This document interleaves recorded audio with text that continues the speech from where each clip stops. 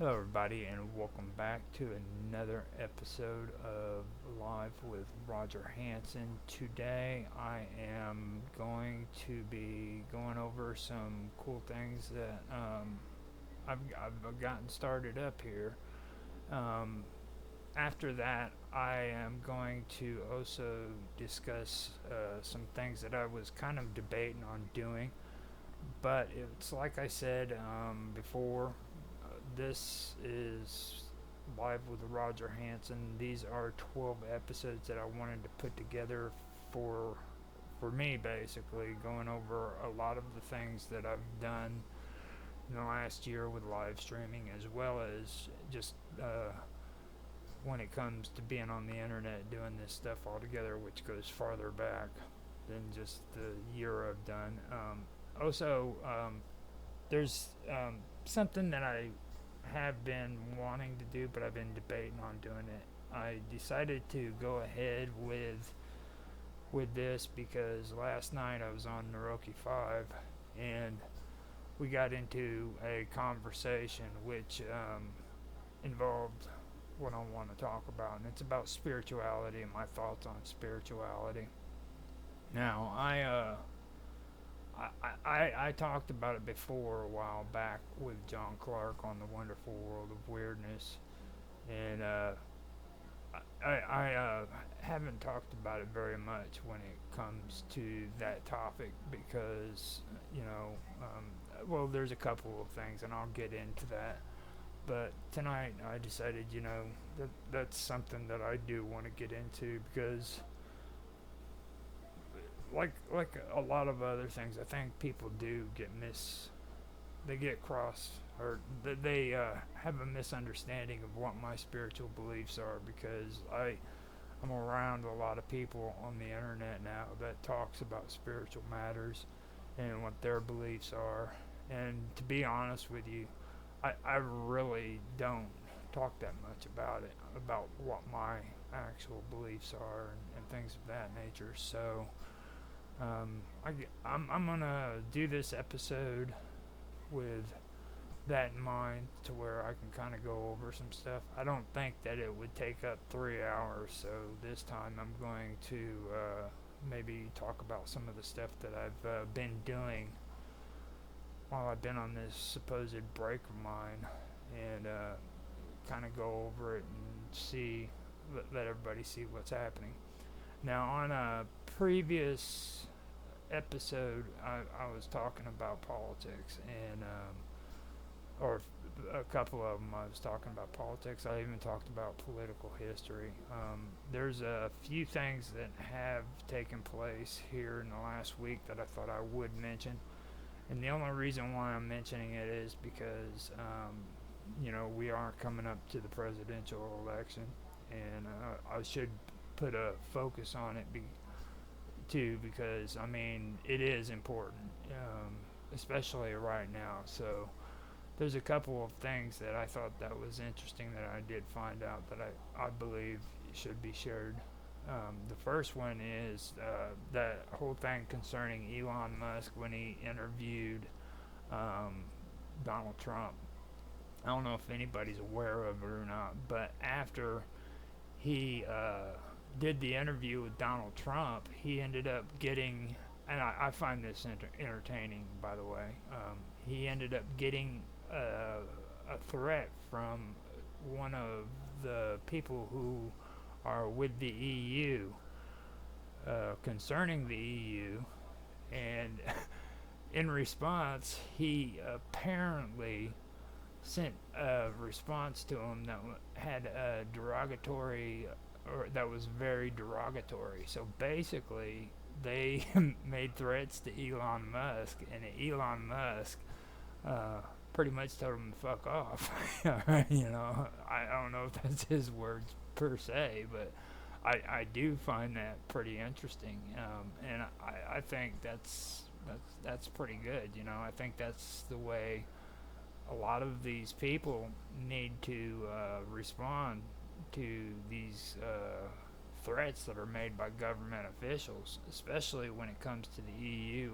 I don't really approve of the kind of tactics that they're taking when it comes to censoring people on the internet, and I really think that that's an issue that's going to have to be taken up by us, the people who are on here and doing that. I know that it's getting harder and harder to actually speak your message and tell people what it is that you, or how it is that you feel, and your opinions on topics that are on the internet.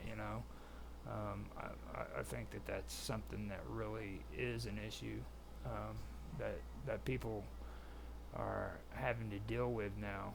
And before long, I believe that it's something that we're all going to have to actually get together on, and maybe do like they did with YouTube about minors being able to stream under the age of 13. It didn't take, or it wasn't YouTube who did that. That made it to where freaking you had to be above 13 to stream. It was actually people who were on the platform that had a problem with that, because it was exploiting little kids. They'd let little 6, 7-year-old kids get on the internet and and do video games and stuff like that. And finally, people who were on the actual platform put a stop to it. They said, "Look, man, we don't want that no more." And then they had to do an actual petition to have these people stop doing it. So that's how that came around to being, and I believe that when it comes to all this other stuff, that's probably going to end up being what needs to happen, because I'm saying this because even though it's YouTube I'm talking about, you need to understand that it's not just YouTube. Eventually this is going to spread. Like right now, we have a certain amount of freedoms that we have on platforms like Rumble. Twitter's or X is kind of lightening up because of Elon Musk. But if we let this stuff keep continuing, it's just going to keep building and building and building up. It's getting now to where you have to be careful about what you say on platforms like YouTube and Twitch. But on other platforms, you can get away with it still, but eventually that's going to go away. They're not going to tolerate it, and we're going to end up being censored there too. So I think it's an issue that nobody can really avoid. I was saying things like this about a lot of the people who I used to watch back in the day, about them hiding their head in the sand, instead of trying to actually speak out about this kind of behavior.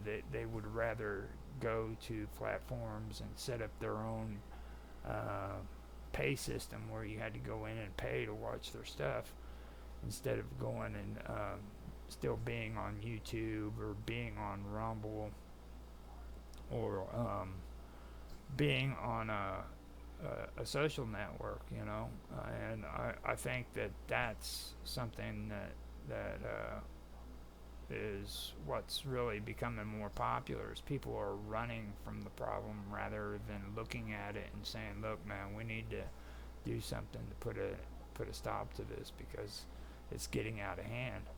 I think that's not productive. I don't think that it's something that should be ignored, because it is a problem. And I give kudos to Elon Musk for finally standing up to these people and saying, "You know what, go fuck off, dude." And they did this because he actually had Donald Trump on X interviewing him. I find that that's the worst part about it. So for me, that's one of the issues that I've had And I think that that's something that needs to be really addressed. It's really messed up that these kind of things are taking place and that people don't actually stand up and say, look, man, this needs to stop. We've got to stop having people, dictate to us what it is that we can listen to and what we can't listen to. And, the people who freaking consider themselves, um, separate from that don't want to have all that censorship or that data stealing and all that shit. Who I'm talking about, all of you. You need to really think about it. Okay, are you really standing up by going to another source, or are you running away from it because you don't want to confront it? Because it's going to come to your neighborhood soon. You might think that you're able to hide, but you're not able to hide. They're out there, and they're waiting to pounce on you when they have the opportunity to. So you're next. I was saying that to the people who are in the paranormal communities on YouTube whenever Alex Jones was getting he was having problems. You know what I'm saying?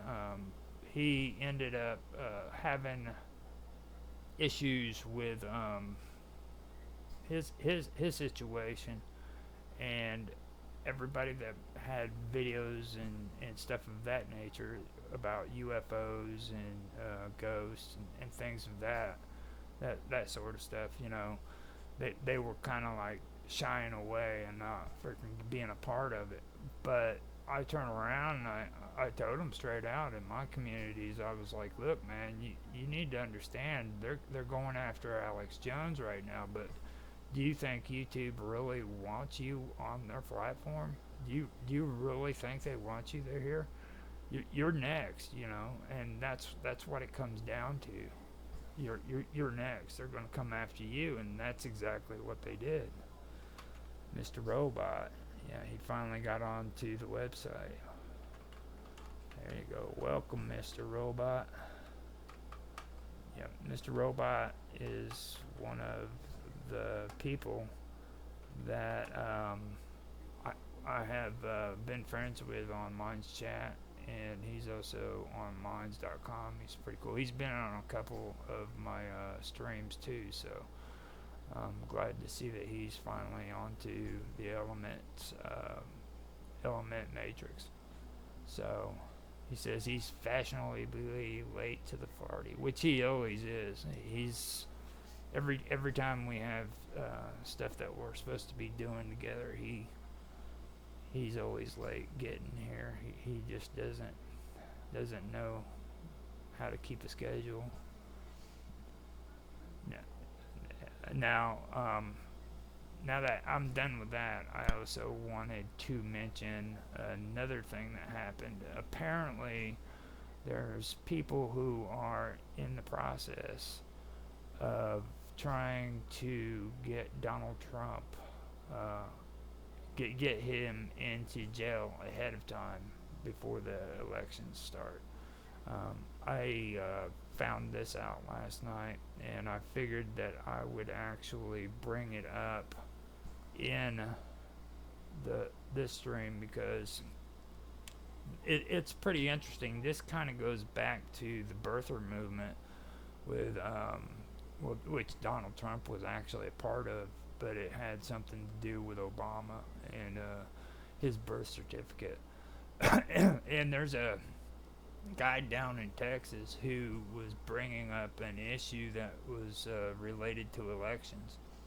And I know that this is true because I did do research on it, but there was a thing that concerned who is allowed to run for president and who isn't.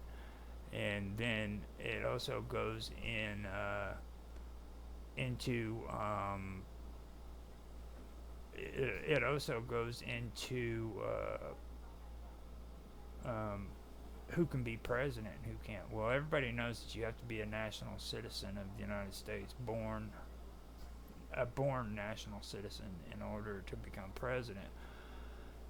But not too many people know that you don't have to even be a citizen of the United States to run for president. There's a difference between running for president, and there's a difference between becoming president. You know what I mean? So anybody can basically run. You can go down and you can fill out the paperwork and say I want to run for president, and you could be born and raised in freaking Africa or South America or Canada. It doesn't matter. But once that election is over, if you actually won, then you wouldn't be permitted to be president of the United States because you weren't nationally born. And that was something that the birthers were discussing. And I found out they were right about that. But the one thing that I do want to go and I want to check out is criminal convictions to see if you can be denied the right to hold the office of president after being convicted or even being in prison, you know, and serving time in prison. So that was one thing that I did want to cover because I think that that's pretty important too. I think it's a pretty crappy thing that they're doing.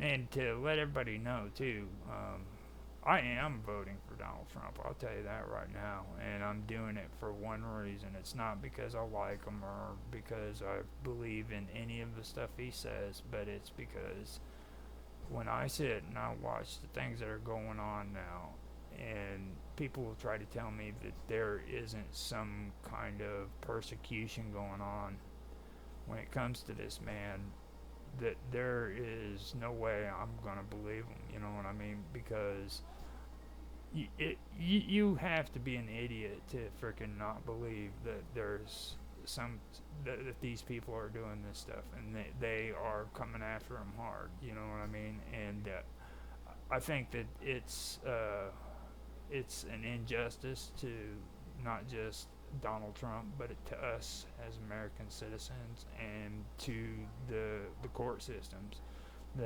It's sad that our court systems have been reduced to tactics like this, where they're using these kind of things to go after people, like they're a lynch mob. You know what I'm saying? I don't agree with it. I don't believe in it. I think that it's something that needs to be shut down. It needs to be stopped. So that is one of the things that I did want to mention, and I wanted to bring up as well because I'm sick of it, to be honest with you. I'm sick of watching this garbage politics taking place that has absolutely nothing to do with important issues. I watched that first debate, and I had mentioned it before, I'll mention it again, but I thought that I had stopped watching the debate halfway through. So I later decided to watch it again, and the thing about it is that was so bad was I didn't stop watching it halfway through. That debate was so freaking horrible that by the time I got halfway through, my mind had told me that I had stopped watching it, and I didn't. I watched the entire freaking debate, but it was so bad I did not want to watch it. It was that horrible, you know what I mean?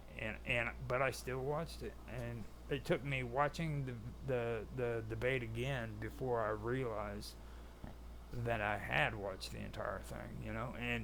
And this is the kind of thing I'm talking about. You know, they get on there and they want to debate, and the only thing they frickin' talked about was frickin' transgender frickin' bathrooms and frickin' immigration. You know what I'm saying? I mean, dude, our economy is going to shit because frickin' they decided that they were going to frickin' give out money to frickin' people for 2 years straight and close down frickin' businesses.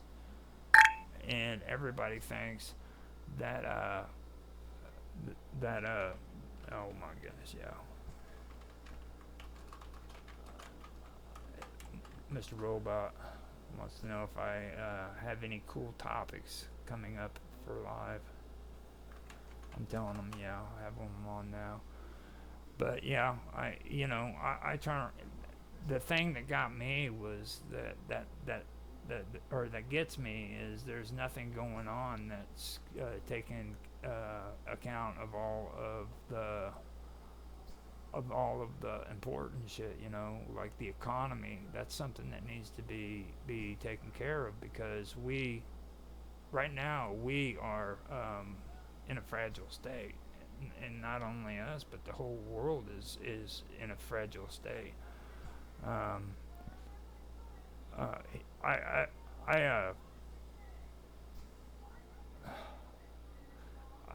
yeah, Mr. Robot's being a distraction. He's like, oh, what is this live?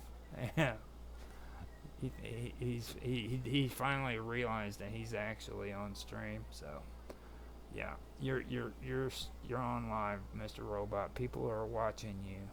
Yeah, from all over the place. All those sites that you don't think's cool, they're looking at you right now. He won't even get on YouTube. Mr. Robot's one of the weirdest people I've ever met in my life. He is.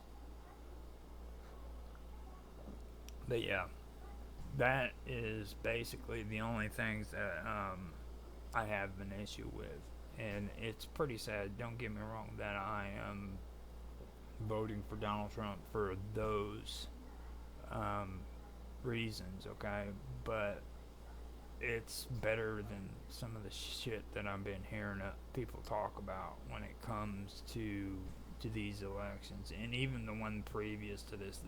I mean, it's just horrible. It's bad politics. It's garbage, you know. And I really think that it needs to be those are issues that also needs to be discussed.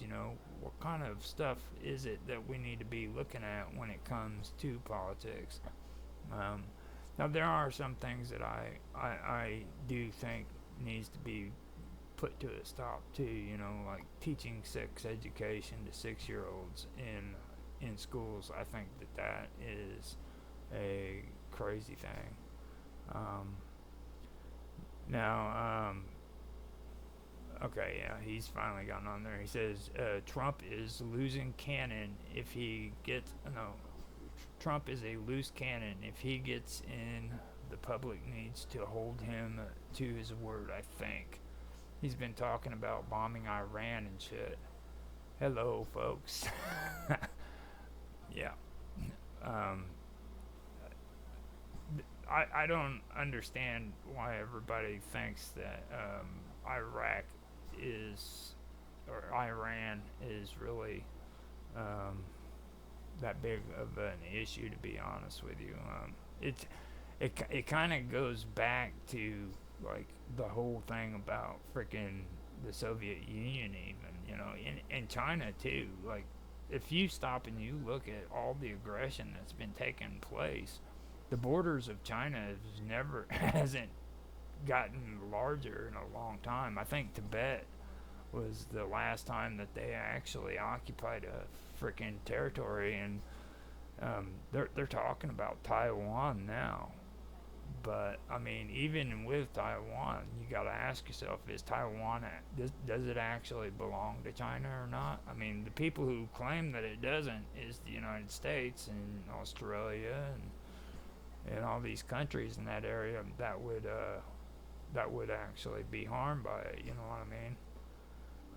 So when I think of the crazy things that are taking place when it comes to Iran, I think about, look at all the aggression that's been put against them, and I don't ever remember a time when they actually aggressively tried to take other territories after the Iran-Iraq war. And they really weren't the ones that were the bad guys there. It was the Iraqis who were there. They were the ones that were bombing them with chemical weapons and shit, So, and I've done I've checked out a lot of stuff when it came to Iran. these were the Persians, and like you know how everybody's big on talking about freeing the slaves and stuff like that, and you know civil rights movements and stuff. I mean, the Persians were the first ones that were against slavery. They actually have um, a motto that's supposed to be at the UN, which was quoted from uh, uh, what's his name? I keep forgetting it. Sargon, you know, Sargon the Great, about freedom and slavery, you know, and he didn't abide by slavery. He was against it. He was the first empire out of all of them that got rid of slavery. But you know, people don't want to hear that. They want to hear it the other way around. You know, we're supporting Saudi Arabia, and Saudi Arabia has the worst record when it comes to freaking valuing human life and equal rights and all that shit. But yet we give them money so that they can bomb freaking, you know, other countries for us. Instead of us actually freaking standing up for ourselves, we'll go out and use another country as a proxy so that they can do our dirty work for us. So, now, that's the one thing that gets me, you know. Um, Okay. Now he went on to say, I think a big one is that the power structure of the USA needs to decouple from Israel, the Zionist lobby. That's crazy. Iran is not a threat, but Israel's leaders have a bee in their bonnet against them. Would not surprise me if they did the assassination on their prime minister recently in that helicopter crash. Yeah. I try to stay away from most of that because I've been around a lot of people here recently that love to jump into a lot of that stuff. And most of them, their motives aren't really all that good. I try to stay away from words like Zionist on my shows because most of the people who are doing that are just point blank racist. They're white nationalists, and all they care about is pushing the Nazi propaganda. So, and I know Mr. Robot. He's not about all that. You know what I mean? He's not one of those guys that I don't believe, but. I do believe that frickin' there is issues that we have to take into consideration when it comes to Israel, you know, and one of them is like we need to stop sending money over to them so that they can be like Saudi Arabia is a proxy to do our biddings for us, you know. There's a lot of things that happened here in history, in recent history, that people don't really want to talk about. You know, like they don't want to talk about the fact that we used Israel as a proxy in order to deliver nuclear weapons to frickin' Pakistan, who, by the way, ended up getting it from Israel into Azerbaijan and then over from Azerbaijan into Pakistan. That's where they got their first supply of weapons. Thank goodness it was defunct, or they wouldn't have been able, or they would have been able to have nuclear weapons a lot sooner than what they did. You know, and a lot of people forget about that. They're so worried about Iran having these nuclear weapons, but they don't realize that Pakistan has them too, you know. And how did Pakistan get it? You know, probably the same way that frickin' Iran got them. You know, and we've been supporting Turkey. That's another issue that's being overlooked. You know, Turkey is crazy. We've got so many things going on when it comes to Turkey, and nobody wants to look at that. That's why I like listening to Sibel Edmond talk and Corbett with the Corbett report, because that's what they talked about. They talked about stuff that concerns that, and I suggest that if anybody wants to watch that and and uh, and get a little history on what that's all about, then you need to check them out. Check out Sibel Edmond.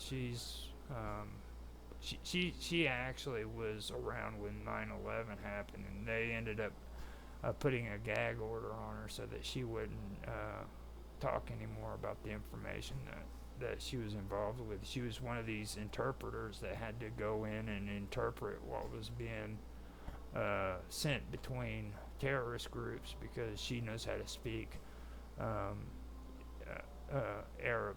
So she went in and she was listening to it, and there was a lot of information that came out. Okay. Now, Mr. Robot said, I just used the word in the traditional sense. They exposed themselves, including Joe Biden, said he was one. Israel is just an example.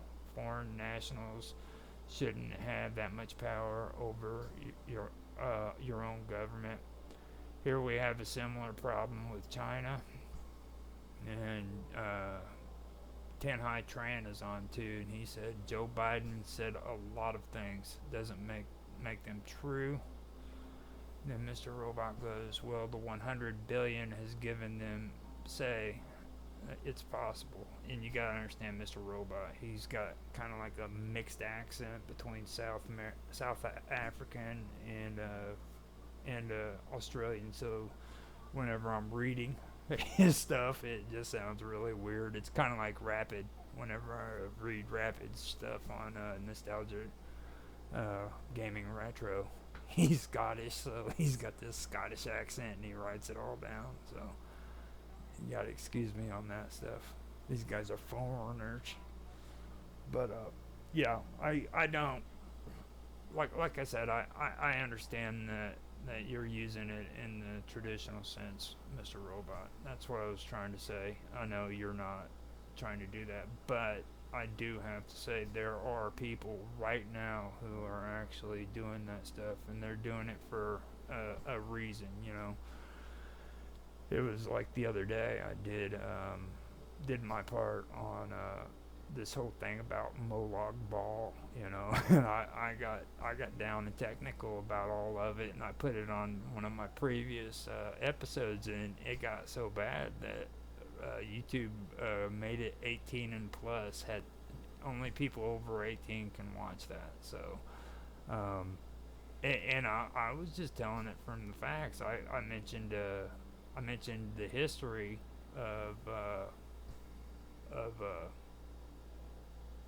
where this term came from, and how it came about being, you know, and Babylonian freaking divination and all this crazy shit. And it got to the point where, you know, people finally, or YouTube finally decided that you need to be 18 to watch it. So that's what I'm all about, you know. It's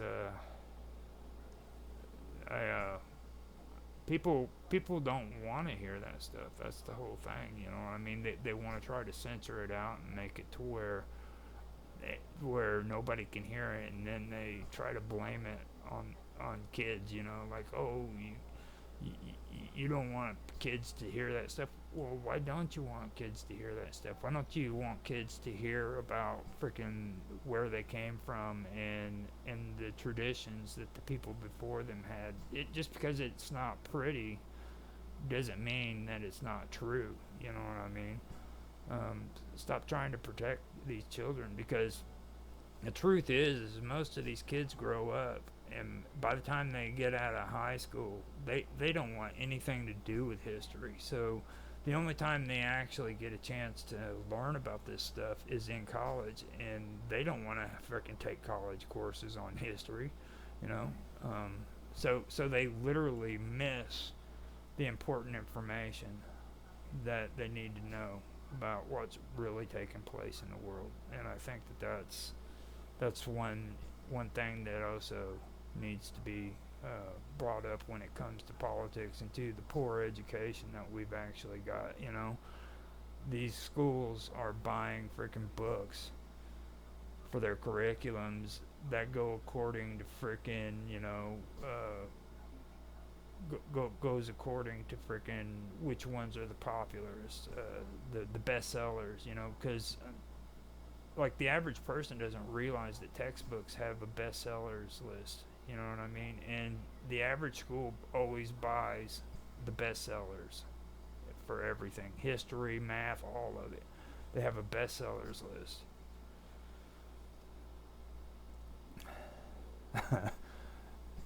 No, I really don't. I don't think the average person. Mr. Robot, yeah, he just said that he thinks people want to hear it until they realize it's still relevant and important today. Um, I don't think they really want to hear it. I think that the ugly truth scares the hell out of them. I've gone through that with a few people. I actually I bumped heads with Karma Love on my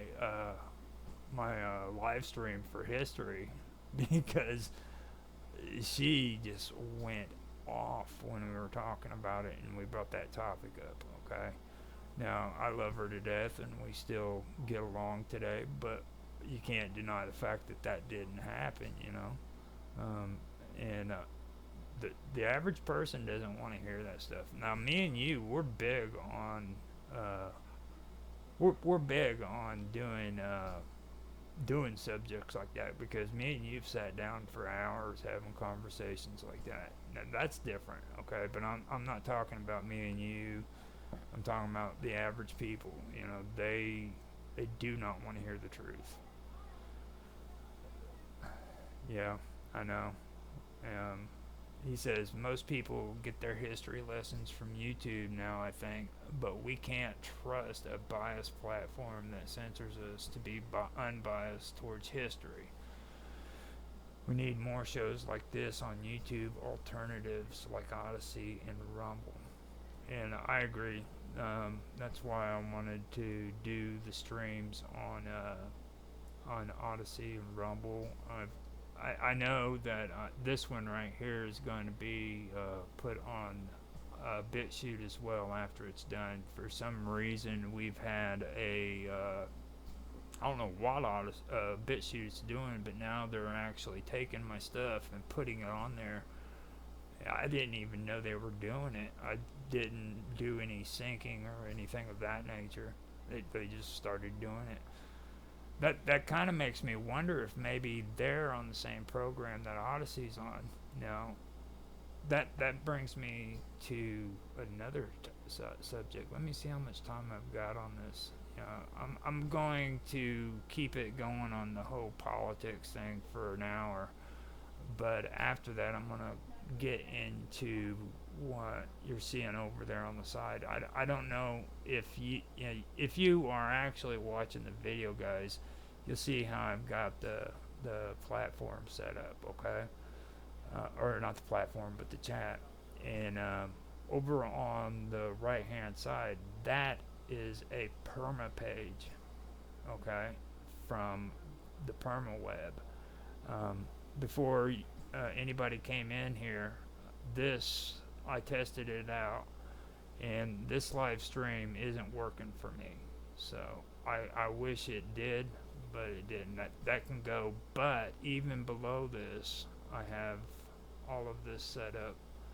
So we have the Minds Roundtable playlist there for Rumble and stuff like that. And this is straight up Arweave. So that's kind of what I'm wondering if that's what's going on with BitChute. Maybe they're using Arweave as well. Eventually this is what I want to get into and stuff, but I do want to mention that after we get to the end of the hour and stuff.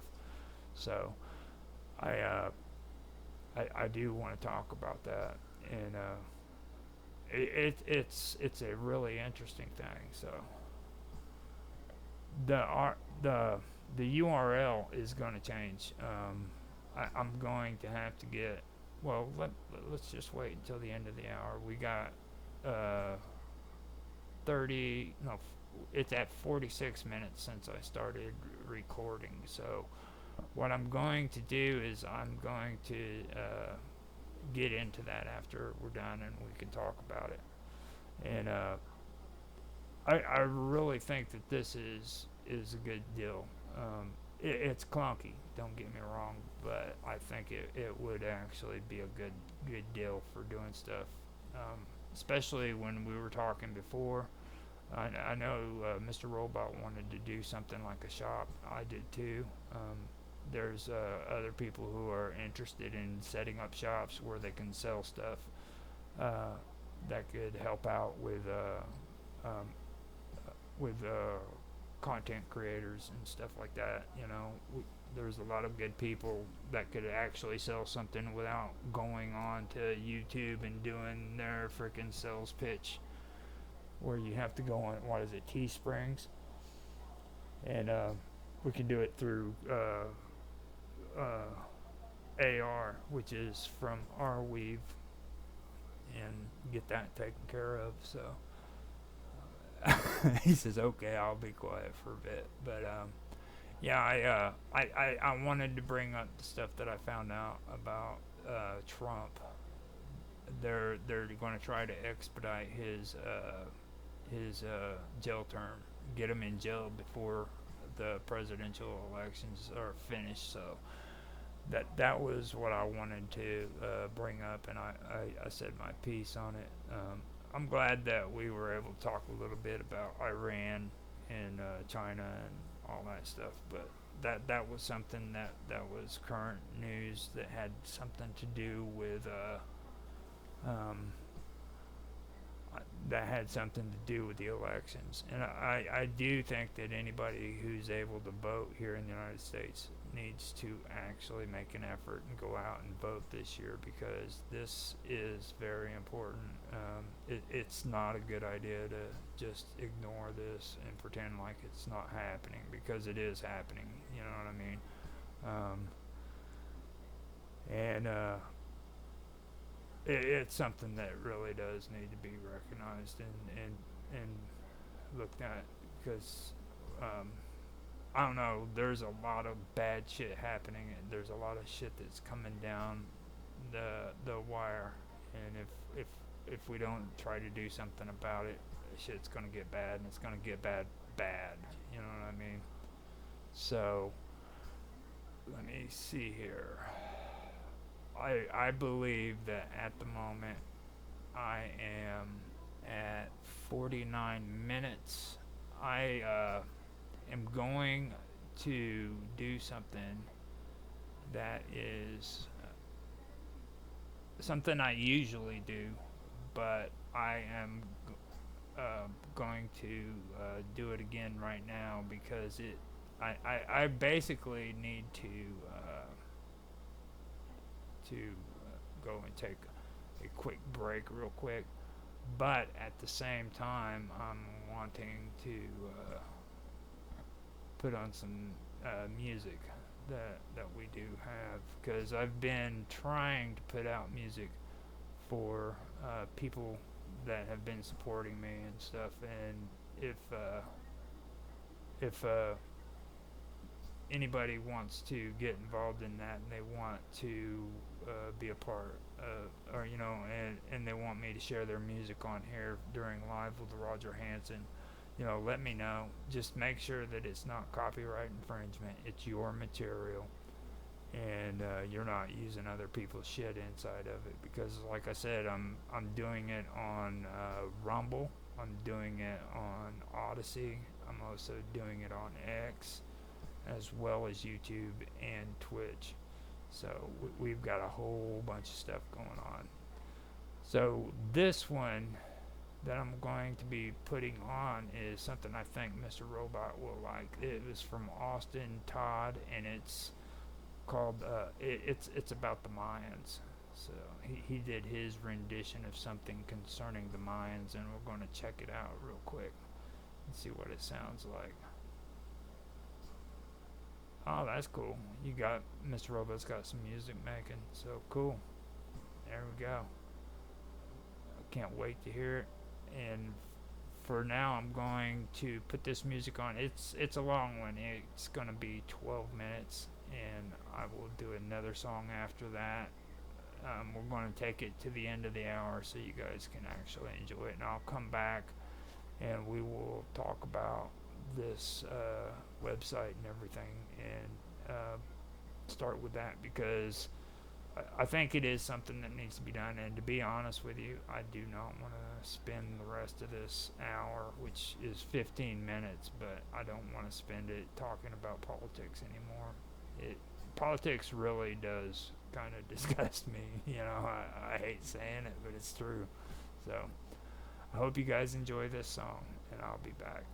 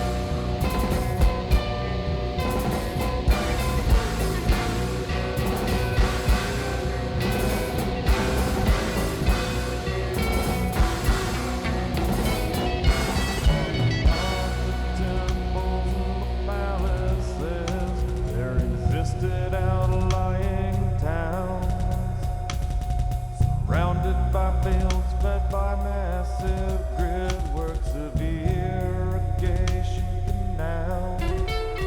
These great city-states were connected by an intricate web of trade routes, stretched for thousands of miles through the Mayan highlands, plateaus and lowlands.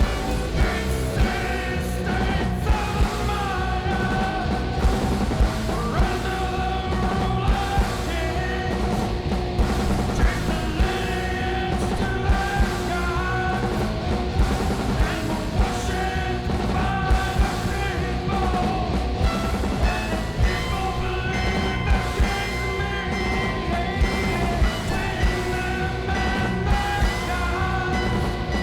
kings mediated between them and their gods. And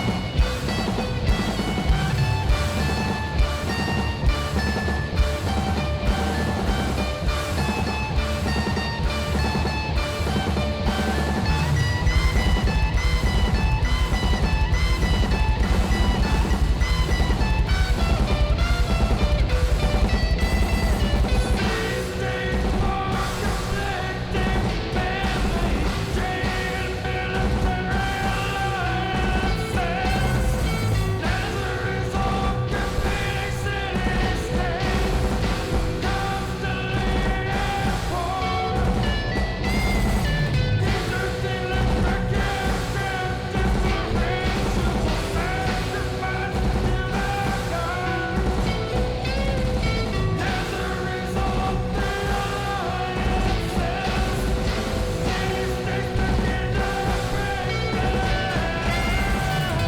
Mayan culture. By 750 AD, as the warfare and sacrifices only increased, overworked land also began to lead to massive crop failures. The crop failures led to food shortages, famine across the land, and deforestation from overbuilding put an end to the growth of the city-states. By 900 AD they lay abandoned, reclaimed by the desert and jungle.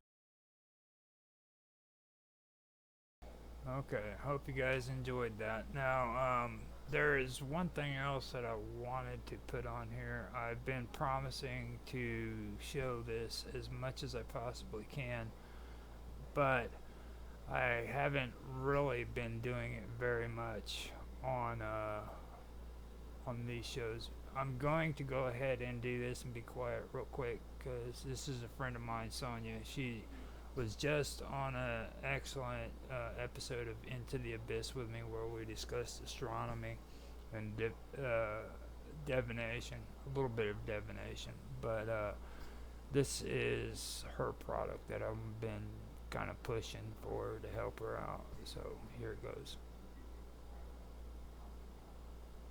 Once I get it started, that is.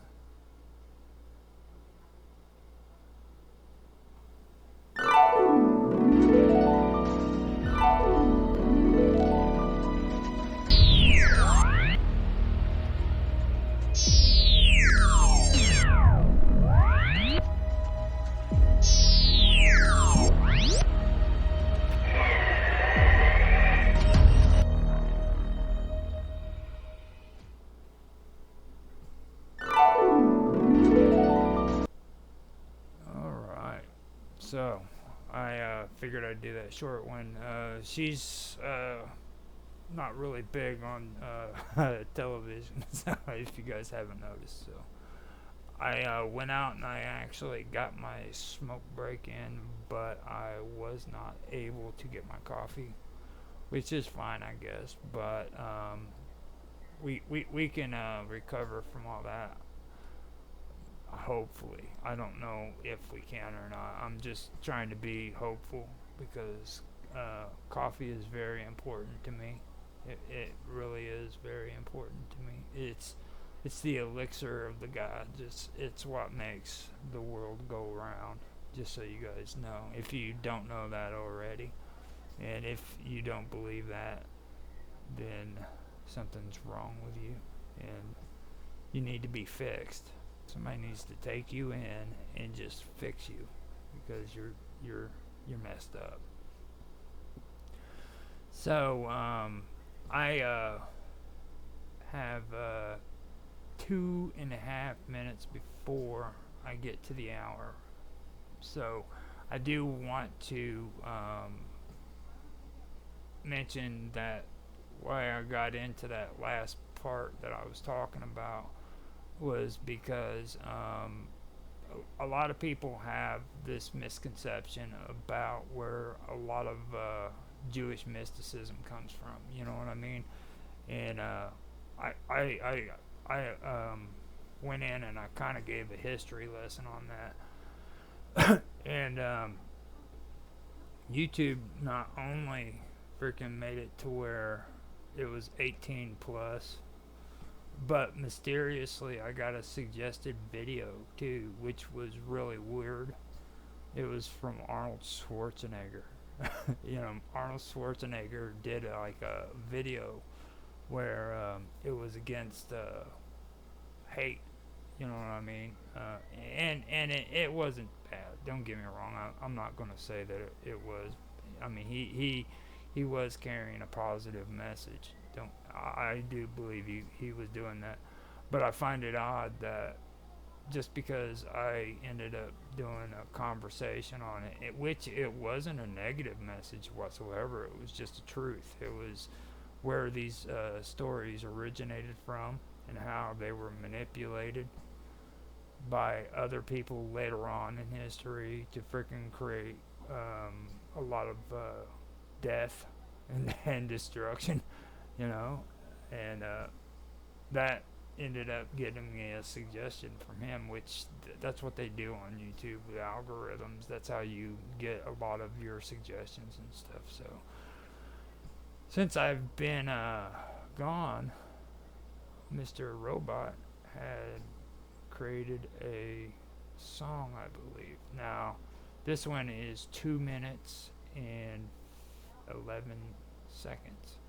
In the digital haze, saw the world unfold, ciphers and codes, running through the lights, protect what is mine.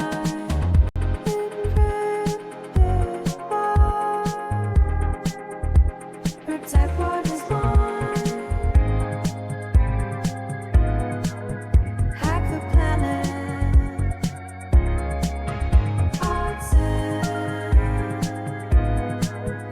Encryption, securing my life. The wobbly based. Organic sounds collide. Guardians away. In the shadows we hide. Silent whispers. In the cold I confide. Hack the planet.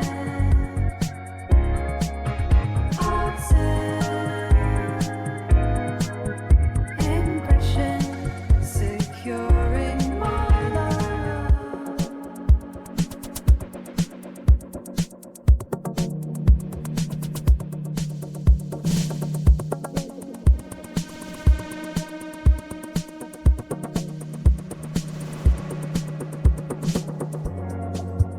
Behind the screen, love is encoded.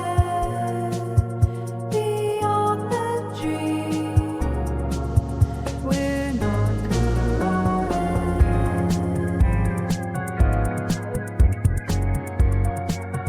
Hack the planet,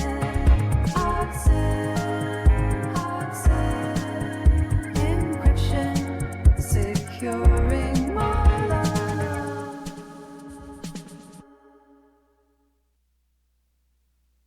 Excellent song, Mr. Robot. There we go. I got to turn the audio back up. Excellent song, Mr. Robot. Now, see, this is what I'm talking about. We have complete complete control here, right here on the chat. You know what I mean? I ended up bumping heads with Angel on Skype because he had his little opinions about me posting up, you know, things telling people that I set this up.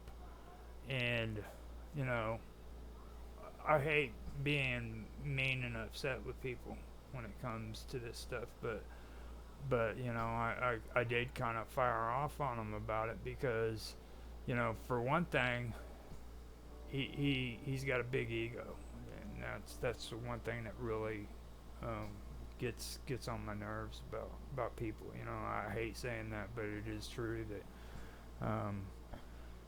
And second of all, he started talking about something that he really didn't know what he was talking about. You know what I mean? And that is that just gets on my nerves. So the whole thing of it is this is kind of what I was talking about. That, you know, we've got some pretty cool stuff here. You know, people get to see it on the stream. Mr. Robot, I barely have a chance of getting him on my streams with me so that we could actually hang out and talk. And now he has an opportunity of showing some of his stuff, you know, that I can put up on the stream live with you. He had a song right here that we just played. You know, I thought that was pretty cool. So that's the kind of stuff I'm talking about.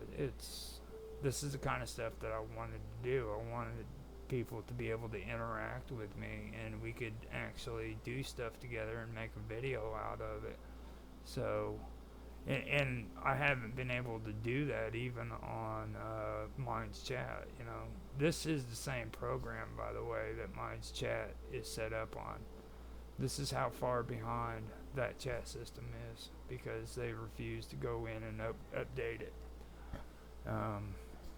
And they're apparently getting ready to close it down. So what I wanted to do is, well, now we are ready, I guess, to talk about what I'm doing here. So this is the second hour, and I will begin to talk about it now. And what I wanted to do is come in here, and I wanted to set up something like we've had on Minds Chat, okay, which is Elements, commonly known as the Matrix. Now, I went in and I set up the Matrix, and on the side right here, if you look, you have extensions that you can add, and I have YouTube set up and I have it pinned, and that's why you see the YouTube stream plan above. Now down below this where it's custom, what I've got here is my perma page. Alright, now this perma page is set up with, okay, yeah, there we go. This perma page is set up with the perma web, and the perma web is the basic out or layout that they've got for Odyssey now. Odyssey is doing something through Arweave, which is a pretty good setup. That's something that I'm wanting to get involved in doing on my own with this, my perma pages. I've got one set up for Live with Roger Hanson, as well as one that is set up for, well, first let me make sure you guys can see that. It's set up for the Wonderful World of Weirdness. Okay, and this is all hooked up through Element, the Matrix, as well as having my perma page over here on the side. Now down here, what I've got set up here is my portfolio with all the playlists that I have on Rumble, if anybody wants to check those out, for Live with Roger Hanson. And at the bottom here, if you go down to the bottom, it also has my contacts, where you can reach me by email, which I don't even have to have that, because right up here at the top, I have that as well, with this little A in the envelope right there. So I don't even have to have that. It's already set up. Now, down here at the bottom, there's actually something else that's pretty cool too, but I have to get there first to show you. But down here it says, if you appreciate my work, consider supporting me. Every little bit helps. And this link right here goes straight to my PayPal. Now, if I wanted to, I could set it up as well to where it would go and it would actually allow people to pay in ARs, which is the token for the Arweave. Now with AR, I could actually go in and I could put my content on the Arweave or the R drive, and I could do it directly from the R drive onto the Arweave and wherever else I wanted it. And this would in turn make it to where that content could be monetized directly to me through the AR token. Now, that's pretty cool actually, but when I went in to check it out, what I found out is you do have to pay for storage. Now I believe you have to pay for the amount of storage for each video.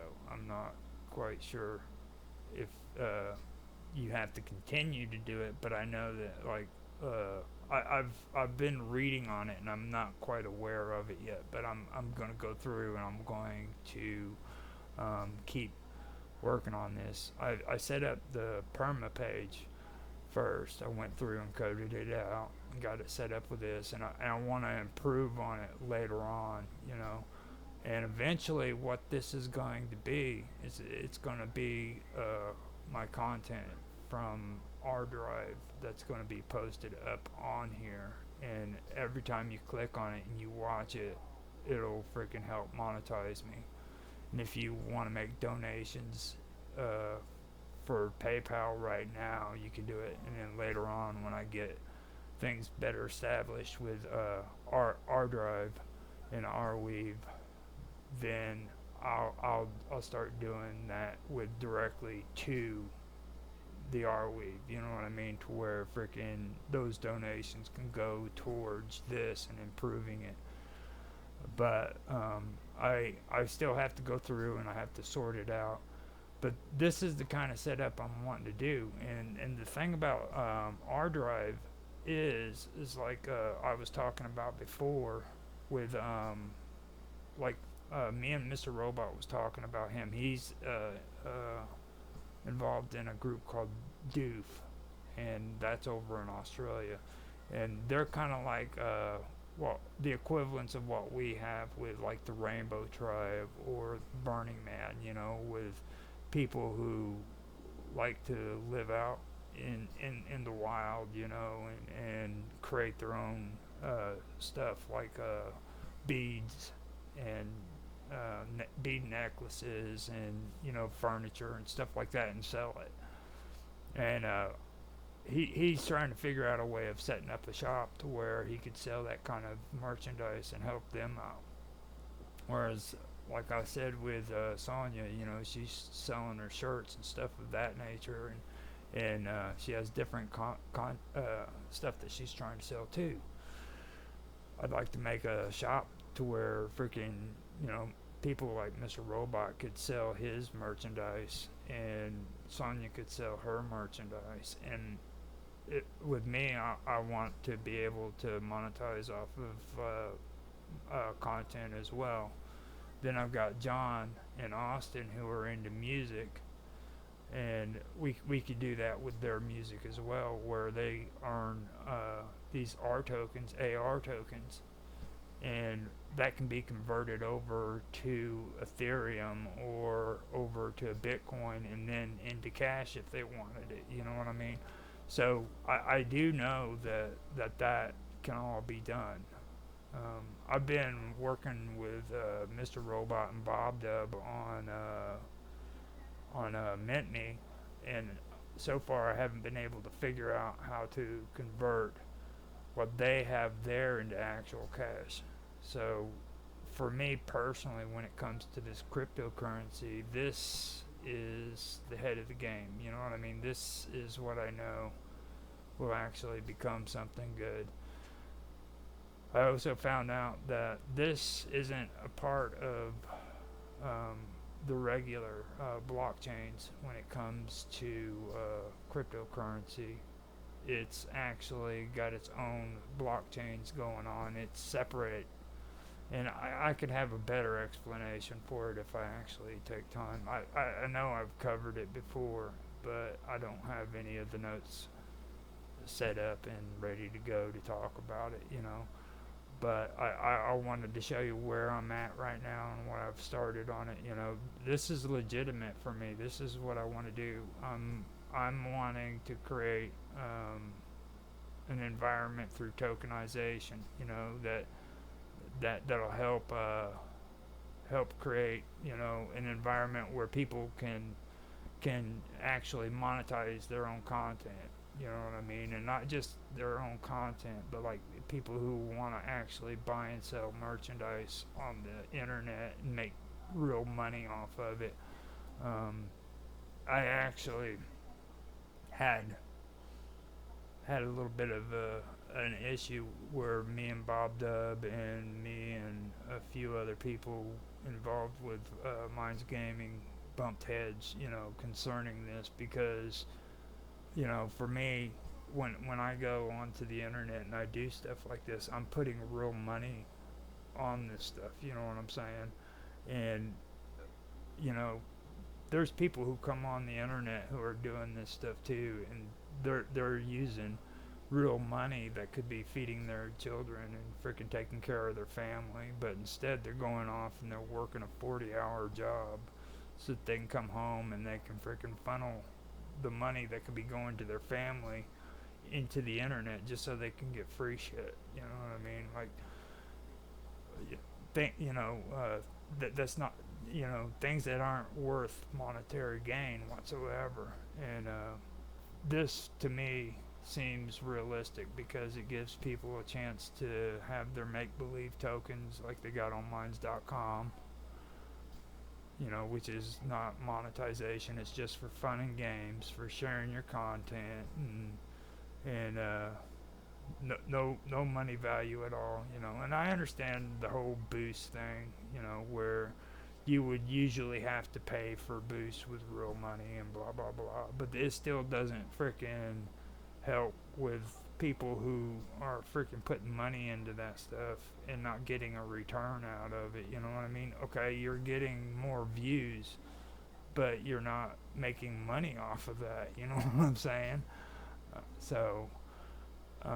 It's basically, in my opinion, been turned into a popularity contest, and that's all it is. It's just a freaking popularity contest. Oh, look how many views I've got, and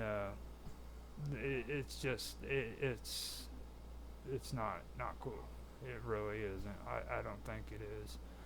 I think that the content that people put on the internet should be worth something. You know what I mean? There's a lot of time and effort that's put into this stuff. People freaking spend hours and hours on the computer trying to create good content for people, and they should be given the respect that they deserve. And this is a way of doing it. It's just saying thank you for what you've done. You know what I mean? And that's just how I feel about it. I've sat and I've watched a lot of these platforms take advantage and manipulate and lie to these kids, even, saying, man, look, if you do this or you do that, you can freaking get a lot of views and make money on what you do, and they have to wait freaking 2-3 years doing this shit for free before they can freaking be monetized. And then when they get monetized, they're lucky to freaking get enough money to go out and buy a freaking candy bar. You know what I'm saying? And then they have to have a certain quota and a certain amount of views and all that stuff in order to keep that monetization. So they're being held on by a string so that they can freaking get money from these people, and it's not even enough money to where they can freaking say, hey, you know what, I can go ahead and quit my job and freaking do this full time. And that's what a lot of them wanted to do in the first place. That's the reason why they do it. You can bullshit yourself and say whatever you want, but it's true. People don't just sit here and put this stuff on the internet because they freaking love to just do it. You know what I mean? I love doing this stuff too, and I'm not gonna lie, I do. I'm obsessed with it. But in the end, the only reason why I post this stuff up is because I want it to turn into something that's beneficial, that can actually help me, help my family, help the people that freaking are around me. I could do this stuff on my computer by myself without any of you guys ever watching it, Oh yeah, Mr. Robot, you said he does it for the love of it. Yeah. You don't even care about freaking doing it on a regular basis, dude. You know what I'm saying? Like, you have fun with it. That's completely different. And there are people like you too, but I'm talking about people who like get in here and they actually want to freaking get monetized and stuff of that nature. That's not even an interest to you. I know, you know what I'm saying? Like, there's 2, maybe 3 different kinds of people who does this stuff, And I understand where you're coming from, but you got to understand, I'm talking about, there's people who can actually make a benefit from this stuff, you know what I mean? And instead of being slaves, basically, you'd love to do it full time. Are you serious? Mr. Robot, I know you. Okay? I know you. You don't have a schedule whatsoever. Yeah, I just seen that. I just don't have your discipline at the moment. It's not discipline, it's insanity, dude. Okay? It's not. discipline. It is insanity.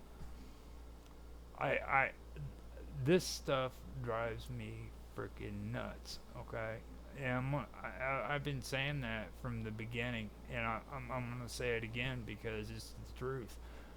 It I love doing this stuff, but it's also insanity. The reason why, see, right now I'm supposed to be on break. I'm supposed to not be doing anything whatsoever. Me and Tan and Mark Edworthy finished up on on we finished up on Tech Talk and what was the other one? Oh, Roger's Real Time Talk Show. And at that point, from that to now, I was supposed to not be doing anything. I was supposed to be taking a break, but I had to come on and I had to do this. You know what I'm saying? So now I'm up to my 8th episode on this one while I'm taking my break, and I just did a stream the other day for Wonderful World of Weirdness for Into the Abyss, which, by the way, if you would have been disciplined enough, then you could have been a part of, because I know you would have loved that topic, Mr. Robot, but you decided that you couldn't be there or something, I guess, you know. But I know you would have loved being there. You should go check that out and get back with me, because I think you would enjoy it. We were talking about the astrology and divination.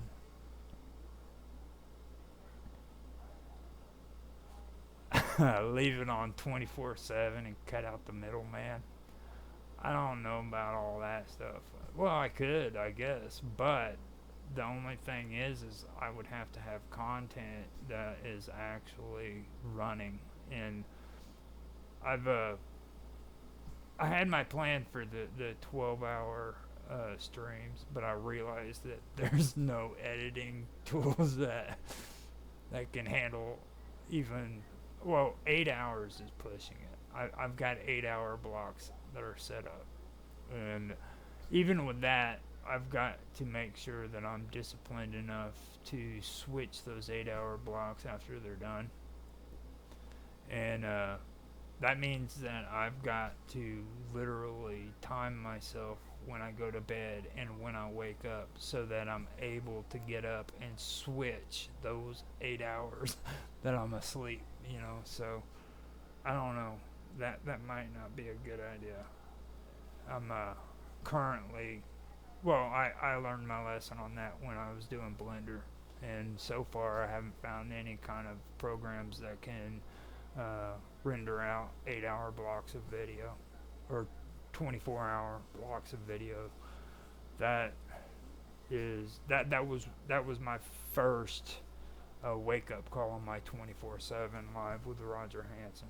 But I do have my block set up. It's going to be all of our stuff put together, so be aware of that. They are coming out soon, and I'm talking about all of it. I've already got some of them on YouTube set up, but I'll have the other ones coming out too, and I'm scheduling all of the posts that we've done on Rumble. They're coming out on there too, just so you know. So it, like right now, our content is freaking raining like freaking. It's like rain falling down on the internet community, dude. It's being posted up on Rumble. It's going out on YouTube. Not as much as what it was, but it's coming out on Rumble like you wouldn't believe. I'm also posting it up on Mint Me. Got it scheduled for X. So you guys are getting famous. I don't know if you realize that or not, just to let you know. But it's yeah, I heard you're going to school.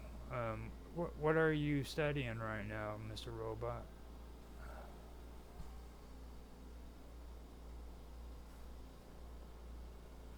I don't know if he heard that.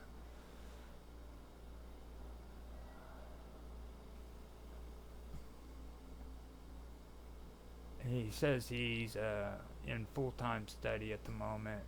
Had to do assessment, SOS, SOZ. That's code word.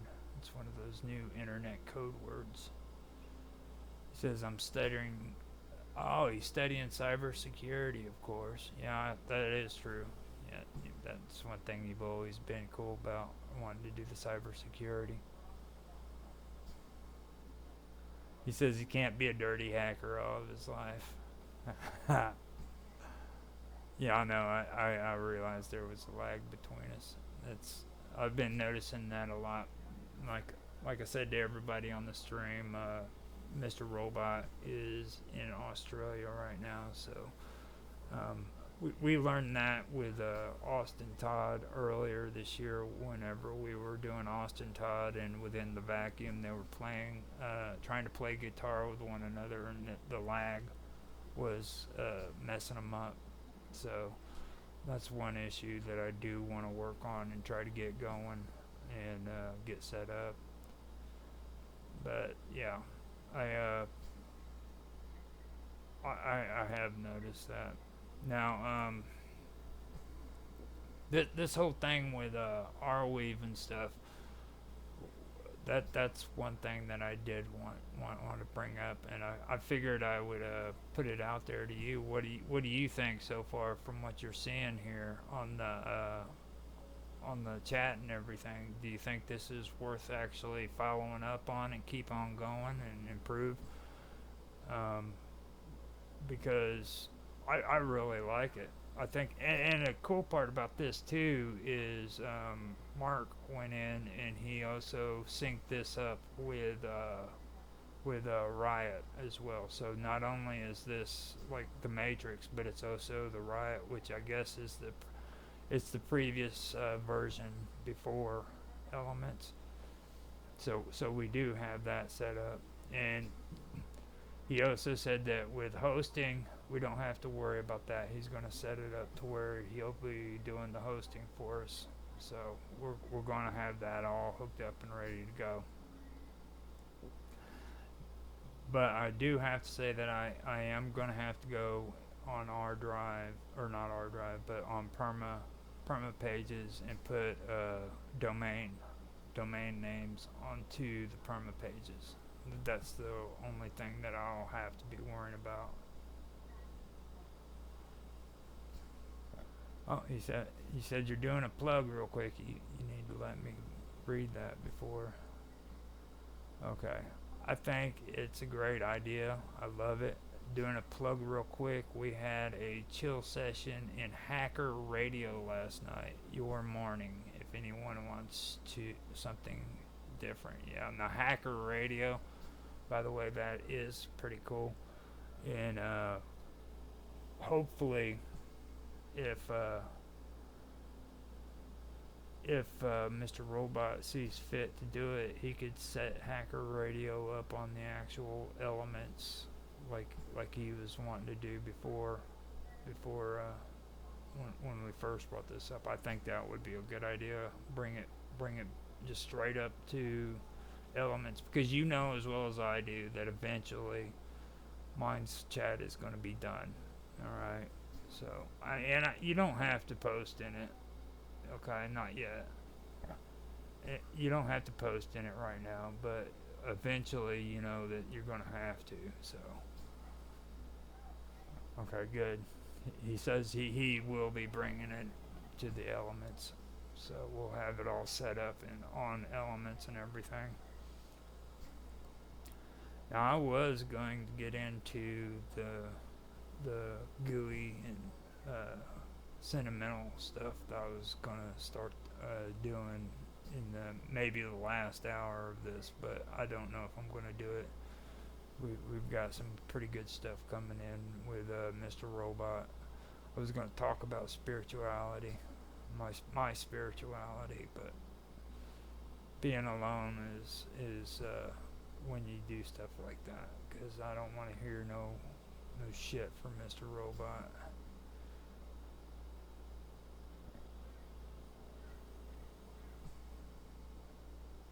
Okay, he says he can also help with the domain and SSL certs on on your site later, maybe.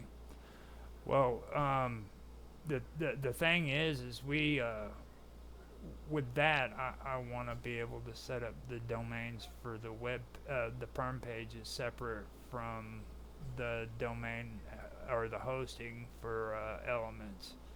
You know what I mean? Because the perm pages are actually separate. These are just widgets.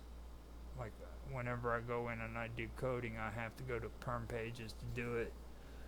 This isn't actually a part of the elements matrix um, chat. So,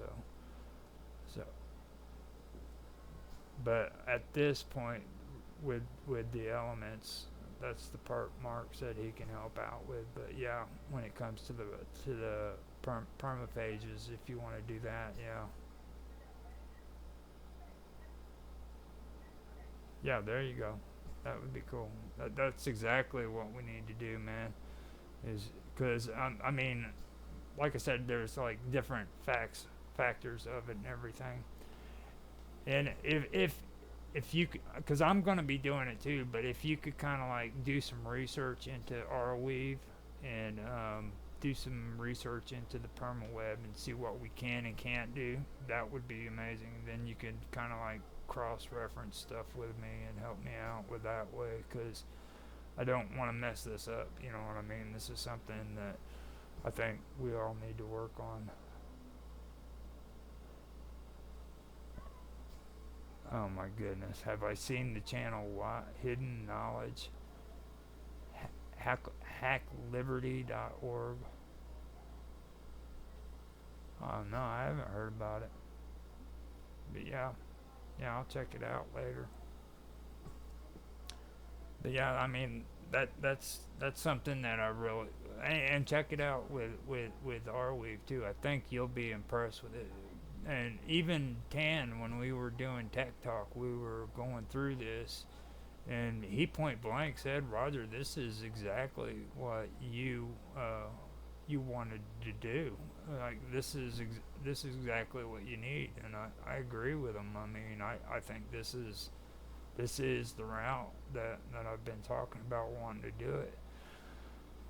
And I had this idea for quite a while. I just didn't put it together yet, you know. And for a short while there, I was waiting on Mark to kind of pull some stuff together with the program he had, but he kept having issues with it. And we took our break, and I decided, well, you know what, I need to get started on it. So I just kind of came up with this idea, threw it together, and I've been thinking about it for a while since I found out about Odyssey and everything, and what they've done. And I was like, if Odyssey can do that, then I can do the same thing, because it didn't sound like it was too complicated, and it's not. Like, I can go in and I can do the coding on this, and they even let me do markdown. That's how easy it is. Like, perma pages lets me actually code in markdown. That is awesome. You know what I'm saying? I don't know if you're familiar with markdown, but that's the easiest coding I've ever found in my entire life. So even though I do have to relearn coding all over again, I know how to mark down. You know what I mean? That's what's so cool about it. It's a really good setup. It's really the best way that I can even say it. They really did a good job. Now, I don't want to upset people, but I've also like they've been saying that this is like a once you put this stuff up on perma web, it's supposed to be up there indefinitely, permanently. But after further research, I found out that it goes away after 200 years. So yeah, it is the bomb, Mr. Robot. It is definitely the bomb.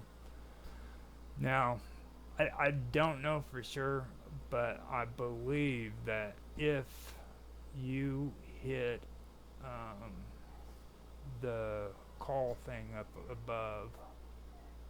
You could probably go in there and do a video call on here too.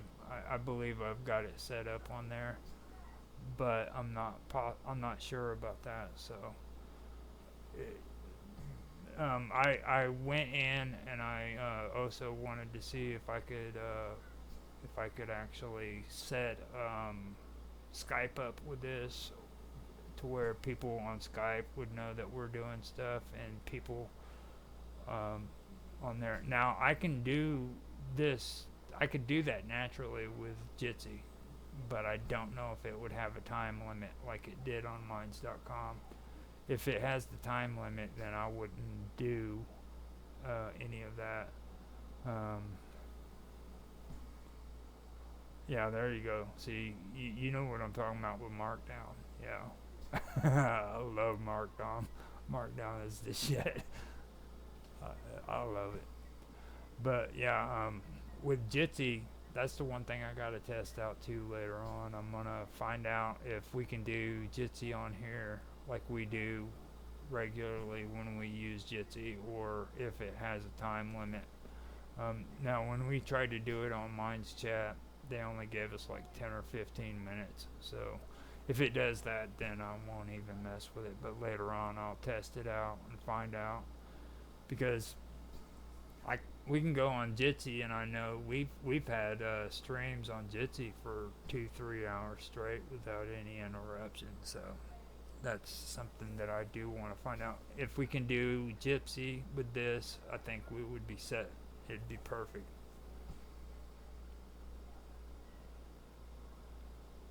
Yeah, I know. They do have some markdown in the chat.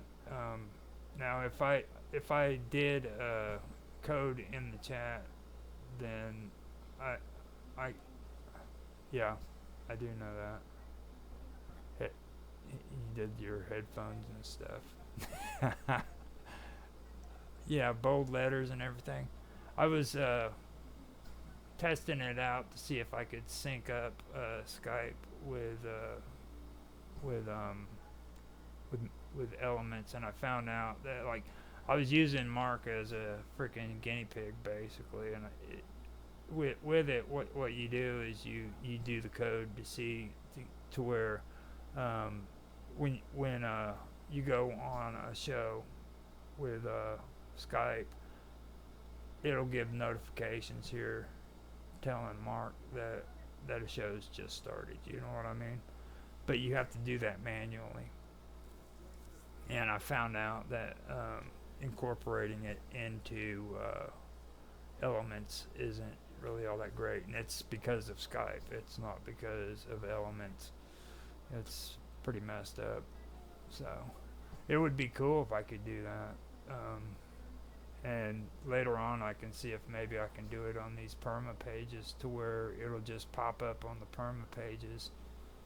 But I went in and I tested out this live stream that I put down here, and that's not looking too productive.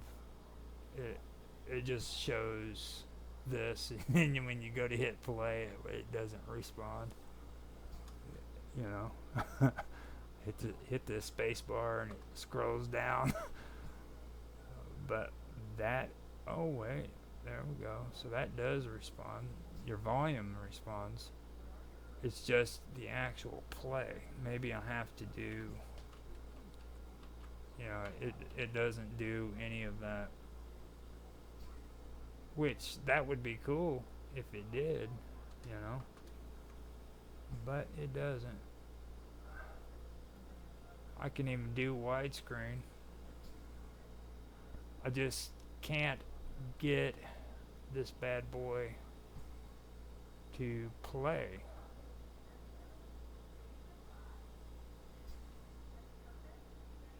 Yeah, you see?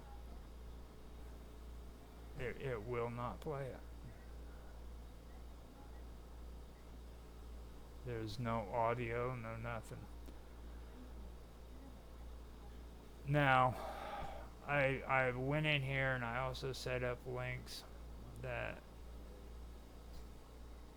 Oh wow, I didn't expect that. What is that all about?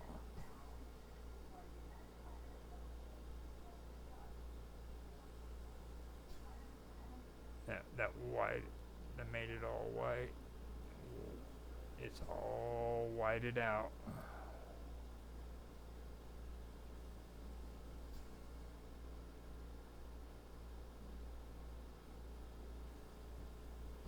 So yeah, basically this is the whole extent of it. I mean, I am working on it. You know what I mean? This is, you got to remember that it is a work in progress.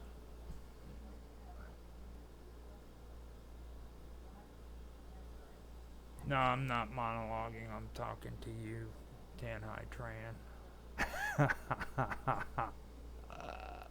Tran. Actually, he doesn't realize that we're actually talking and having a stream at the same time. Although I'll tell him to go to uh, hit play on the. I tell him to go to the extensions. Go to extensions fan and click on YouTube.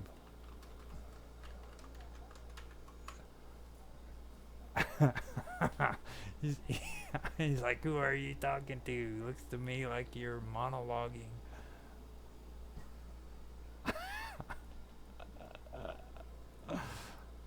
That was funny. He's like, who are you talking to?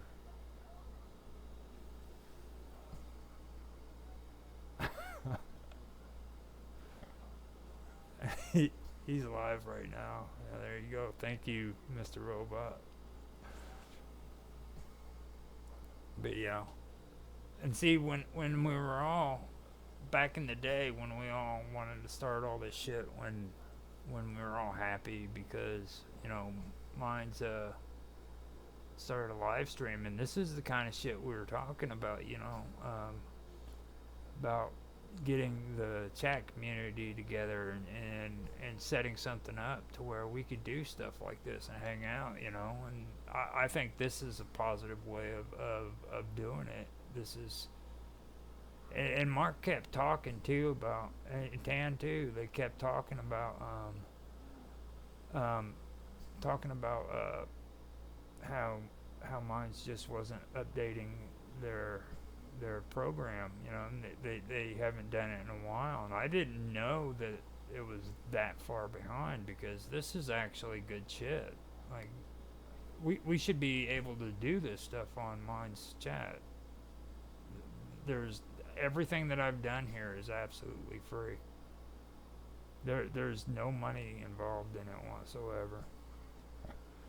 So, I mean, and this is what I wanted to do, actually have a live stream where we're all talking and hanging out and having a good time, and I'm glad that we're able to do that tonight. This is really good, and I'll put some more music up if it's like I said, Mr. Robot, as long as it's not copywritten and it's your shit, I'll put your songs on there too. So just don't put nothing of Shakira up there, because I know how much you like her. You're a Shakira lover.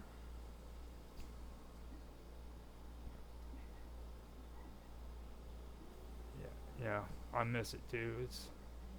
It's pretty good stuff.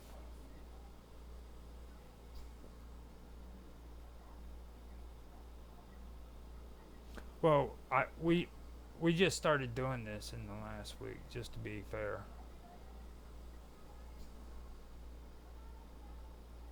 Okay, yeah, put your gangster shit up, and I'll play it. I'll get a long track from John, and then we'll do yours too. John Clark is, there you go, there you go. We like gangster. We're all about the gangster. What's up? What's up, dog? Now, how much time do we got here? Yeah, we got like 9 minutes until the end of the hour. No, we got 15 minutes going on the recording time. I keep looking at the wrong one. So let me go in here and find something from John. The best song that I like from him, I can't use because they have like one little part in the song that I guess they borrowed from somebody else, and I went and I put it on there, and I could not believe that it was freaking copywritten. It was like just one little piece.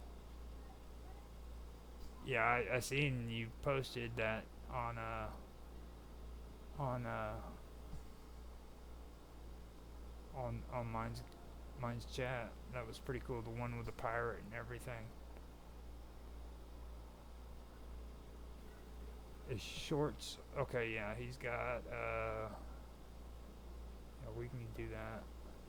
Dead of Night is the one that he just gave me. So I may do that one real quick with your song. But let me see real quick. No, I can do Dead of Night. That's a better one. Just do the music. Um,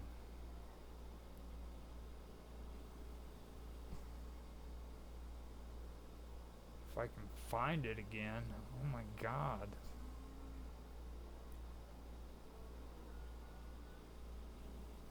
Oh, there we go.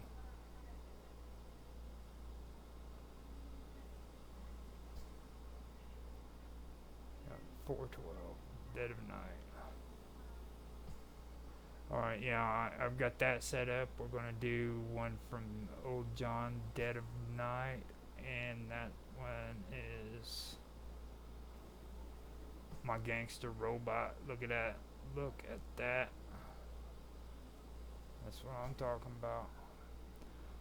Now see, that's the kind of stuff I've been wanting to do on Blender. I know everybody's all big on the AI and stuff, but I'm also big on like the Blender, you know what I mean? And I'd love to do stuff like that. It's just for that kind of stuff, it'll take a longer time, you know what I mean? And that's exactly the kind of shit I want to do. My big issue is freaking the actual human body. You know, I have to really break down and start actually concentrating more. That way I can do freaking good stuff with the human body. Like do the head and then the body. And then doing models where they freaking actually talk, doing the frames and stuff and move in animation. That's probably going to be the hardest thing for me. And I really don't even know if this computer could handle that kind of shit. Even though it's better than what I had before, I don't know for sure if I could handle it. It could handle it, so have to get more freaking gigs in the memory sticks. You know what I mean? I didn't even realize how much they actually put into that stuff. It's crazy. So yeah, that's the thing, the skeleton templates, even adding it onto it. See, you've still got to model the body around the skeleton. That's the bad part. The skeleton is what makes it function, makes it move, and stuff of that nature. Yeah, I know. I'm thinking about doubling my memory. I've been having conversations with people on that, and I always mix it up between 32 or 36. I can't remember exactly how much it's supposed to be, but it could be 34 for all I know. But it's right in there. That's what I need in order to do proper animation. Everything else is fine. Like I can have an 8-core CPU, no problem. But it's the memory sticks that caught me. I ended up getting what was it, 16 gigabytes of memory, and that wasn't enough. So there are some things that I can't do that I've found out, like, but that's all due to the memory. But on the bright side of all that, it's better to freaking not have enough freaking memory in the memory sticks than having to go out and get a new CPU, you know. So I actually won out on that one. I came up short, but at least it was on the memory and not on the CPU. So I'm happy about that. All right. So 9 minutes. I'm going to start doing. Well, I want to start doing Mr. Robot's song, and I'm gonna grab some coffee, and I'll be right back. So this one is Digital Uprising by Mr. Robot. Hope you guys enjoy. Listen up, y'all. I got a message for the masses about a system that's broken and the people who are passive. They're watching, waiting, and controlling every move. We won't be held down. We're gonna hack this game apart. I'm a ghost in the machine, a specter in the code. I'm the one they can't catch, the one they can't hold. I'm master of disguise, a chameleon in the night. I'm the one who's gonna take the fight to the light. I'm hacking through the noise, I'm breaking through the code. I'm firing the back doors, exploiting the strain. I'm a rebel with a cult. Revolutionary the plan. We're taking down the size of one server at a time, man. King with me, the truth shall set you free.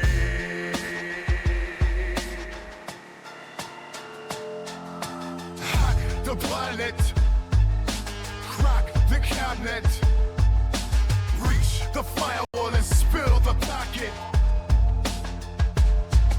They're watching every move, they're tracking every stride. But I'm one step ahead, I'm gliding with the tide. I'm a pirate on the waves, a bandit in the night.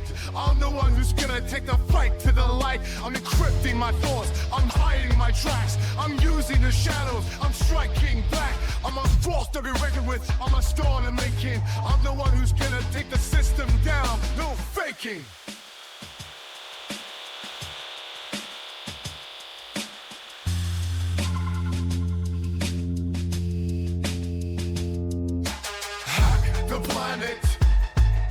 Crack the cabinet, breach the firewall and spill the packet.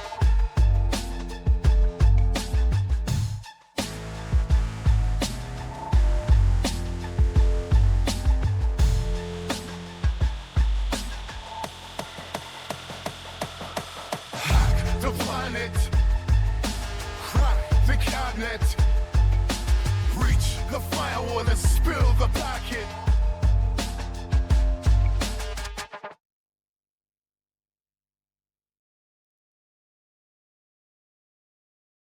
Alright, that was pretty good.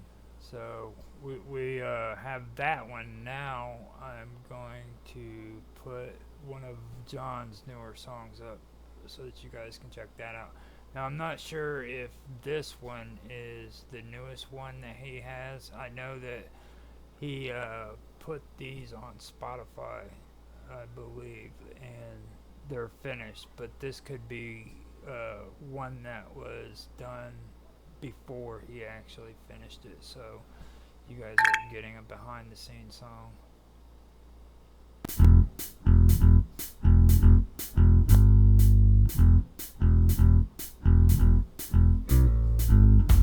In the dead of night, something's not right. The moon looks hazy as the mood makes you crazy. I tremble with fear. There's something wrong here. In the dead of night, something ain't right. In the dead of night, something lives here.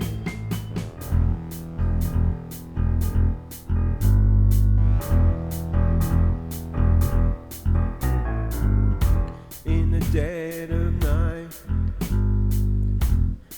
stars shine bright.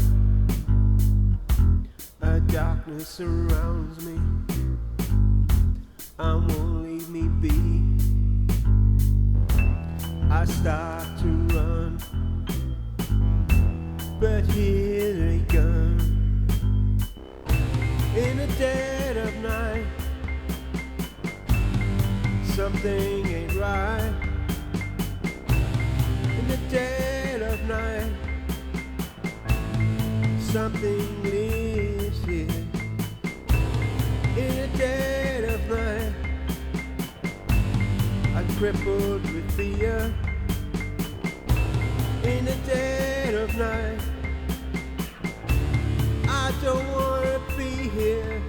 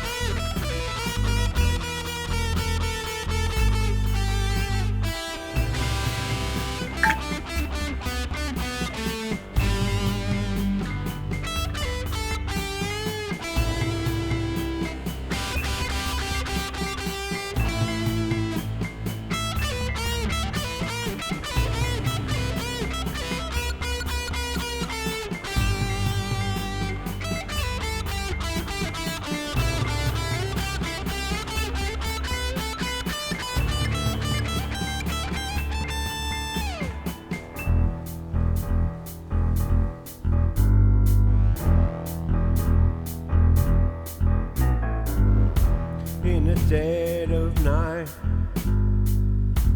I see a light. I think I found safety. I see a lady. She stands and grins, and I know I can't win. In the dead of night, something ain't right. In the dead of night, something lives here. In the dead of night, I'm crippled with fear. In the dead of night, I don't wanna be here.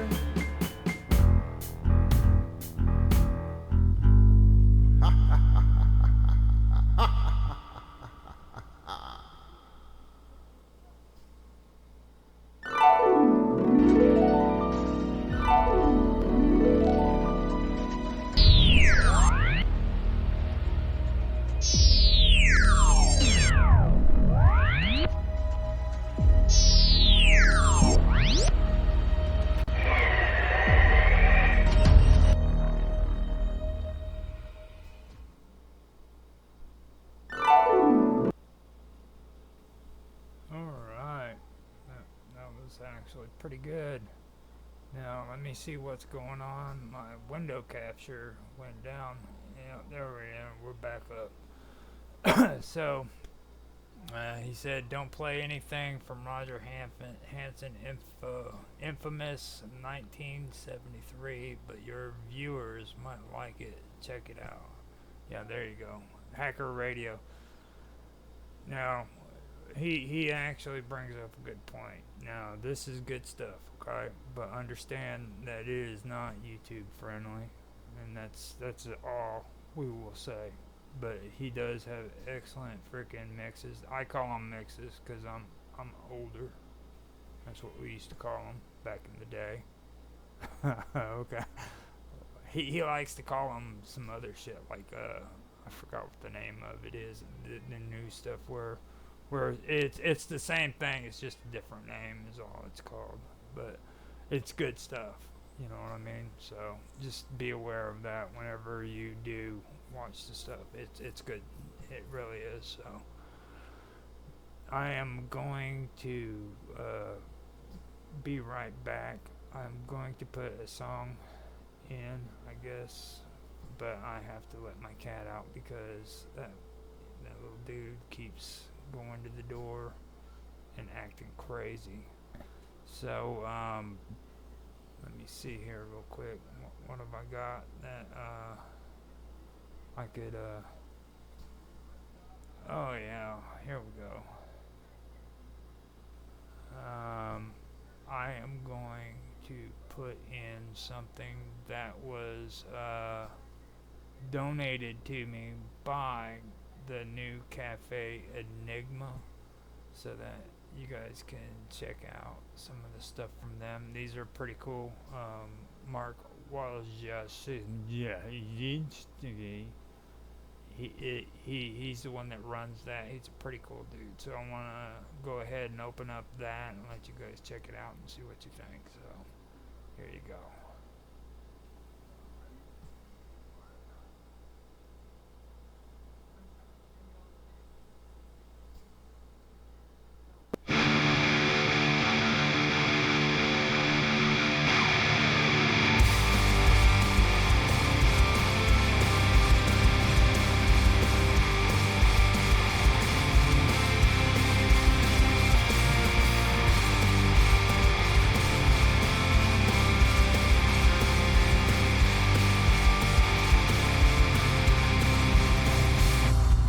Wednesday nights calling, static on the air,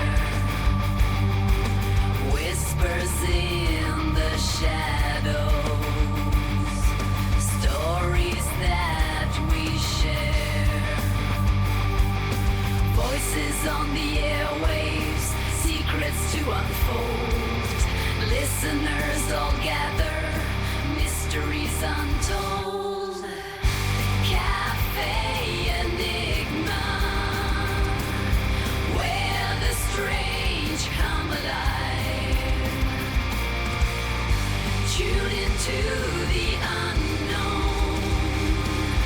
Feel the thrill in the vibe. Ghosts in the hallway. Aliens on the line, discussions on a wavelength, beyond space and time. Hear the tales of the cryptic, otherworldly sight. In the Cafe of Enigma, we talk through the night. People seek answers to the questions they hide at the all-new Cafe Enigma, where the truth can't abide.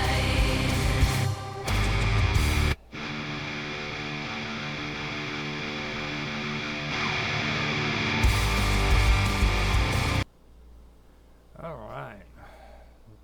So put that out there. If you guys want to check out Cafe Enigma, feel free to do so. I have a few other cool places that I go to on the internet that I'd like to be able to kind of throw a plug in for. And if you guys are interested in doing that, then send me your shit. You know what I mean? Because that's what I'm about. I'm wanting to put plugs in for the smaller content creators who can't afford to get their word out. So if you've got music, if you've got commercials like Galactic Fire does, then send them my way. And she is in chat. She says, "What the heck?" So I'm saying, this is the heck. Galactic Fire.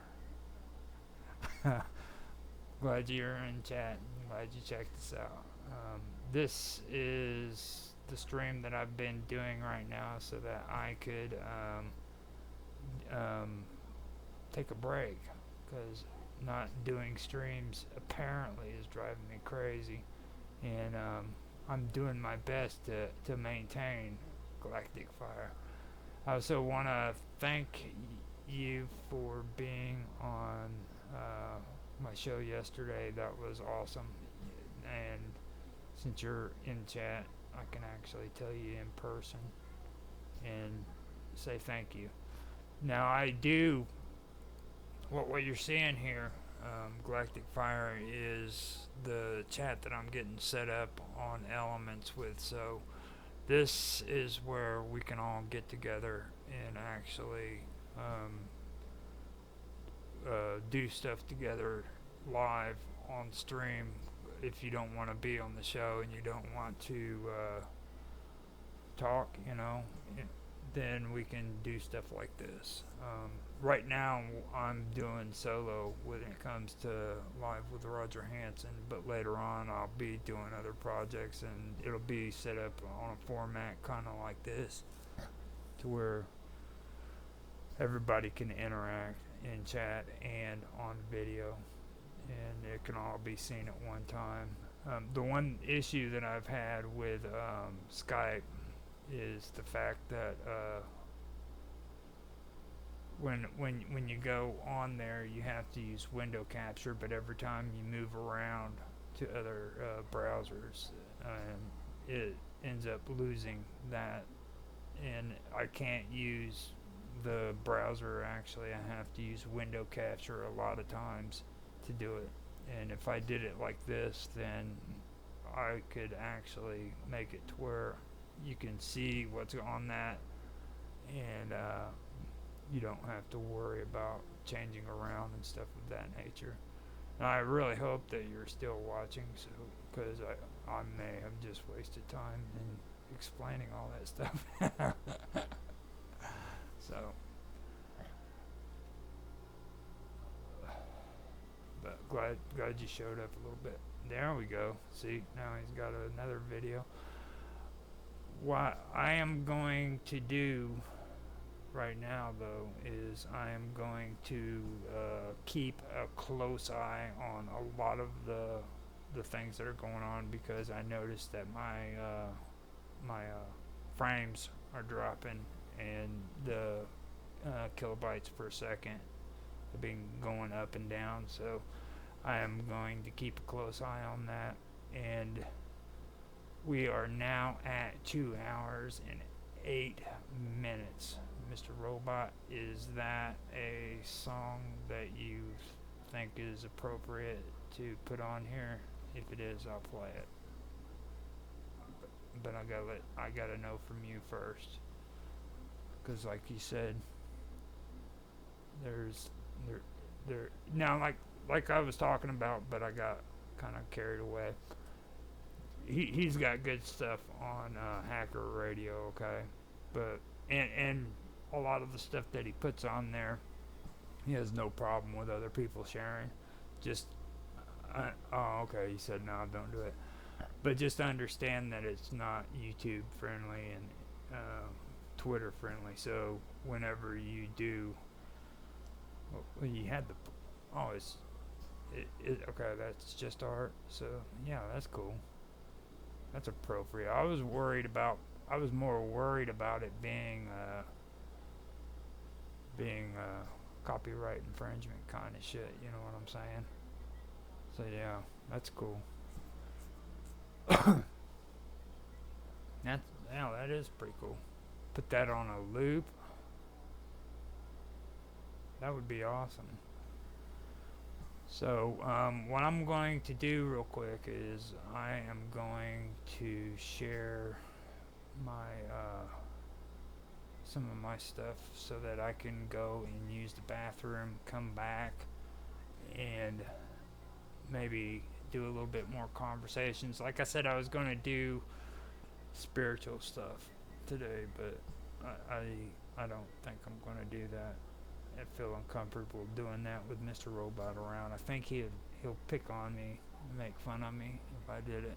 So I just don't feel comfortable. He makes me feel awkward, like a woman. So let me see first if I actually have any of my stuff, if I don't, then I might have to actually sit here and pee my pants, because that's how we roll. I have a friend of mine that brings up a good story. I have a friend of mine. He's a gamer, right? And I won't mention his name, but he was recording. Yeah, Mr. Rose said, "I'll look away."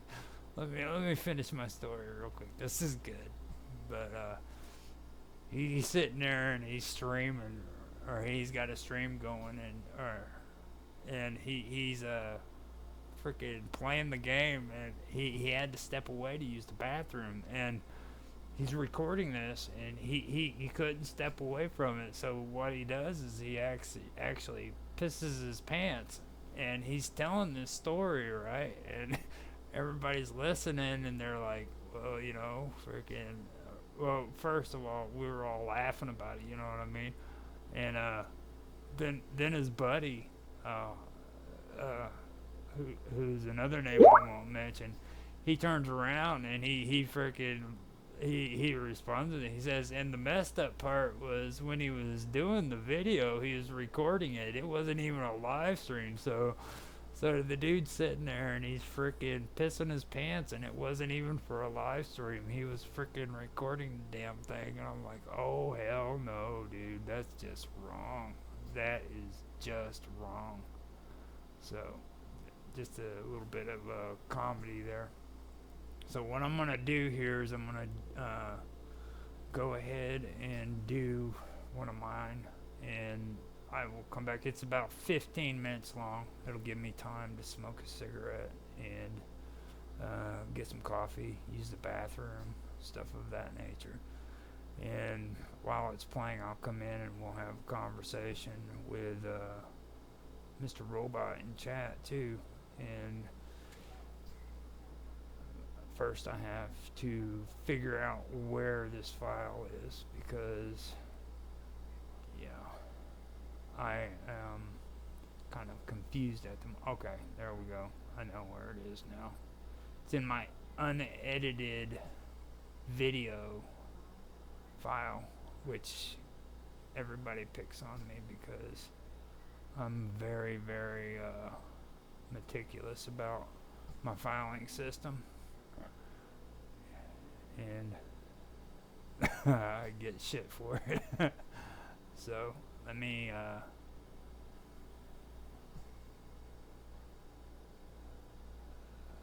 figure out where I'm going. Okay, 24-hour stream is where I need to go. And then, there we go. I figured it out. I made it to the appropriate place.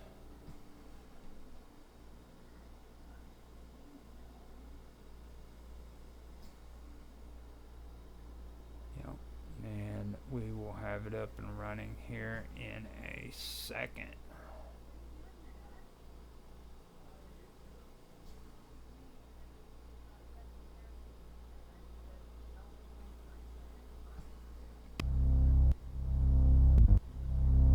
Where there is hatred, hatred, hatred, hatred. Where there is hatred, hatred, hatred, hatred. Let me bring love. Where there is hatred, hatred, hatred, hatred. Let me bring love. Where there is hatred, hatred, hatred, hatred.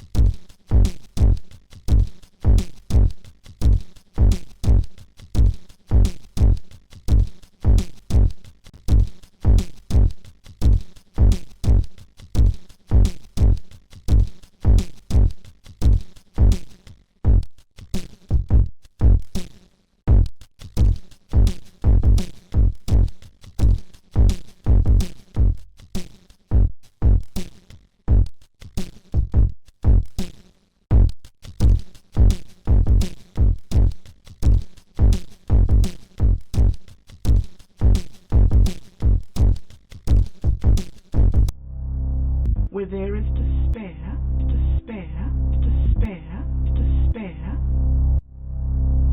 Where there is despair, despair, despair, despair. Let me bring hope. Where there is despair, despair, despair, despair. Let me bring hope. Where there is despair, despair, despair, despair.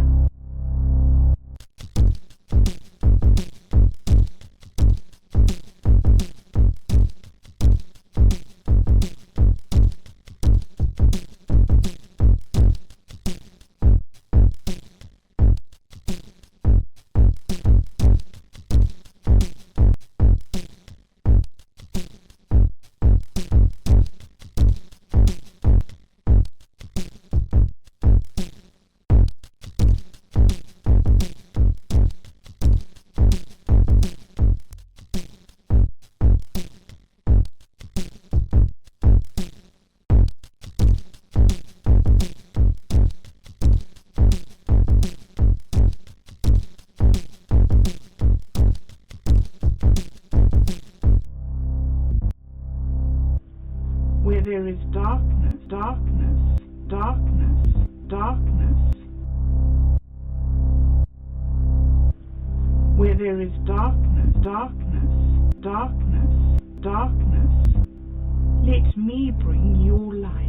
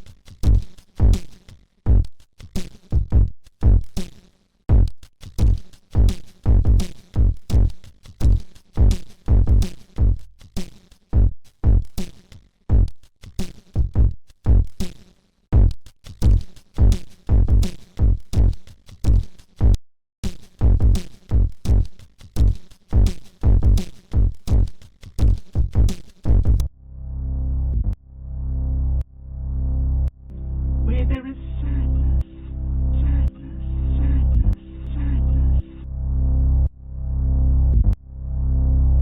Where there is sadness, sadness, sadness, sadness. Let me bring joy.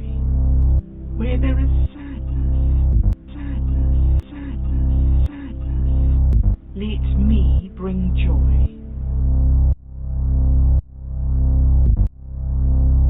Where there is sadness, sadness, sadness, sadness.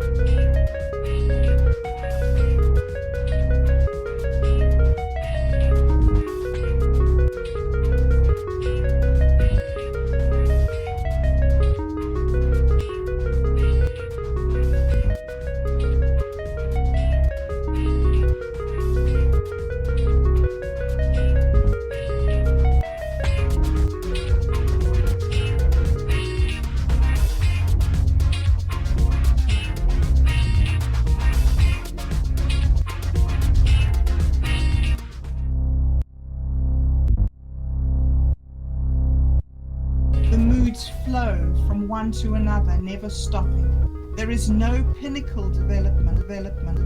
never stopping, never stopping. The moods flow from one to another, never stopping, never stopping, never stopping. Defined, defined, defined, in the moment defined, in the moment defined, in the moment, in the moment, in the moment, and becomes 2 life forms, then 3, then 4, then 5.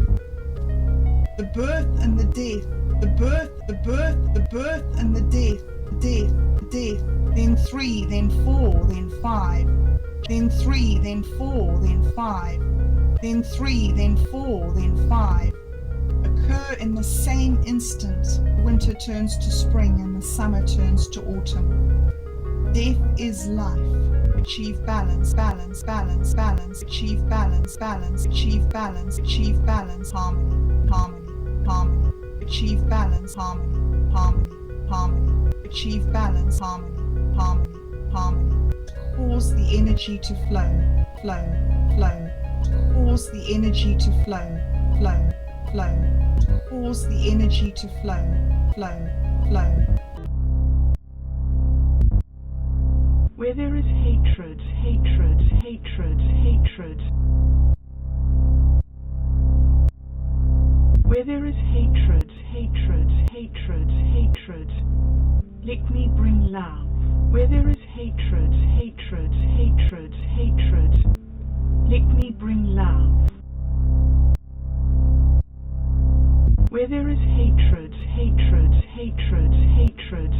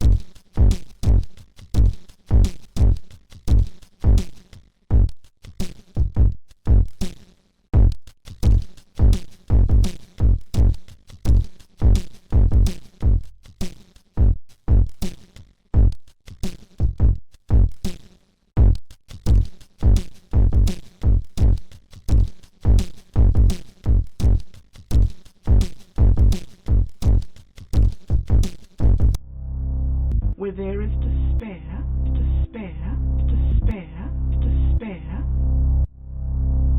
Where there is despair, despair, despair, despair. Let me bring hope. Where there is despair, despair, despair, despair. Let me bring hope. Where there is despair, despair, despair, despair.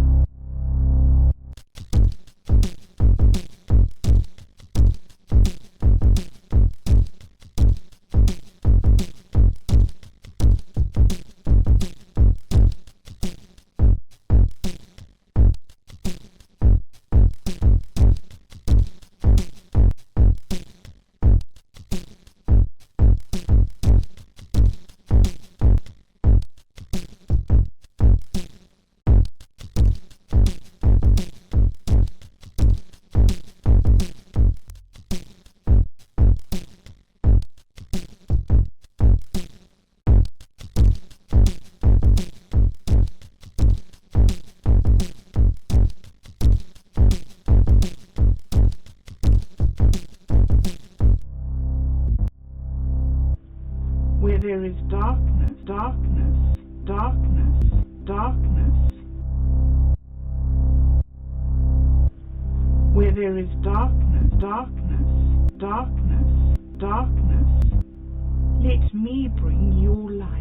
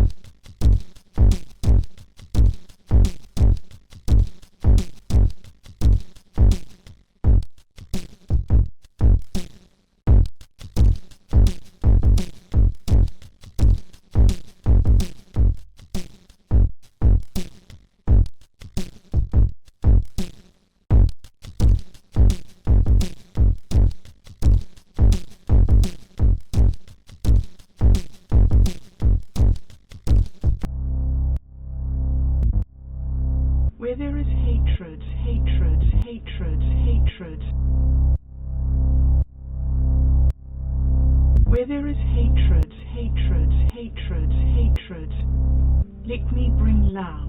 Where there is hatred, hatred, hatred, hatred, let me bring love.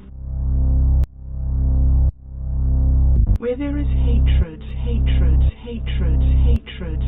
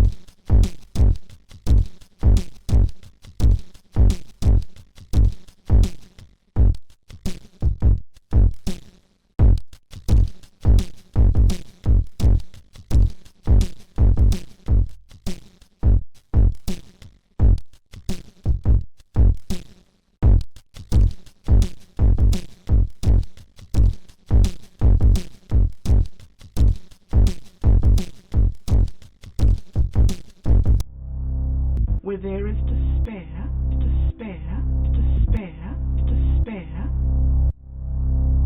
Where there is despair, despair, despair, despair, let me bring hope.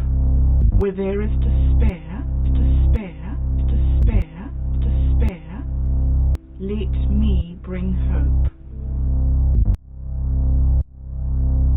Where there is despair, despair, despair, despair.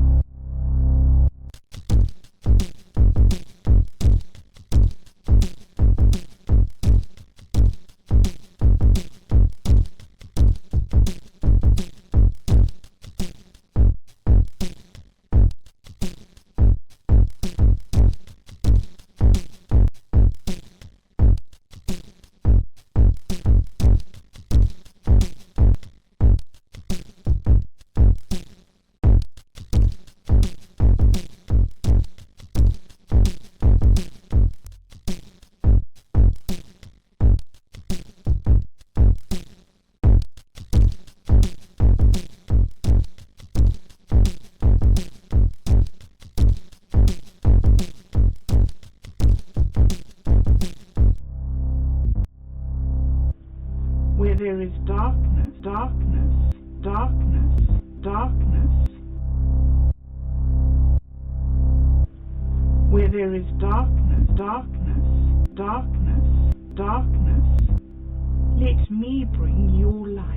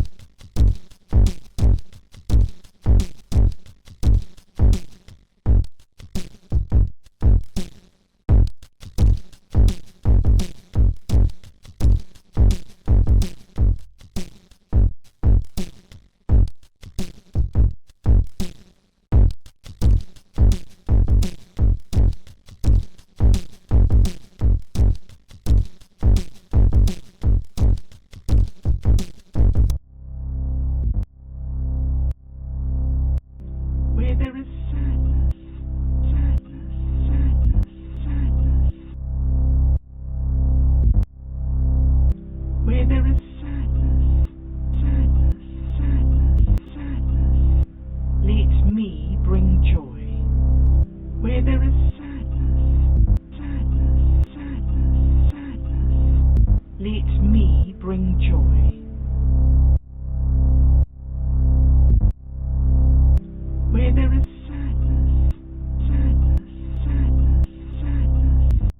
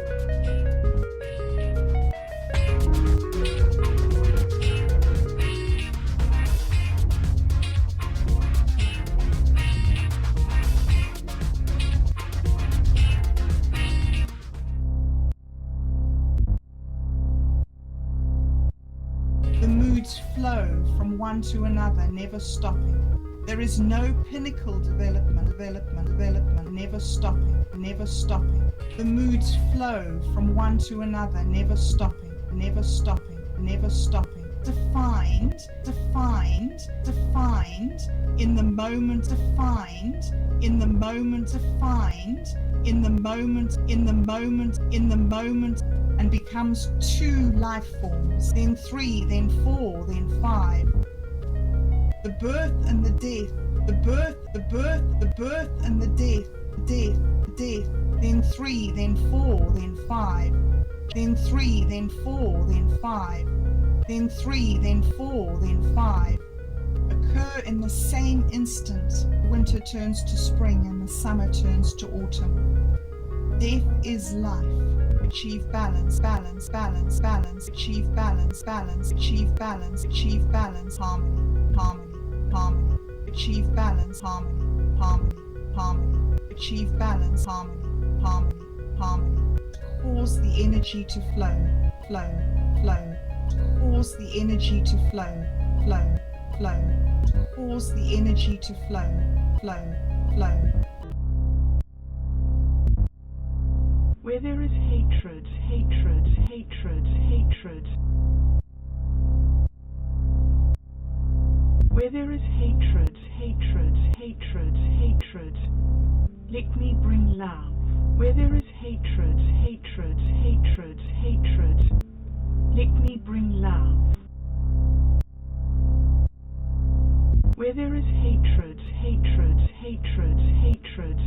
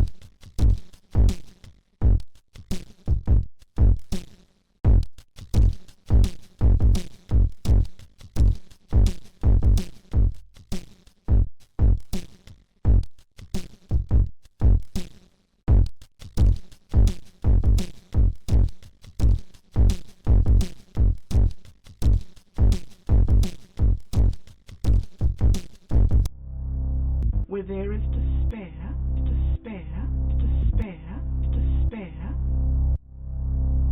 Where there is despair, despair, despair, despair. Let me bring hope. Where there is despair, despair, despair, despair. Let me bring hope. Where there is despair, despair, despair, despair.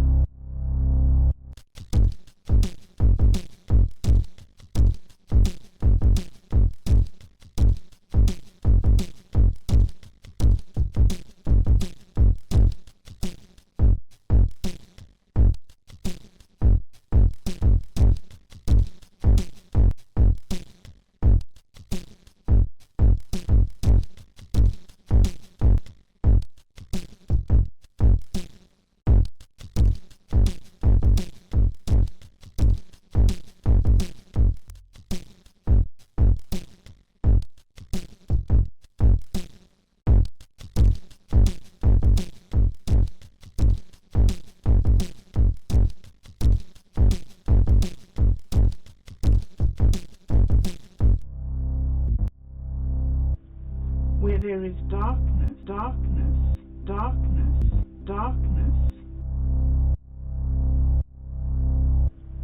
Where there is darkness, darkness, darkness, darkness. Let me bring your light.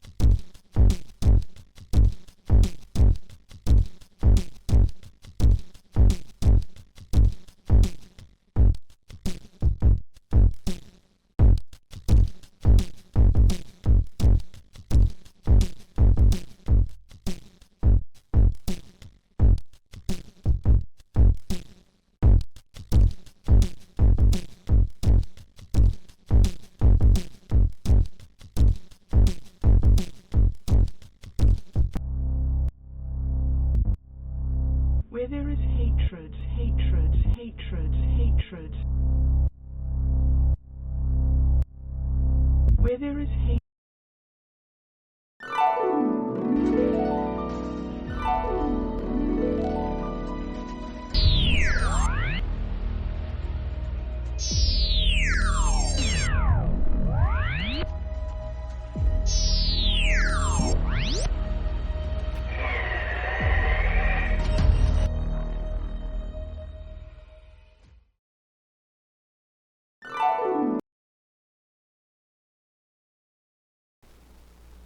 Okay, so I hope that did a good job at helping everybody out on figuring out what I am into when it comes to spirituality. Sorry, I was joking around about that, earlier.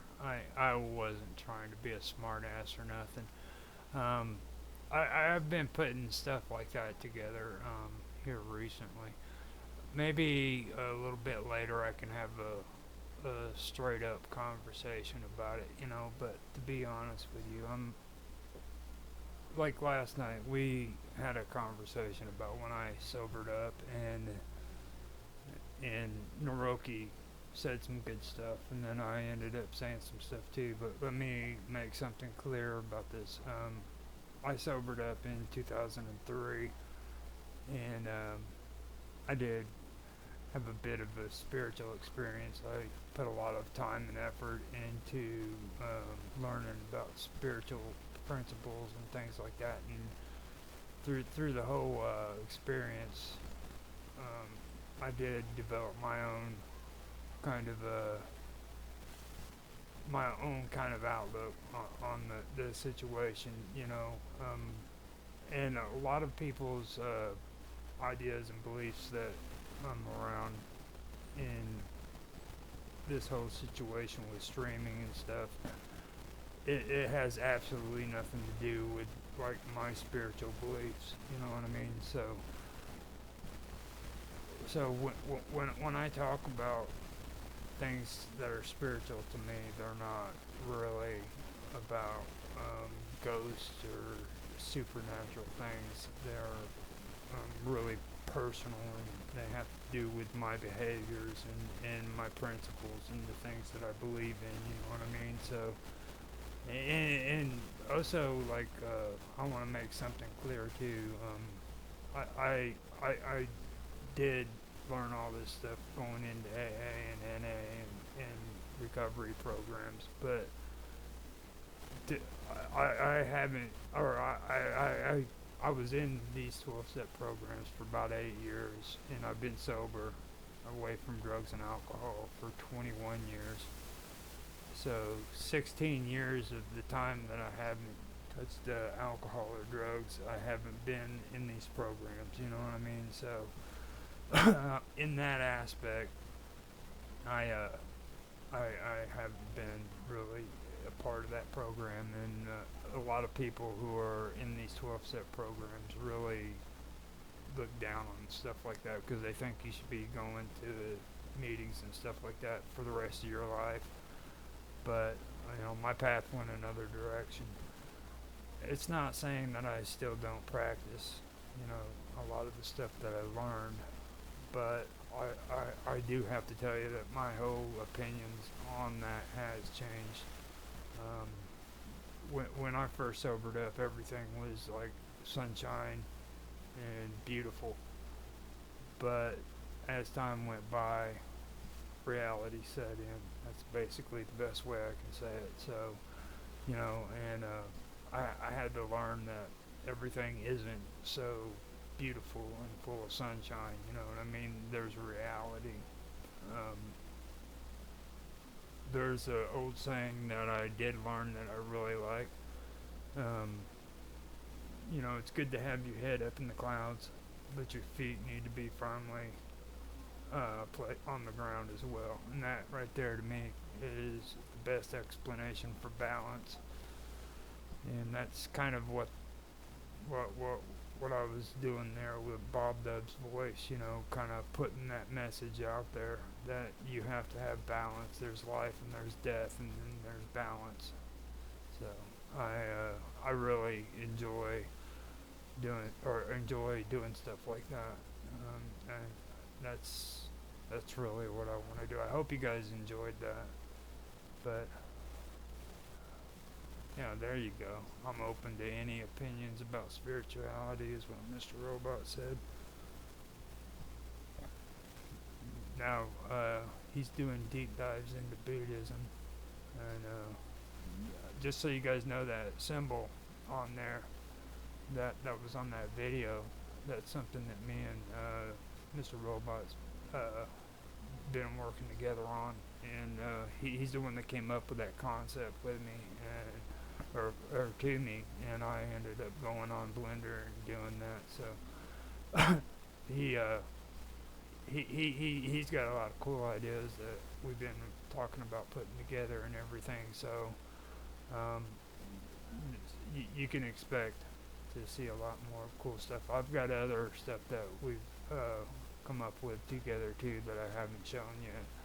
Well, I may have. I'm not for sure on some of my other videos, but not when it comes to music. And that has audio visualization on it too, which I was really happy to do, because that came out, in my opinion, it came out really, really good. So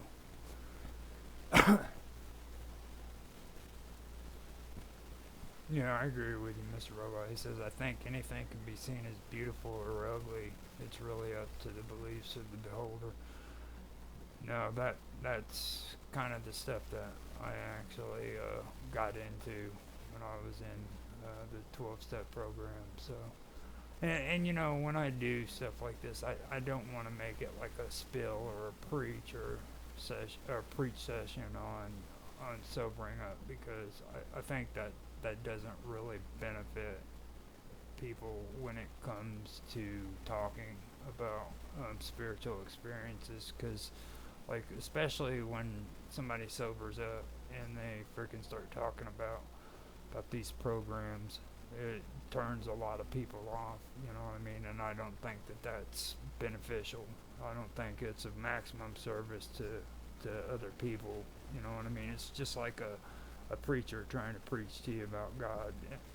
The moment you do that, you turn people away. And I think that's one of the reasons why I have such a hard time talking about it too, because I agree with people in these programs who say, they discourage that kind of behavior. They're like, don't try to be like Mr. AA going out and trying to save the world, and I think that they're right about that. But when it comes to the beautiful or the ugly, that's something that I agree with. I think you can see it's all in the eye of the beholder. But there was a story that I'd heard about a guy who was a POW in Vietnam, and while he was a POW, he remembered feeding this little mouse freaking cheese, and the more he fed this cheese to this little mouse, the more it would slip in the crack, and it would keep coming back to him and getting the cheese, and eventually the mouse ended up freaking having babies, and he kept doing it, and he kept doing it, and this mouse and these little babies kept coming to him, and he'd feed them cheese, and as time went on, while he was a POW, having to put up with all this horrible stuff, being a prisoner and everything, he kept doing that, and he developed a relationship between himself and these mice, and he considered them as his family, and he loved them, and that was during a horrible time in his life, and to that day, he still freaking thought of those little mice as his family, I thought that was pretty cool, it's like, you can always find good even in the worst of situations, and stuff like that. Oh, there you go. He says he first found the symbol from an energy research called David Davison in his book, Pyramid Power. I see all sorts of cool energy come off that shape. It's cool to collaborate. Yeah, I thought that was cool too. And I do want to say that was a really cool project. That was probably one of the coolest things I've ever done. To be honest, Mr. Robot. Whenever we started, or whenever you brought that up to me, I looked at it at first and I was like, man, that's going to be complex. And then after I started looking at it, I was like, no, man, it's actually pretty simple. I went through and I actually did that without any kind of reference, but as I was doing it, it's really simple to put together. But then when it comes, those little dots on the end of it, okay, on the end of that symbol, those are actually vertexes, and you have to connect them.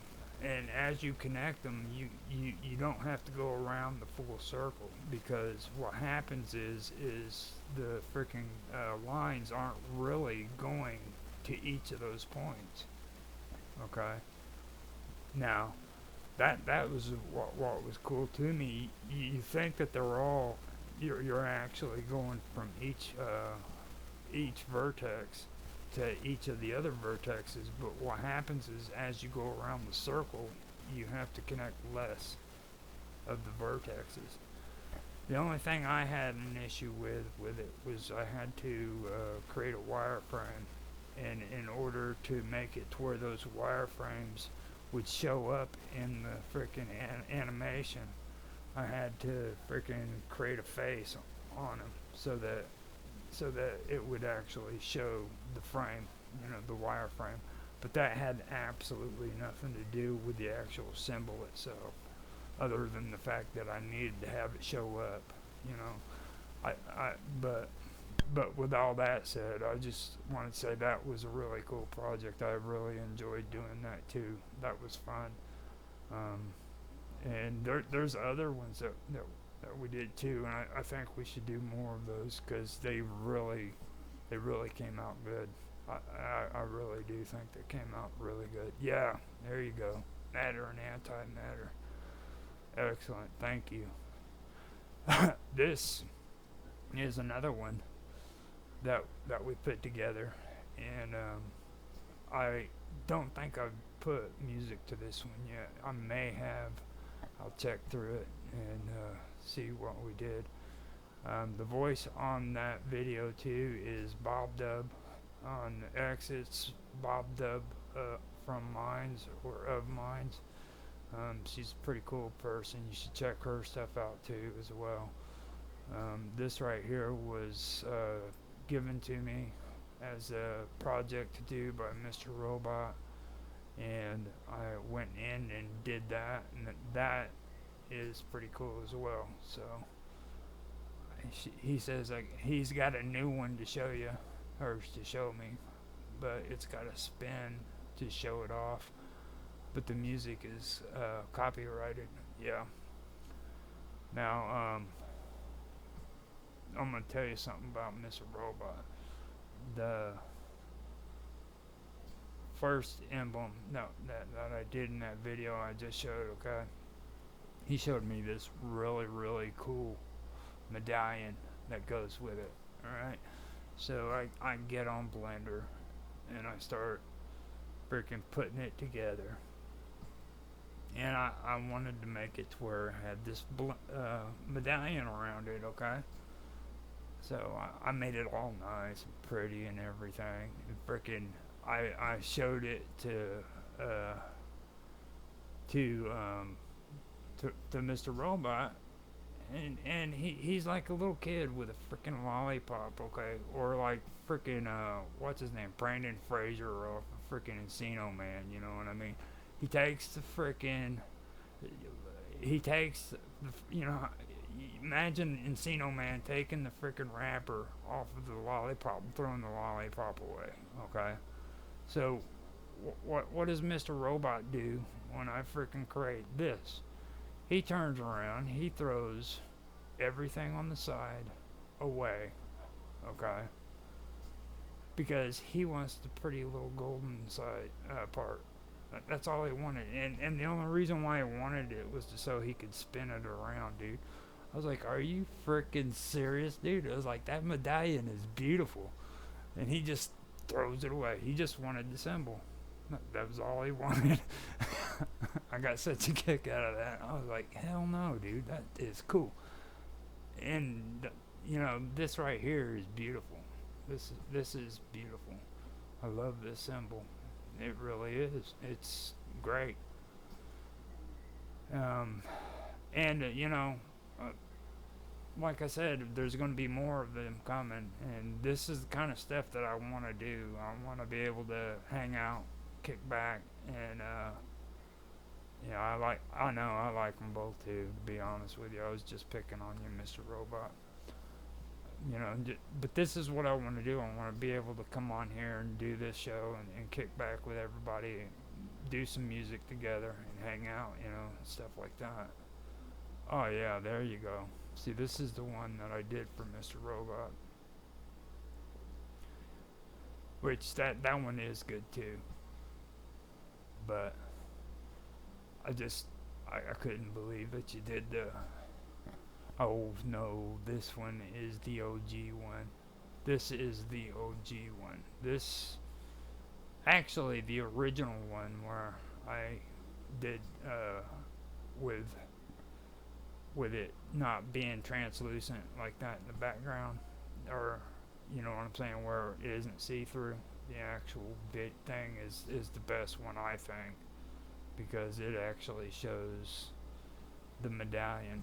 And that could be more realistic too, to be honest. I do have to admit that I didn't make it as much as realistic as what it could have been.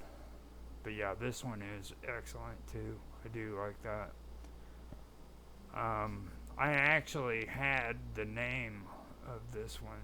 I've just got to remember what it is. I believe I actually have it named in my filing system, but I don't know if anybody wants to have me. Yeah, I can actually find it out real quick. Let me go in there. But the name of this symbol is pretty cool, and it's a Hindu symbol, I believe. Mr. Robot and me were talking about it in chat at one point, but yeah, I didn't put the name on it. That's the bad part. It's actually pretty cool. So let me pull it together real quick. Actually, you know what? I do have the actual original for that set up.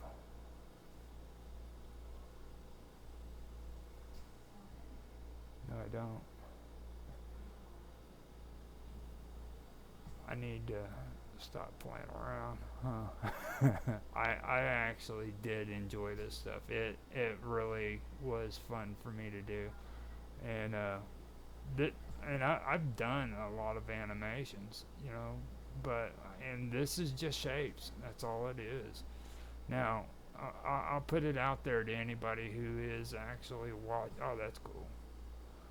To anybody who's actually watching, if you guys want me to do stuff like this, just, you know, hit me up with a message and stuff. You can contact me through my email. You can contact me in comments and stuff of that nature, and I would be more than happy to do projects for you, because I love doing this stuff.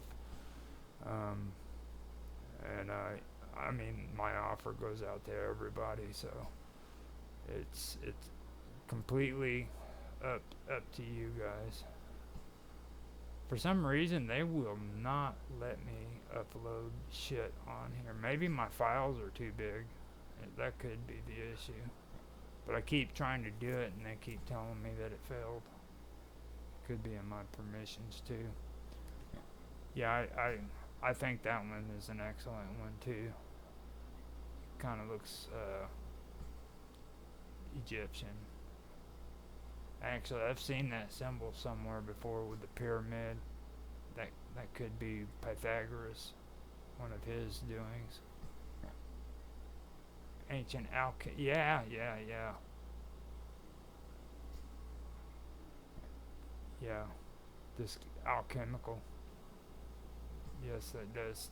That stands right out. That's pretty cool.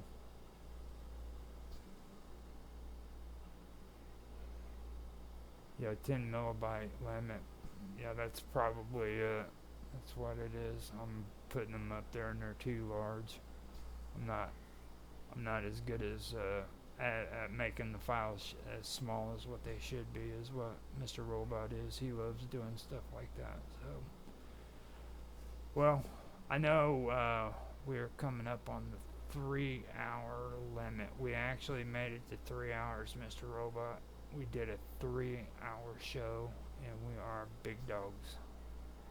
And here before long, I do want you to come on and do a episode of Into the Abyss with me and Sonia, and Mark was there too from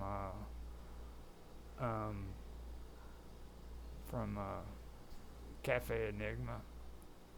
It was both of us. Me, you, and Tan were all on here too. So, and I got a chance to show off the chat and let everybody see what it looks like.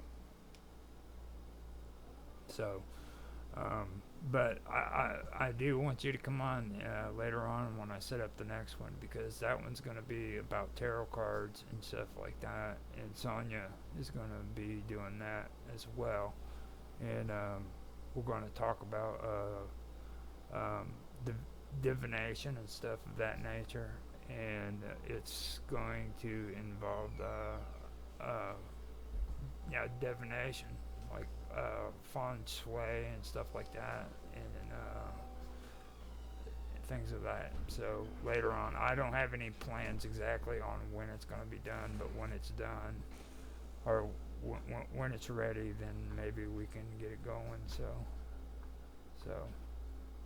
I'll let you know later on when we're in chat. Okay. All right, cool. That'd be cool. You say you use it a fair bit, so we can have you on there too. I wanted to have Michael Paul on there, but he canceled out at the last moment, and Mark finally showed up. So, or he actually showed up. He hit a lot of stuff on the nose. So I think we're gonna have a good group of people getting together and talking about it. So let me go ahead and end this, and I will be back next week for another episode. And I'm glad you were here with me, Mr. Robot, and I hope everybody enjoyed. And with that, I will end the show, okay? Talk to you guys later.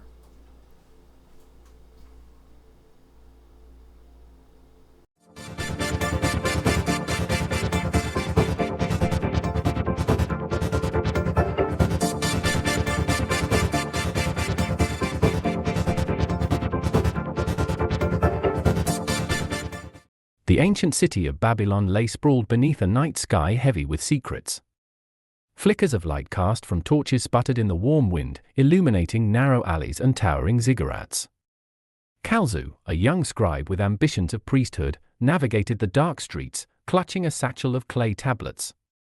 These held fragments of forbidden knowledge, lines and symbols whispered in shadows and entrusted only to those who walked in the way of the priesthood, the guardians of Babylon's mysteries.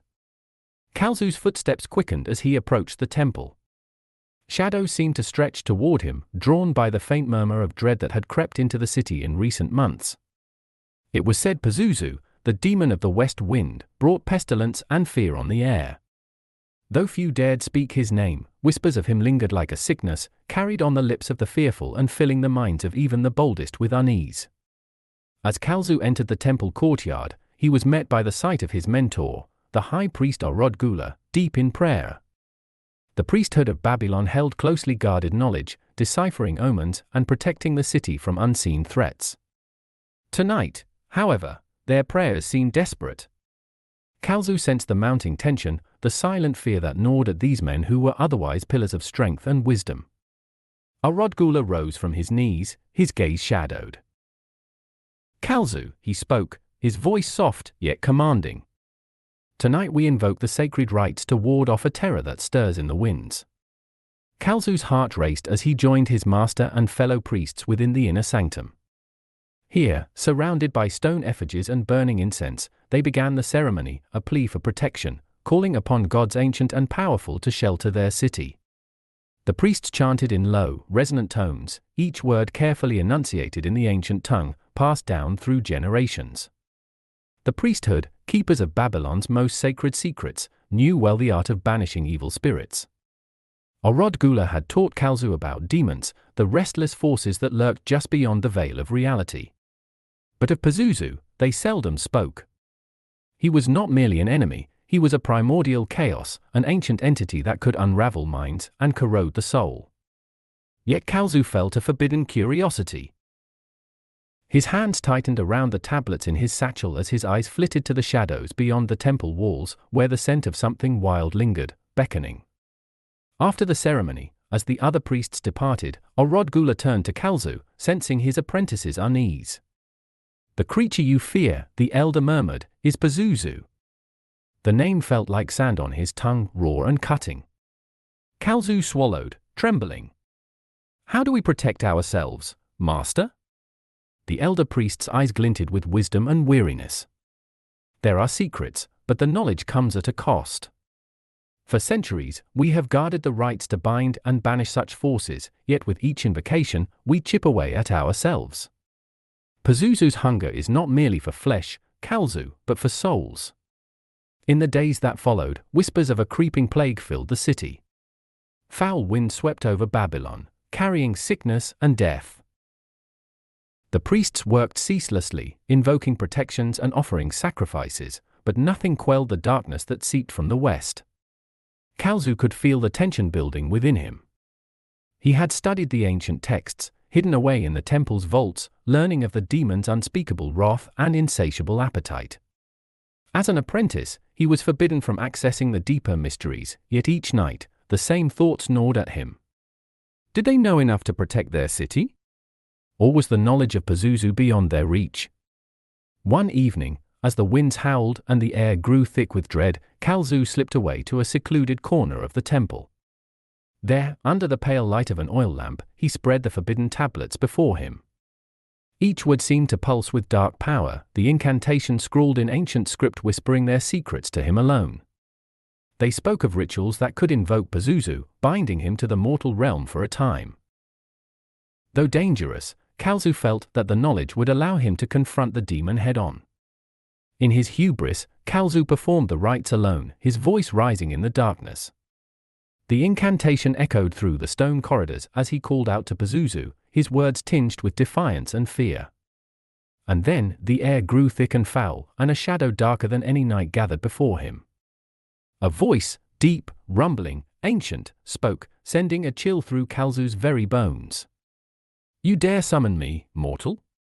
Kalzu fell to his knees, his defiance shattered. Pazuzu's form, indistinct yet terrible, loomed over him, a nightmarish blend of beast and shadow. His wings spread wide, casting darkness over the temple walls, while his eyes gleamed with malevolent intelligence. The days that followed Kalzu's ill-fated encounter were filled with terror. Nightmares plagued him, visions of the demon's claws rending flesh and shadowed wings consuming the city. He watched, helpless, as Pazuzu's influence seeped deeper into Babylon, turning the people against one another in paranoid frenzy. The priests, too, felt the weight of the darkness, their minds burdened with despair. Arodgula noticed his apprentice's growing detachment, the haunted look in his eyes. "Kalzu, there is something you are not telling me." The young priest hesitated, but the truth slipped from him, weighted by guilt. He told his master of the summoning, the shadowed encounter in the temple, and the fear that now consumed him. Arodgula's face grew pale, his anger tempered only by sorrow. "You have unleashed a force we cannot control. Pazuzu thrives on fear and despair, and now that you have opened the way, his grip tightens." Together, they sought answers in the ancient texts, calling upon every resource to find a way to bind Pazuzu once more. Yet with each ritual, each invocation, the demon grew stronger, feeding on their desperate energy. And soon, the priests began to fall ill, one by one, as the demon's curse spread like a sickness. Desperation clawed at Kalzu. He could see no other way but to confront Pazuzu directly. With Arodgula's reluctant blessing, he prepared for a final ritual, a dangerous rite that would summon Pazuzu fully into the mortal realm, where he could be bound. It was a task fraught with peril, a gamble with his very soul.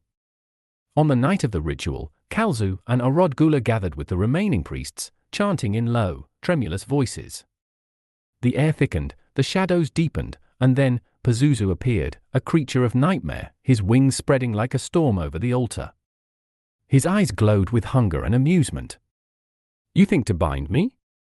Pazuzu's laughter echoed through the chamber, a sound that sent shivers down their spines. Kalzu stepped forward, his heart pounding. "You may walk among us now, demon, but you will be bound by the ancient words." Pazuzu's grin widened, his form shifting and darkening. He leaned close, his voice a whisper that seemed to coil around Kalzu's mind. "You misunderstand, mortal. I do not come to be bound. I come to feed." A gust of wind howled through the temple, extinguishing the flames and casting the room into pitch darkness. Kalzu felt the air around him grow cold as Pazuzu's presence filled the chamber, a suffocating darkness that swallowed the light. The priests cried out, their voices drowned in the demon's laughter, a sound that resonated through the city like an omen. By morning, Babylon lay shrouded in silence. Kalzu awoke on the temple floor, the taste of dust in his mouth. Around him lay the bodies of the priests, their faces frozen in expressions of terror. Arodgula's lifeless eye stared into the void, his hand outstretched as if to ward off some unseen horror. Kalzu staggered to his feet, his mind a blur of images, visions of Pazuzu, his terrible wings spread over the city, devouring the souls of the living. He stumbled out into the daylight, only to find Babylon deserted, the streets empty and the doors barred. The people spoke of a curse, a shadow that had descended upon the city. They whispered of Pazuzu, the demon of the west wind, whose hunger had been awakened.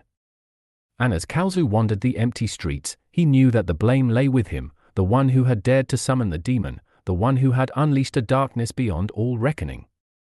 As he reached the city gates, he looked back at Babylon one last time, his heart heavy with regret. He could still hear Pazuzu's laughter, echoing through the silent streets, a reminder of the price of forbidden knowledge.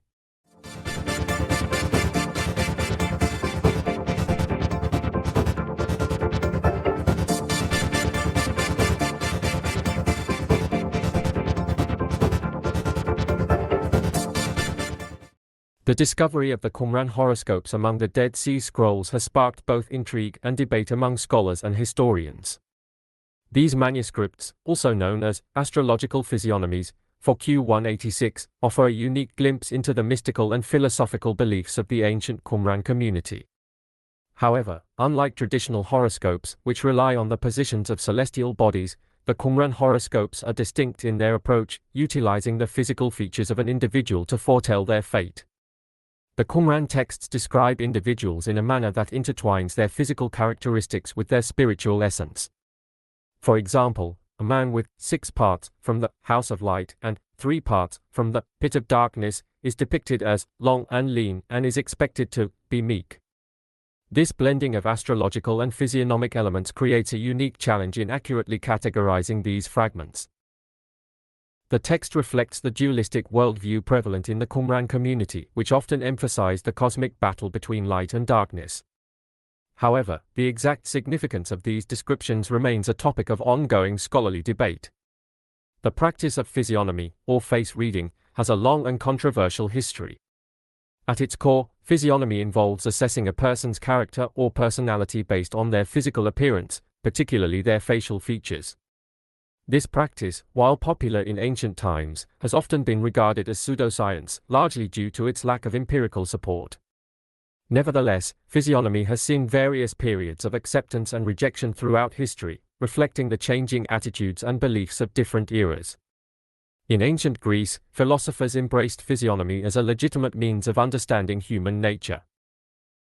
However, by the 16th century, the practice had fallen into disrepute, often associated with vagabonds and charlatans. It wasn't until the late 18th century that physiognomy experienced a revival, thanks in large part to the work of Johann Caspar Lavater. Lavater's writings and illustrations popularized the notion that a person's moral and intellectual qualities could be discerned from their facial features. Yet, by the late 19th century, physiognomy once again lost favor as scientific rigor became the hallmark of legitimate inquiry. One of the most notable figures to explore physiognomy during this period was Sir Francis Galton, an English psychometrician. Galton sought to define physiognomic characteristics of health, beauty, and even criminality through a method known as composite photography. By superimposing multiple facial images through photographic exposures, Galton created composite portraits that, to his surprise, appeared more respectable than the individual faces that composed them. This outcome was likely due to the averaging of skin irregularities across the images, resulting in a smoother and more uniform appearance. With the advent of computer technology in the early 1990s, Galton's composite technique was revisited and refined using modern software. The ability to digitally manipulate and analyze facial features has reignited interest in the study of physiognomy, particularly within the context of machine learning and facial recognition technology. However, this renewed interest has also raised significant ethical concerns, particularly regarding privacy and the potential misuse of physiognomic data. Today, the study of physiognomy remains a controversial field. While advances in artificial intelligence have provided new tools for analyzing human faces, the practice is still largely viewed with skepticism by the scientific community. The risks associated with facial recognition algorithms, particularly in terms of privacy and bias, continue to be a major concern. The Qumran horoscopes and the broader history of physiognomy offer a fascinating window into the ways in which humans have sought to understand themselves and the world around them. Whether through the mystical lens of ancient manuscripts or the cutting-edge technologies of the modern age, the quest to link appearance with character persists, reflecting our enduring fascination with the mysteries of the human face. Hello everybody and welcome back to another episode of The Storyteller. Today I am wanting to do something over again kind of that I did last week. I did the proofreading, but I wanted to read my first story, but I apparently should have read that first, which is a good thing that I didn't, because I really got a chance to look at what I needed to do. And like last year I went through the plot and I went through the outline and everything, but what I didn't do is, or I wasn't able to do, is go through the proofreading. So I wanted to add that actually to my I wanted to add that to my segment now for this season, to where I can actually go over some of the stuff when it comes to the proofreading and things of that nature. So let me come in here. I want to play around too with the text on here, because I have been doing some stuff when it comes to editing audio and video, and one thing that I really wanted to do was start using text more in my live stream and do kind of like PowerPoints and stuff. So right now I'm wanting to go over my proofreading, and that actually is something that I worked on, and I wish I would have done a better job at this week's for my my PowerPoints and stuff that I wanted to talk about, but I'm sorry to say that I haven't. I've been really occupied with a lot of stuff, which isn't really that great of a thing to say, you know, but it's the truth. So with that, I will get this started out real quick, and we will get started. I popped up the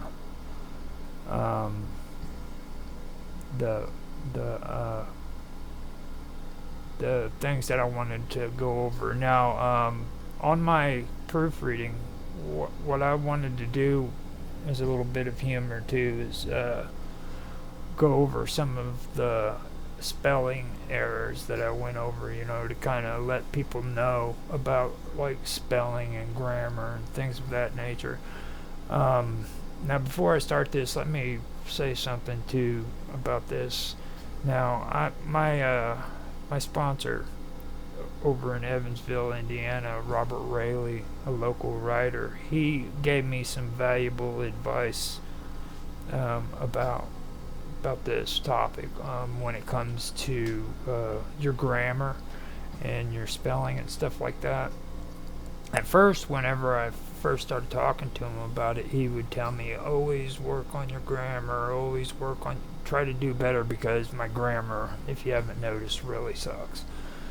But then later on he came back to me and he said that he ran it by his publisher, and his publisher said that don't focus too hard on the grammar. He's like, just write it down, because a lot of people who publish really actually enjoy the grammar. Now he also said, still work on it and everything and try to make your grammar better, but don't obsess over it.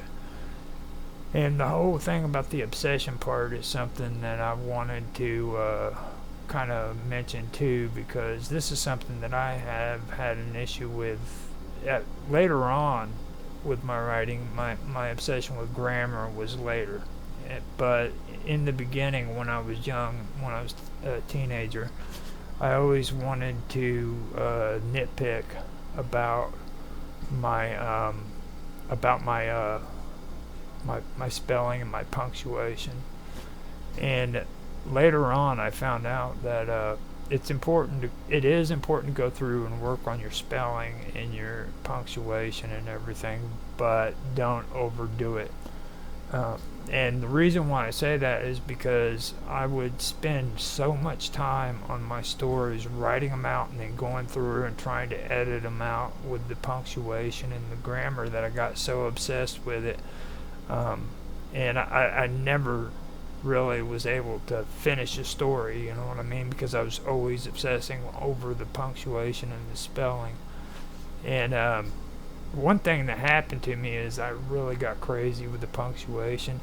There was places where I was putting commas and commas where they really didn't belong, and I really could work on adding more punctuation in areas, but I was more obsessed with putting these commas into certain places where they didn't belong, that I ended up really messing up on that. It's taken me a while to get back to my writing so that I could actually clean up some of the punctuation and the bad, putting them in places where they really don't belong, so what I'm getting at is what I had learned was just write the story out. You know what I mean? Write the story out, and you have plenty of time after you write your story to go back through and do proper punctuation and do spell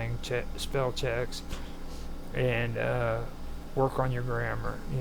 And on a lot of the grammar too, don't worry about that too much, because like I said, a lot of people who are publishing stories, they actually enjoy different accents within the writing. So it is good to practice grammar and learn better words and things of that nature. Don't get me wrong. I do whenever I have the time to, but it's something that I did want to bring up and mention before I got started on this. So yeah, like I said, just out of fun, I want to go through and I want to mention some of the spelling errors that I had that I had to end up taking care of. Now, in my story, I read through it and I found Splendor. I had to change it from Splendor to with an ER at the end to an OR. I also misspelled crystals. I put a CHR in the beginning of it where it should have just been CRY.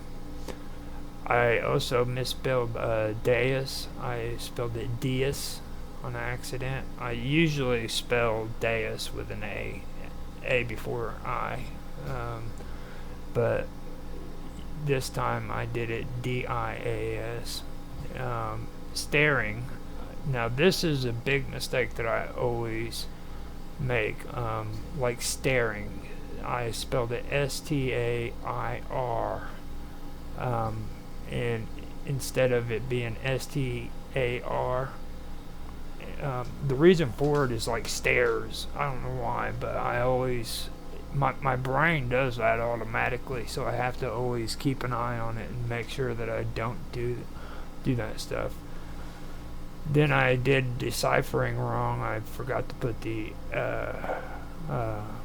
H in with the DICIPHERING. I forgot the H completely. Now seductive, I ended up messing that one up too. I said, or actually, what it was is I went through and did context clarification. You know what I mean? I and stuff of that nature, like seduction is what the word actually was, so it ended up fitting better as seductive. I don't know. The word just didn't fit in place there, so. Now, that's when I started doing the whole context clarification.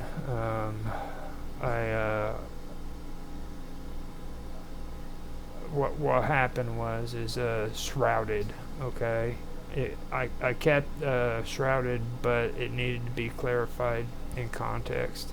You know what I mean? And that was one of the issues that I have a problem with. I just had to do that. So after that, I went and I also corrected ritual. I ended up spelling it ritual. Instead of using an A, I used an R. So that was bad typing, most likely. Now right here is another issue that I have, the throne. Okay, instead of spelling it THRONE, it was a typo. What happened was I spelled it throne as in THROWN, like throne. I had thrown a ball, you know. And I do stuff like that all the time. So now another thing that I have issues with is words like this, intelligent. I ended up putting INTELLEGENT when it should really be INTELLIGENT. Where the E is, it should have been an I before the G. So existence, that was another thing. I put an A where the E should have been at the end. EXISTENCE.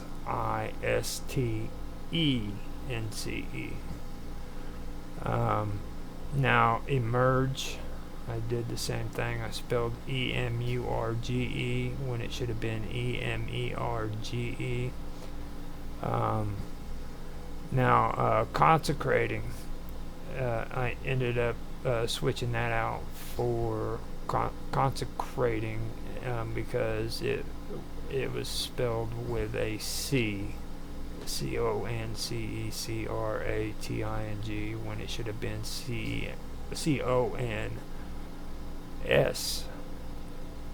So instead of it being CONCECRATING, it was CONS. I had to change it to CONSECRATING. Now, this is something else. It's consummating. I ended up messing up with that, but what happened was I put an extra I, so I was typing too fast, and I spelled consummating TIING instead of CONSUMMATING. Now, what I ended up doing too here, and a lot of people do this, they make up words. I made up the word beautifulist, and I went back and I changed that and I made it most beautiful. Okay. That's something that I have a tendency of doing too. Like, I beautifulest thing I've ever seen. Well, it's the most beautiful thing I've ever seen. After that, I misspelled taunting. I spelled it taunting. And then with hypnotic, after I did the taunting thing, I spelled hypnotic.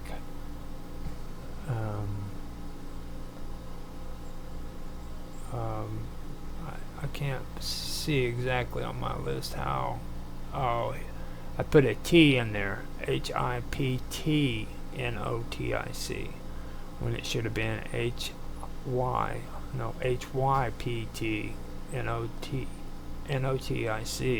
when it should have been HYPNOTIC.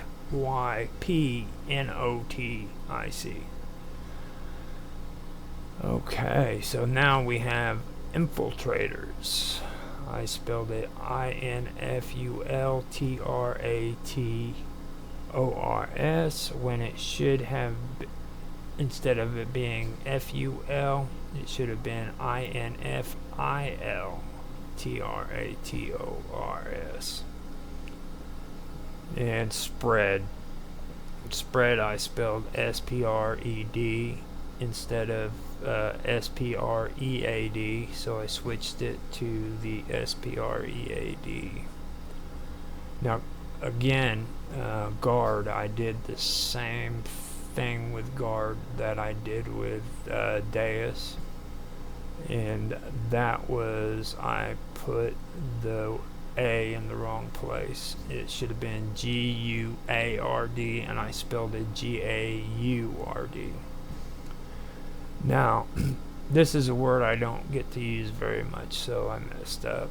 And Sentinel is one that I spelled SENTIO or TINOL, and it's supposed to be spelled SENTINEL.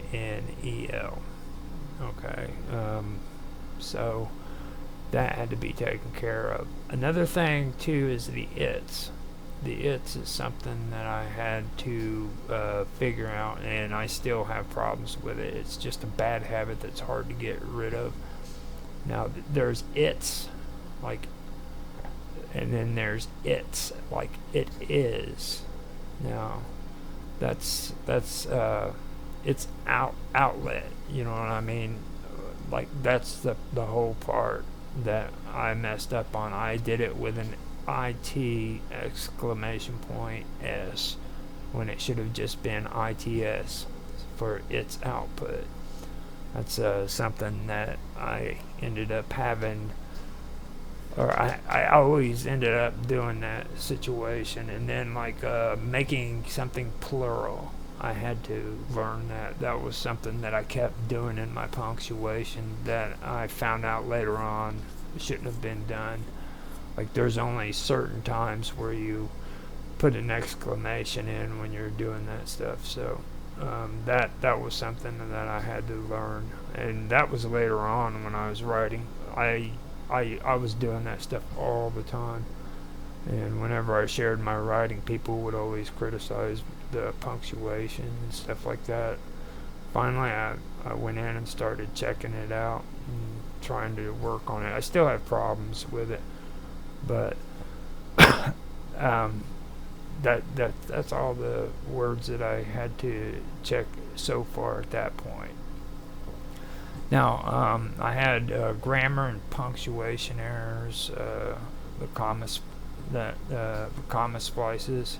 Several sentences had comma splices where the semicolon or period was more appropriate, where a semicolon or period were more appropriate.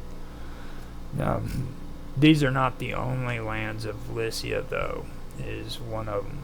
And what I ended up doing is replacing however, then the period or the comma. And I put, these are not the only lands of Lycia. So, however, comma, these are not the only lands of Lycia. And then another one is that are able to kill. And I switched that with capable of killing. So, that was a part of the story where lands that are able to kill. Instead of saying that, I switched it around to capable of killing. I also removed unnecessary commas and independent clauses and conjunctions and stuff of that nature. So up onto it, I switched to up to it, and then dais, and each side of this dais has steps. I switched that around to dais with a period, and then each side of this dais had steps. Then we go on to and civilizations abroad. I went ahead and switched that to and civilizations alike.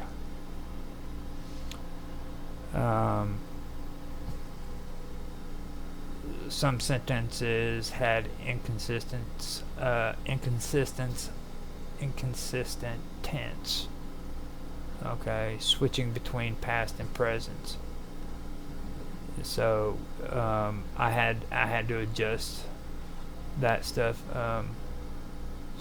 And how I did that was I had to adjust all uses of is and are, and that's to maintain a constant past tense when describing historical events. Okay, so that's something that I had an issue with the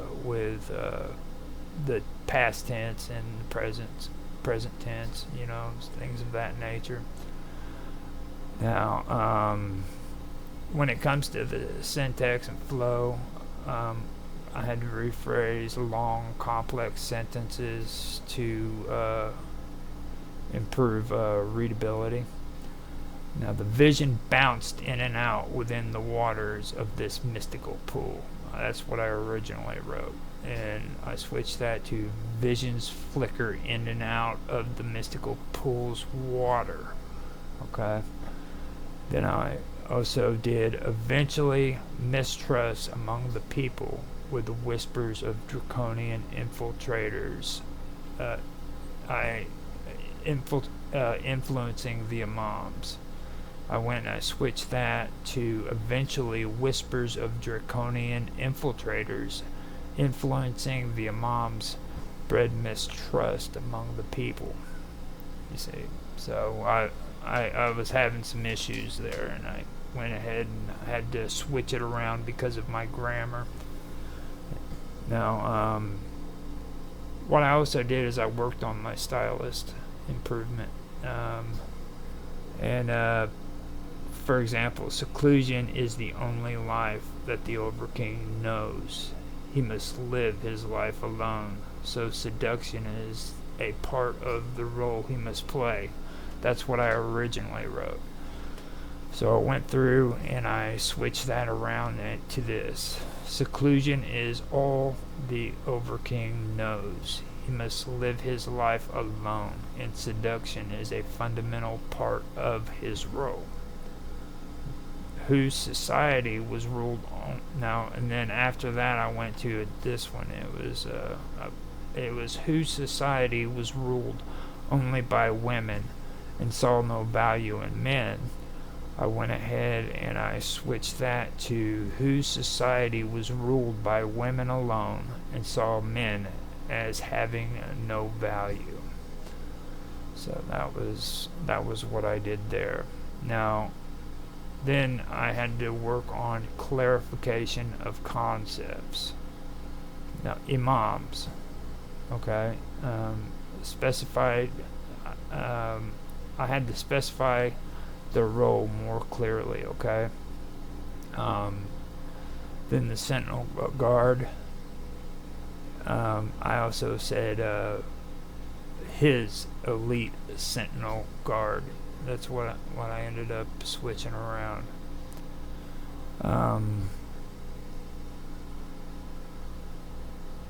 Now, what it was is visual descriptions too. Now, like enhanced imagery of the throne room, pillars, and mystical pools. I had to enhance that to better fit the story's tone. So I went in and I did all that for visual descriptions. Now, one thing about visual descriptions too that's very important, and I was really guilty about this, and I've seen this a few times in a couple of other people's writings, and I'm trying to get away from it myself, but don't be too descriptive, you know what I mean? If people want more description in the stories you tell, like publishers or something like that, then fine, put a little more description in it, but don't overdo that. I was the same way with being over descriptive in my stories, like I was with my punctuation and stuff like that. Like I thought I had to describe everything. You know, he went into the room and then describe everything in the room, and then freaking he opened the door and Joe Blow was on the other side and he was dressed, you know, and just everything was really, really descriptive.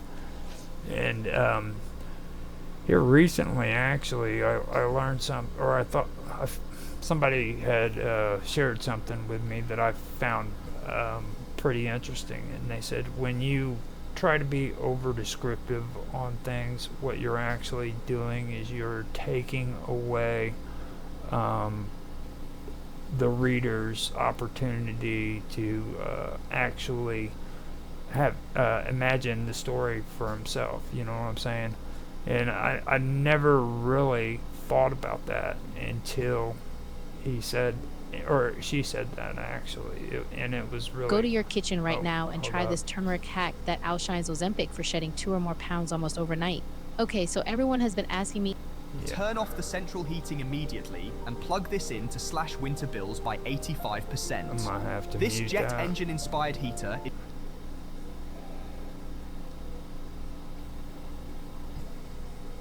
Yeah, I ended up...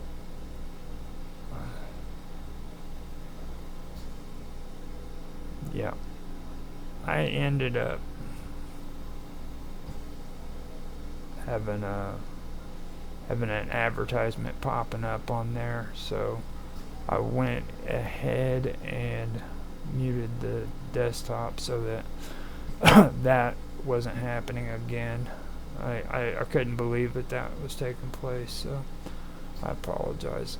What it was is I wanted to go on to Rumble and check everything out, and I didn't realize that it had been there. So oh man, I forgot to hit create broadcast too on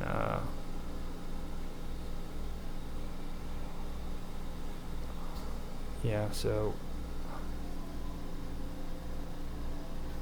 yeah, I ended up forgetting to do the live stream, and on YouTube or on freaking X as well. Sorry about that, guys. So I got that straightened out. Let me make sure. Yeah, it's good to go. I apologize.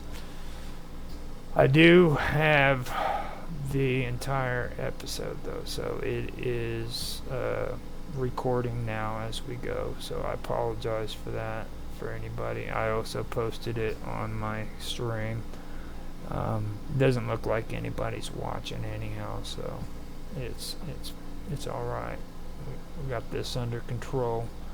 It says I have one viewer on Twitch and on Odyssey, but that's probably because I'm watching it, so it's all good. And what I was doing, just so if anybody doesn't know what I was going through going through a lot of the stuff that I had done with my proofreading and things of that nature. Now I have to figure out where I'm at.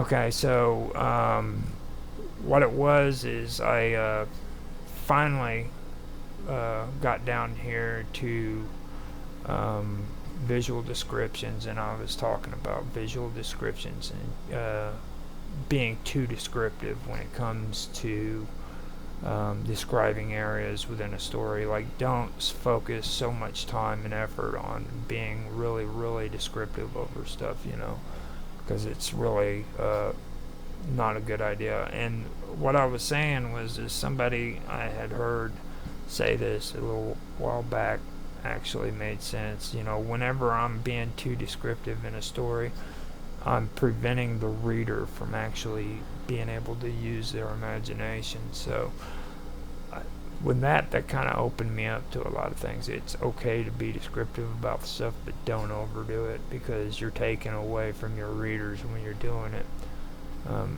And that makes sense to me, so I kind of balance it out, or try to balance it out as much as I can.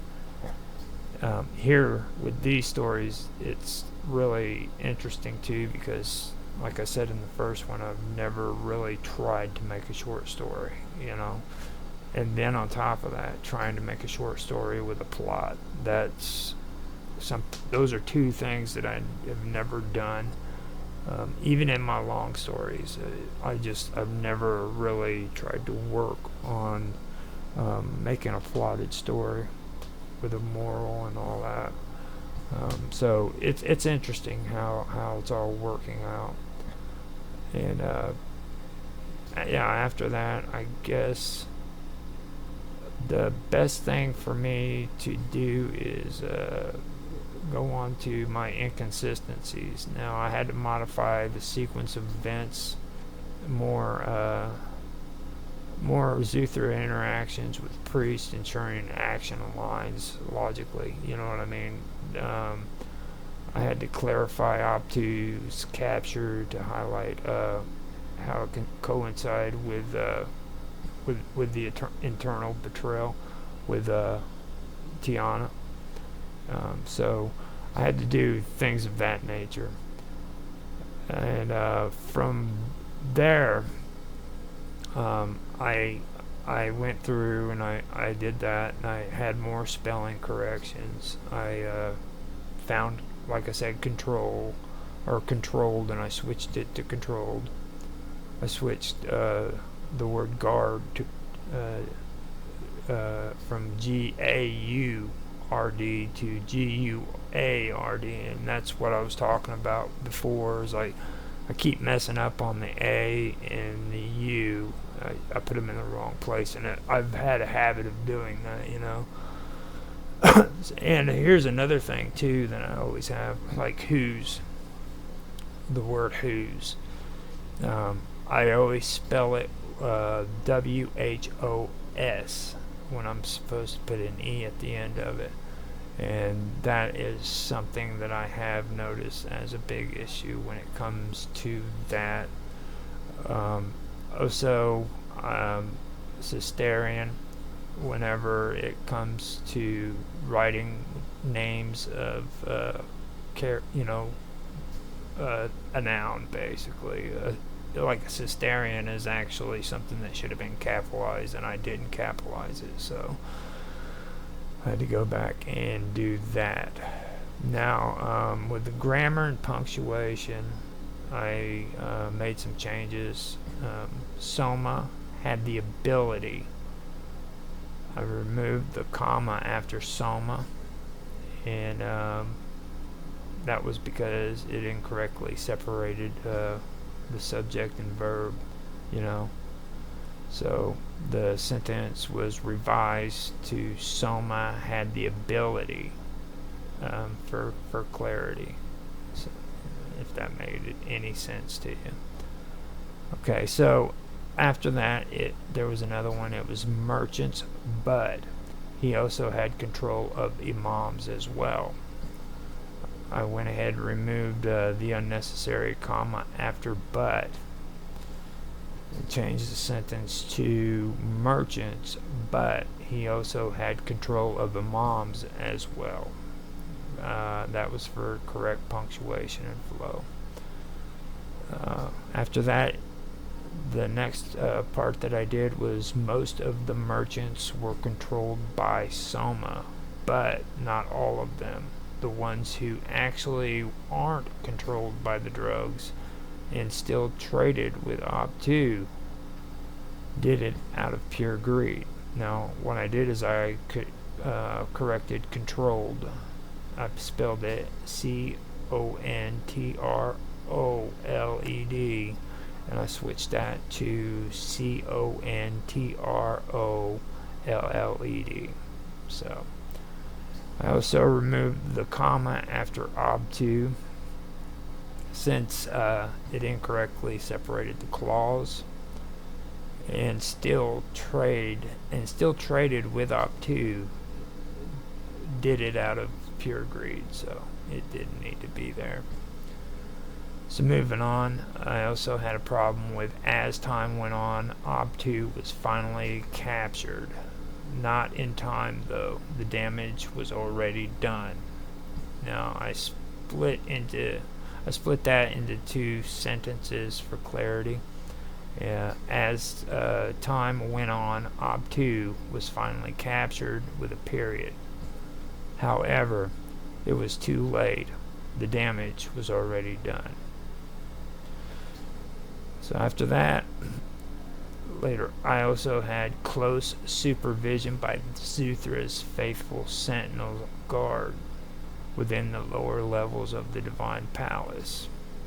I removed the unnecessary comma before within to make it close supervision of Zuthra's faithful sentinel guard within the lower levels of the Divine Palace.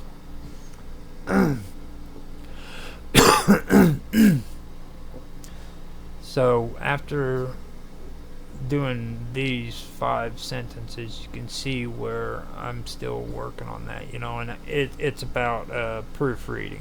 You have to go through and you have to proofread this stuff. There's insane amounts of mistakes that I made on this thing, and I didn't realize it until last week when I actually tried to read the first draft. Also, there's something that was suggested to me too that I find really, really helpful. After you do your first draft, take a break from it, step back, let it sit, breathe, come back maybe 3 to 6 months or even a year later and read it and see what you think of it, because you'll see things that you didn't see when you first did it. So, and that's what I really enjoyed about this, was I was actually able to do it. I went through and I proofread this, and now I'm coming back to do it again. After I do this too, there's something else that I want to mention that's very important.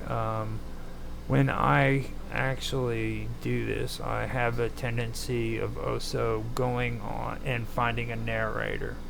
And I'm not talking about artificial, the AI stuff. I'm talking about go out and look for a real narrator. You can find them on the read alouds in your browser. I used to use a reader through Microsoft, but notebooks is what it was, and it's perfectly fine too for the purposes that I'm talking about here. I'm not talking about putting it on, the internet with the narration. What I'm talking about is actually listening to the words being played back to you. Now, when I started doing that, that really helped me out a lot, because I'm listening to the words and I'm hearing if it sounds natural, if it sounds like a actual natural conversation taking place, you know what I mean? And it really did help me out. It helped me out quite a bit. So that is one thing that I do suggest. If you take time to sit down and write this story, put it up on a reader. You can get read aloud, like I said, on you can get it on Google, but I also know you can get it on Microsoft or what is it? Microsoft Edge. So in Microsoft Edge, I'm not a big supporter of it, but I can tell you that the voices are better. So if you do want to use this kind of thing to where you can make a narrator sound good in your recording, I would suggest Microsoft Edge. But if you want for just to proofread and hear yourself, you can use Google or you can use Microsoft. But I would still use Microsoft Edge because it has better quality in its voice. So I'm not saying that it's really needed. It's just a recommendation. I've found it very useful to do that. Somebody actually suggested it to me on Minds when I was on there, and I was wanting to proofread, and he said that's what he does, and it seems to work out for me too. I've been doing it now for about a year and a half, 2 years, so it is pretty good. It's a pretty good deal. Okay, I should probably get back to this now.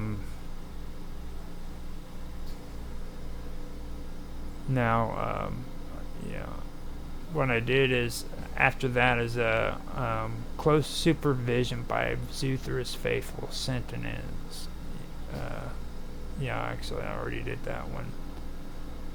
Now on here I also did close to both the sentinels and Zuthra himself. I removed an unnecessary comma, which was close to the sentinels and Zuthra himself.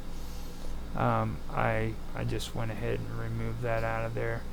Then after that, this was the only beginning. This was only the beginning of the end for Zuthra.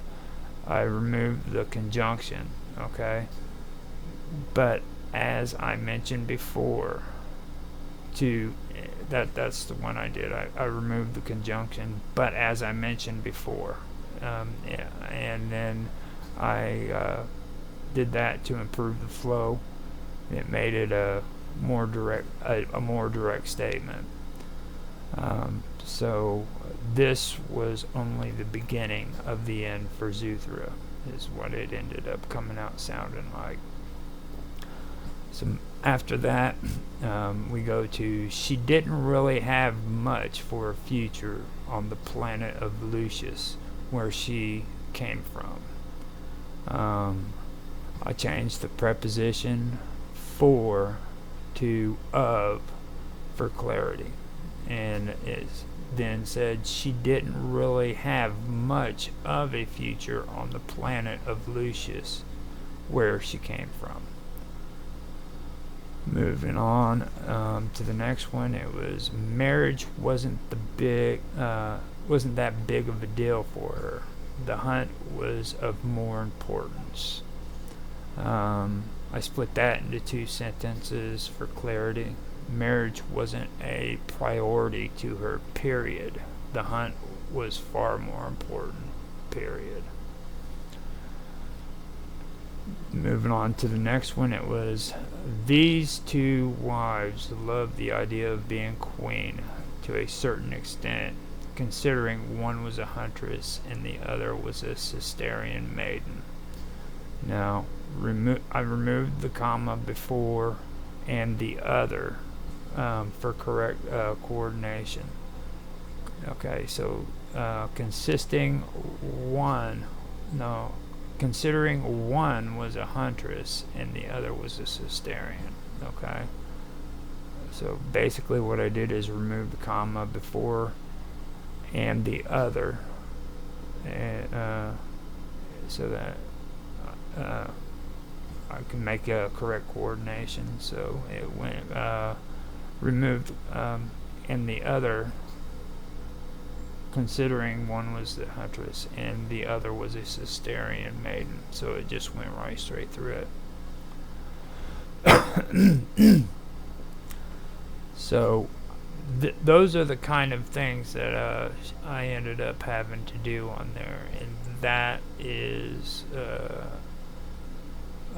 tons of them. I ended up going through, and I believe, right here, I ended up doing 21 of them, and I kept notes of them so that I could actually put some of them on there. I don't want to go through all 21 of them.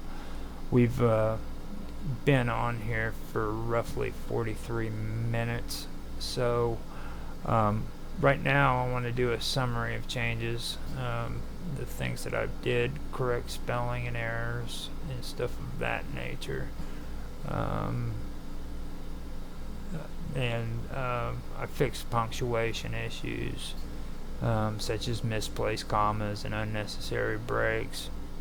I enhanced sentence flow by splitting overly complex sentences and adjusting word choice.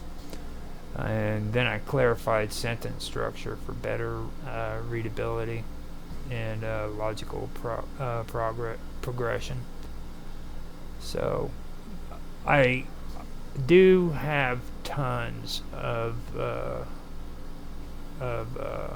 things that on my spelling that I had to correct and everything.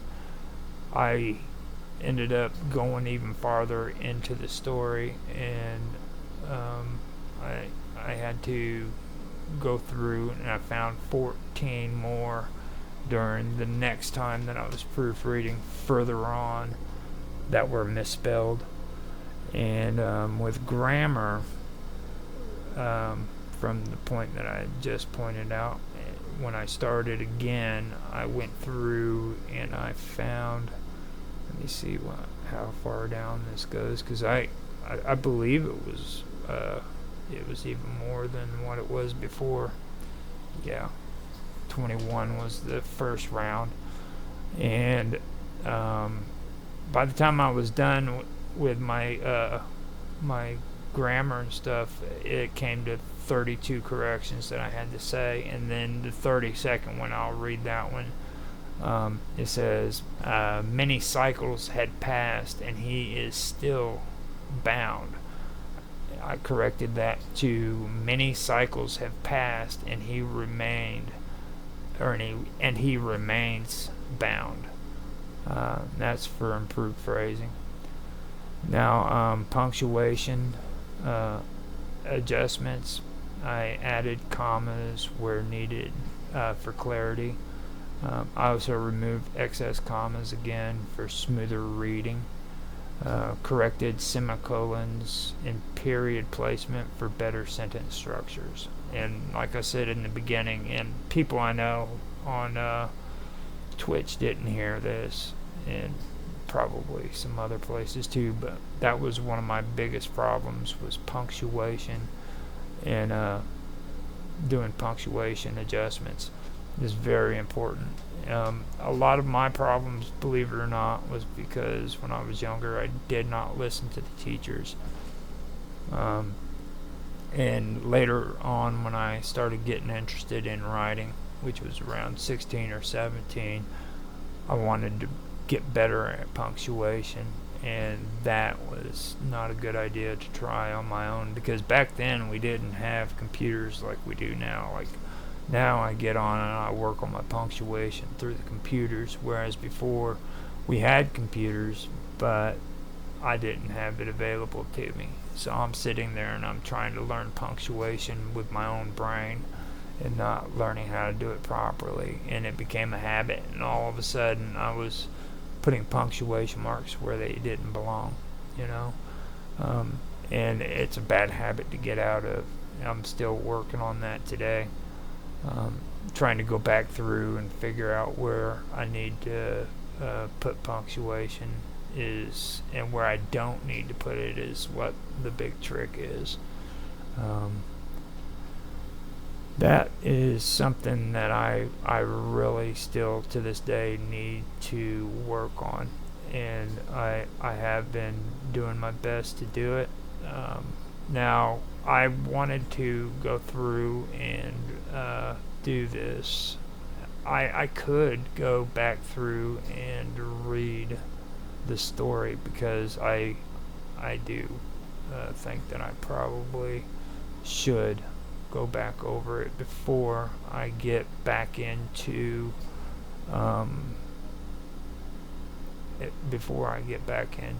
doing it, because I'm at like 1 hour, or not 1 hour, I'm at 47 minutes.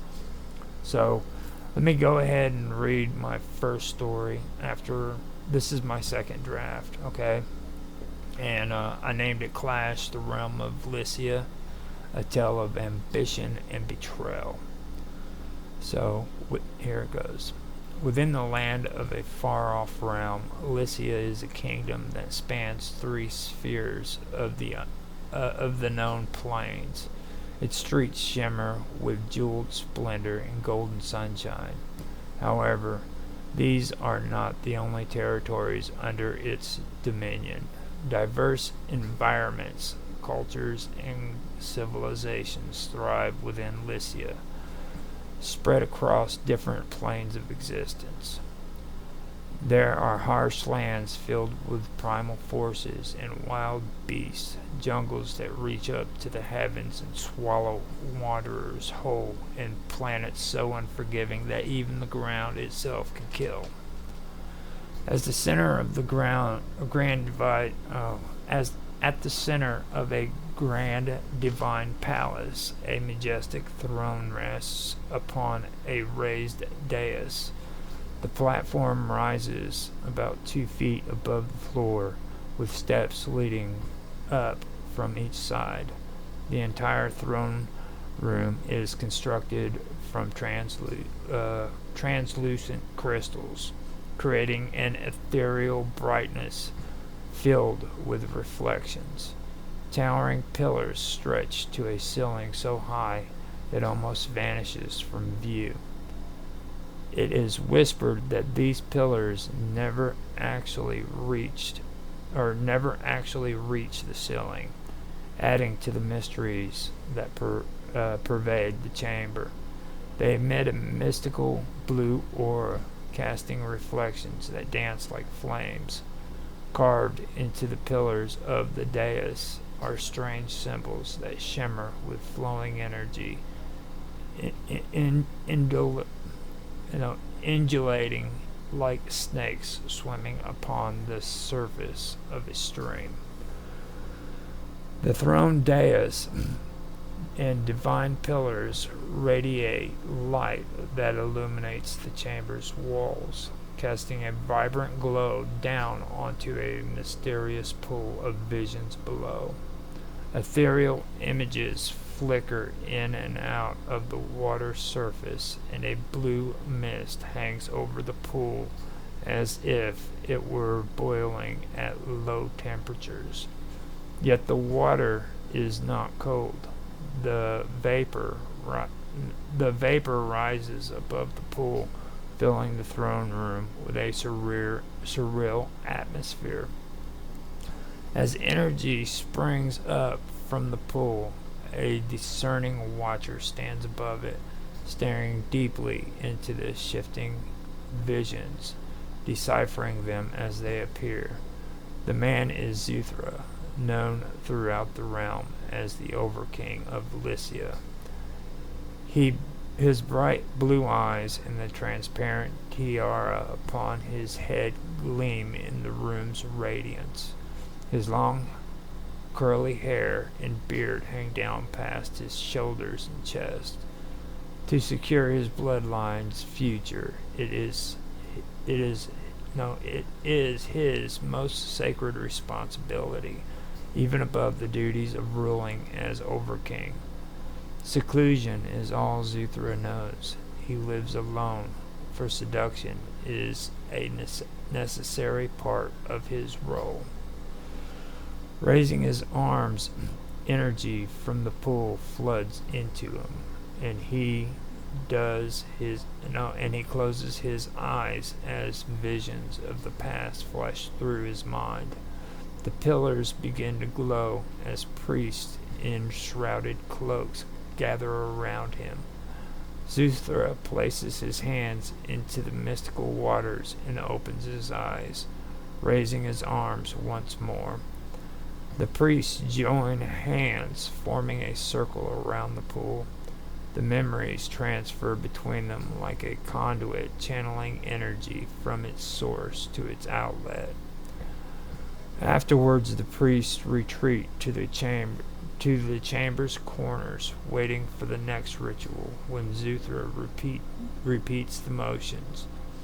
At the end of each ceremony, a priest announces in a booming voice that echoes through the chamber. The act of providence is the knowledge of things to come before they happen. All intelligent beings inhabit these known planes, divided into 6 realms. The first 3, known as the higher heavens of Lycia, Protean, and the cardinal realm, are ruled by the kingdom of Lycia. In contrast, the darker realms, Orphidian, Serpentine, and Saurian, are ruled by the reptilian Draco. Each realm is filled with its own diverse environments, cultures, and civilizations, from sophisticated societies to primal lands teeming with untamed beasts. Every corner of these realms offer a different vision of existence. Some thrive in the light, others revel in darkness, but only the strong survive in the unforgiven wilds. Within these cultures and civilizations, some people live basic lives day to day, while others travel the stars. Some travel between the realms, while others know nothing outside their own world. Some realms are uncivilized, primal, and filled with every kind of crawling thing, while others are more civilized. Tribal beings are spread throughout every realm, culture, and civilization abroad. Some civilizations travel the stars and have advanced civilizations everywhere. Some uphold a moral outlook on things, while others, despite having advanced technology, hold no value for life. The dominant species within Lycia are humans, while the dominant species within Draco are, of course, the Draconians. Slavery is practiced throughout all of the realms except for the higher heavens of Lycia. Not every culture and civilization within each realm practices the use of slaves, and some are against it. Others destroy cities and villages for the sole purpose of collecting slaves. It is survival of the fittest, and only the strongest shall survive in unforgiving and barren environments that have the power to kill. Just as much cruelty is committed by humans as by the Draco. The Great Seduction is the esoteric teaching handed down through generations of overkings. It can be performed while the target is asleep, awake, in the real world or in some illusionary world created by the Overking. The survival of his bloodline is the most important thing to an Overking. One of many who came before him. Each is responsible for finding wives, performing the great seduction, and consecrating his marriage to get them and consecrating his marriage to them through impregnation. Memories of consummating his marriage with Ilubu entered Zuthra's mind. He would watch her through the pool of visions and thought she was the most beautiful creature he had ever seen. His desire to have her overtook him, and he committed the great seduction, making her his wife. Zuthra waited until she fell asleep and visited her in a dream. Ilubu was from the planet of Proteon on an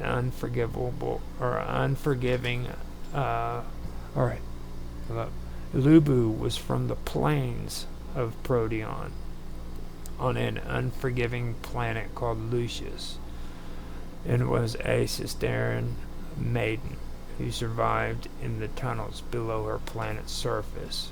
Her desires were simple.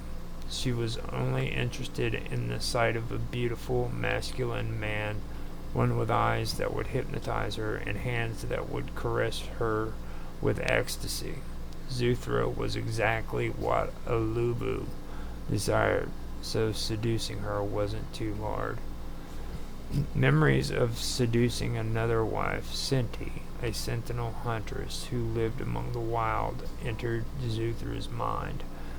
She was a huntress, and because of her desire for the hunt, Zuthra was able to seduce her. Zuthra came to her in a dream, taunting her with the vision of a beautiful beast. In the distance, she glimpsed the most beautiful beast she had ever seen. She raised her bow, aimed straight, and let go of the quiver, only to miss the target. Her blood began to boil. She did not like missing her target. She followed her prey, and when the sun began to fall, she lay under a tree to rest because the weather was beautiful that day. She was tempted by a dream that Zuthra implanted within her mind, and finally she was impregnated by Zuthra, and through consummation she became his wife. His third wife, Tiana, was unlike the others.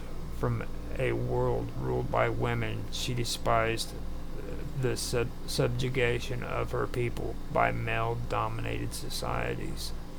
In her world, men were considered merely instruments of reproduction, unworthy of power. Tiana's heart was as dark as her ambitions, and she took pleasure in cruelty. Each night she slept above the screams of tortured slaves, finding ecstasy in their cries. When Zuthra sought her out, it was not as a seducer, but as a supplicant. She disguised herself as a broken slave, offering himself to her fury. She tortured him in her dreams, and in her bloodlust she succumbed to the seduction. The union was twisted, a bond forged in pain and lust. Yet despite becoming a queen, Tiana never bowed to Zuthra's will. Instead, she harbored a deep-seated hatred for him, vowing to one day see him undone. But Zuthra's kingdom was not without its enemies. From the darker realms, Orphidian, Serpentine, and Saurian ruled the Draco, a reptilian race of ruthless warriors. The seeds of rebellion took root. The Draco had long sought to undermine Lycia's power, and one Among them, Ob-2 became a key player in this struggle. Ob-2 was a master of subterfuge and corruption, carrying with him an insidious tool of control, a drug known as Soma. This drug, designed to bend the will of its users, turned even the most strong-willed into mindless slaves. It spread through the cardinal realm like a plague, corrupting merchants, warriors, and even priests who once served the Overking. Imams were responsible for ruling in the Overking's place when he wasn't there to rule himself. Eventually, mistrust among the people, with whispers of draconian infiltrators influencing the Imams, began to emerge. Zuthra, aware of the rumors, investigated and found, to his dismay, that some of the rumors were correct. Dealing in illegal trade and the emergence of a drug created by the Draco called Soma quickly spread across the realms. Eventually, the only responsibilities of the Imams consisted of trade negotiations with the merchants. By this time, however, the merchants were already being influenced by the Draco, conspiring with them in illegal trade. Merchants and warlords are never to be trusted. Unethical dealings among each other in slave trading and illegal dealings with the Draco are rampant. The merchants class has built its own federation, dictating to the people whom they can trade with and whom they cannot. In order for its citizens to conduct any trade, Lycia must trade within these federations and nowhere else, as proclaimed by law. While enforcing trade agreements, these same people deal with warlords who travel freely within the realms, plundering citizens and taking slaves for trade, forcing citizens to pay tribute for protection. Warlords profit greatly from being the middlemen between the merchants and the Draco as well, trading in slaves and genetic research material. In these lands, most of the people don't see good or evil, right or wrong. However, those who did believe in something believed in darkness and light. They also believed that there was a balance in all things, but most believed in the survival of the fittest and only the strong survive. And only the strong surviving. No, with only the strong surviving. But most believed in the survival of the fittest, with only the strong surviving. Prepared to sacrifice his own life for the Draco, Ob-2 ventures into Lycia via transport ship. He makes his way to the Cardinal Realm and establishes himself as an agent of chaos while planting the seeds of discord throughout Lycia. Ob-2 is seen as a tyrant and murderer, loyal to the Draco. In his hands lie the fates of those enslaved to the wretched beings that ruled over them. Soma had the ability to control the person using it utterly and completely, turning them into mindless slaves. Ob-2 began in the Cardinal Realm, converting underhanded merchants and its inhabitants into followers. Soon a cult of followers grew around Ob-2, and as more joined, his influence expanded. He eventually moved into Protean as well. Before long, Ob-2 had a tight hold not only on the merchants, but also on the Imams. Most of the merchants were controlled by Soma, but not all of them. The ones who weren't controlled by the drug and still traded with Ob-2 did so out of pure greed. As time went on, Ob-2 was finally captured, but it was too late. The damage was already done. Zuthra's enemies were close at hand, and the final stages of his kingdom's demise were in sight. Abtu was placed under close supervision by Zuthra's faithful sentinel guard within the lower level of the divine palace, close to both the sentinels and Zuthra himself. But as I mentioned before, this was only the beginning of the end for Zuthra. Ilubu came from an unforgiving planet within the realm of Protean, where survival meant living in underground tunnels. She was honored to become the wife of an Overking, as she didn't have much of a future on her home planet, Lucius. Senti, on the other hand,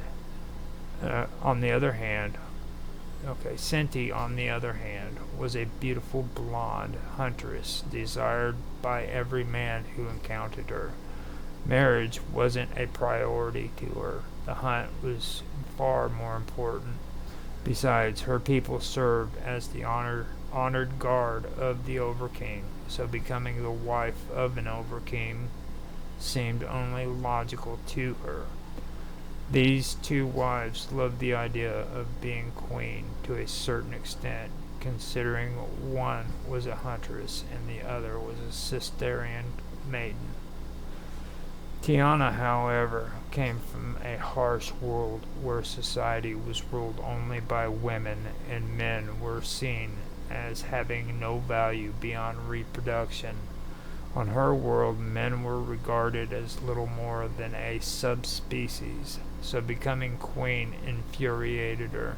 She vowed vengeance on Zuthra for what he had done, swearing to herself that she would be avenged for the treachery inflicted upon her. As Abtu was taken into custody, Zuthra had no idea that Abtu and Tiana had allied against him.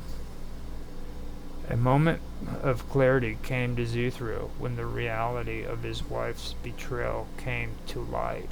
Tiana was in league with Abtu and his cult of followers, prepared to move against Zuthra in an all-out assault for the throne of Lycia. The Imams had been divided, those who remained loyal to the Overking and those who betrayed him. These were the self-proclaimed satraps, now working hand in hand with Tiana, Abtu, and the Dracon. Merchants and warlords followed the assault of Lycia as well. The Imams who stayed loyal to Zuthra gathered their forces and quickly fortified the Overking's divine palace. Abtu was subdued at this time and taken to the divine palace, where he was placed within the lower levels. The news of the uprising spread swiftly, and there wasn't much time to act. Not all of the sentinels and imams were able to rally in time. For some, it was too late, as Tiana and her forces had finally gathered and were ready to move on Zuthra and his defenders. Soon mighty cities within Lycia began to fall one after another. Fires raged as flames fell from the sky during the assault. With help from the Draconians, the final attack and destruction of Lycia were swift. Warlords, merchant ships, satraps, and Tiana moved quickly through the empire, encountering little resistance. Armed by the Draconians with battle cruisers, Tiana moved through the barriers between each plane with ease. As she did, Tiana and her forces destroyed everything in their path. No one could have guessed the amount of guilt and shame that Zuthra felt in those final hours as the enemy forces and his wife closed in for the final blow. With the death of so many of his people, everything must have seemed lost for Zuthra. Now only crumbling remnants of those great cities remain, but there is a twist to the story. The closer the Imams are to Zuthra, the more powerful they become, sitting in the divine throne room with him. They devise a plan that Zuthra is forced to accept. With the sentinels who protect Zuthra, the palace, and the higher heavens of Lycia, the Imams transport them into a separate plane of existence, created specifically for the higher heavens of Lycia, the palace, and the divine throne room. Zuthra is protected by the barrier created between this plane and the others. Yet there was another twist to this solution.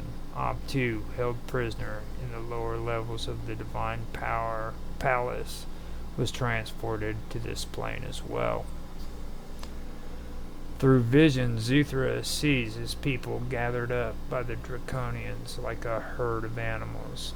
They are used as food and for genetic research conducted by the Draco, who truly hold power over what was once Zuthra's empire. He grieves for his people, tears falling from his eyes into the pool of visions below. Shame and guilt overshadow his self-pity as these visions enter Zuthra's mind. He covers his eyes and screams in anguish for the lives lost. Tears fell from Zuthra's face as he pulled his hands from away from it. The scene around him had changed. The Imams were toiling as they did before, and the divine throne room was as it was before the attacks began, with the divine pool of visions below his feet. Zuthra soon realized that he had just experienced a vision, and all the things he had seen had not yet happened. Zuthra knew that these were visions of the future. He had seen visions of the future before and was familiar with the emotions he was experiencing at that moment. He not only knew that the events he saw were going to happen, but he also knew they would happen soon. Out of nowhere, familiar words from a nearby Imam filled the room. The act of providence is knowing things to come before they happen. Sentinels were given the order: evacuate the terrorist capital of the Divine and the Divine Palace at once. Zuthra also ordered all major cities on all planets within the realms to evacuate. After the evacuation, the terrorist capital of the Divine was separated from the other planes of existence, just as Zuthra had seen in his vision. All the people within the empire was told to evacuate. Fleeing in a mass exodus, the citizens of Lycia were scattered in all directions within the realms of existence. Forgotten, Abtu was now a prisoner in the lower levels of the Divine Palace, sent into the same plane of existence as Zuthra, who remained in the Divine Throne Room, while Abtu was imprisoned in the lower levels of the Divine Palace. Merchants loyal to Zuthra assisted in the evacuation of Lycia, offering passage aboard their ships. The deceived followers of the Draco remained behind, waiting for their master's arrival. Zuthra made quick plans for the destination of his people, allowing them to flee to far-off places on the boundary of the known realms of existence, hidden away from the Draconian forces as well as possible.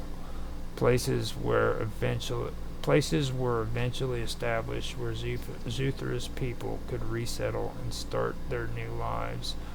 Routes of escape were kept open so that stragglers could someday find their way back to the people who had resettled in these far-off places. Interstellar battleships were en route to Lycia as the invasion began. As they fell out of hyperspace, however, they were intercepted by the Draconian fleet, which had arrived first. Quickly, they were destroyed as Draco forces began to bombard the planet of Lycia below. Thankfully, the cargo vessels full of refugees had already left on their way to safety in far-off destinations unknown.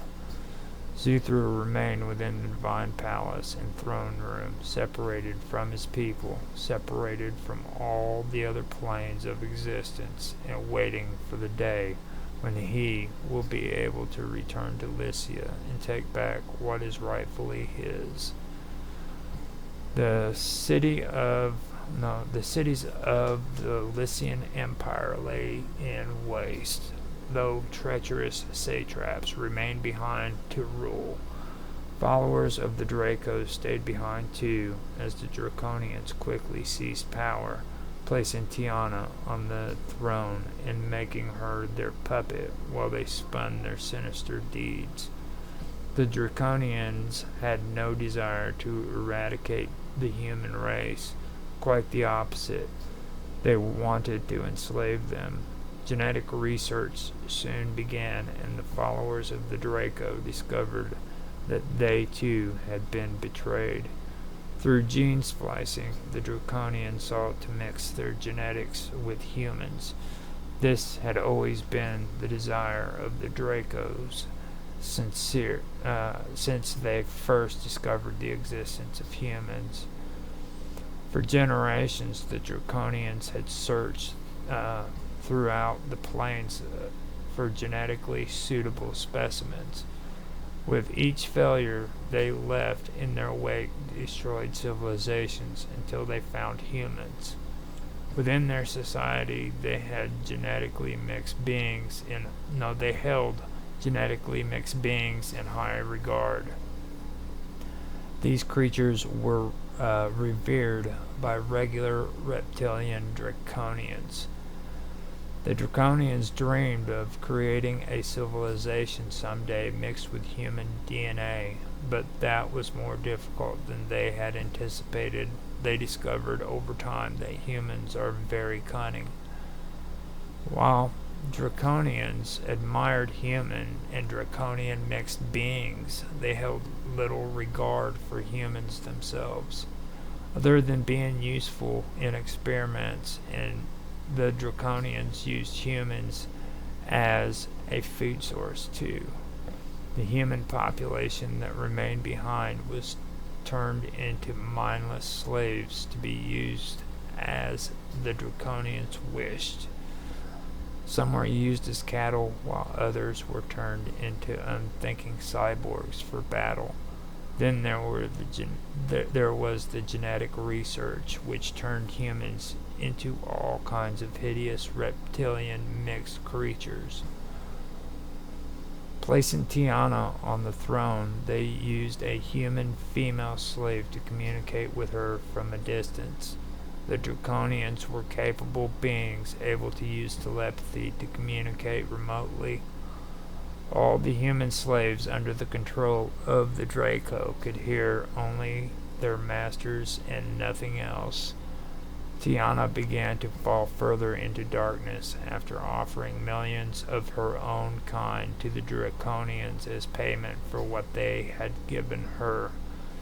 Soon all she wanted to feel was the pain inflicted on others. It didn't matter if it came from males or females now.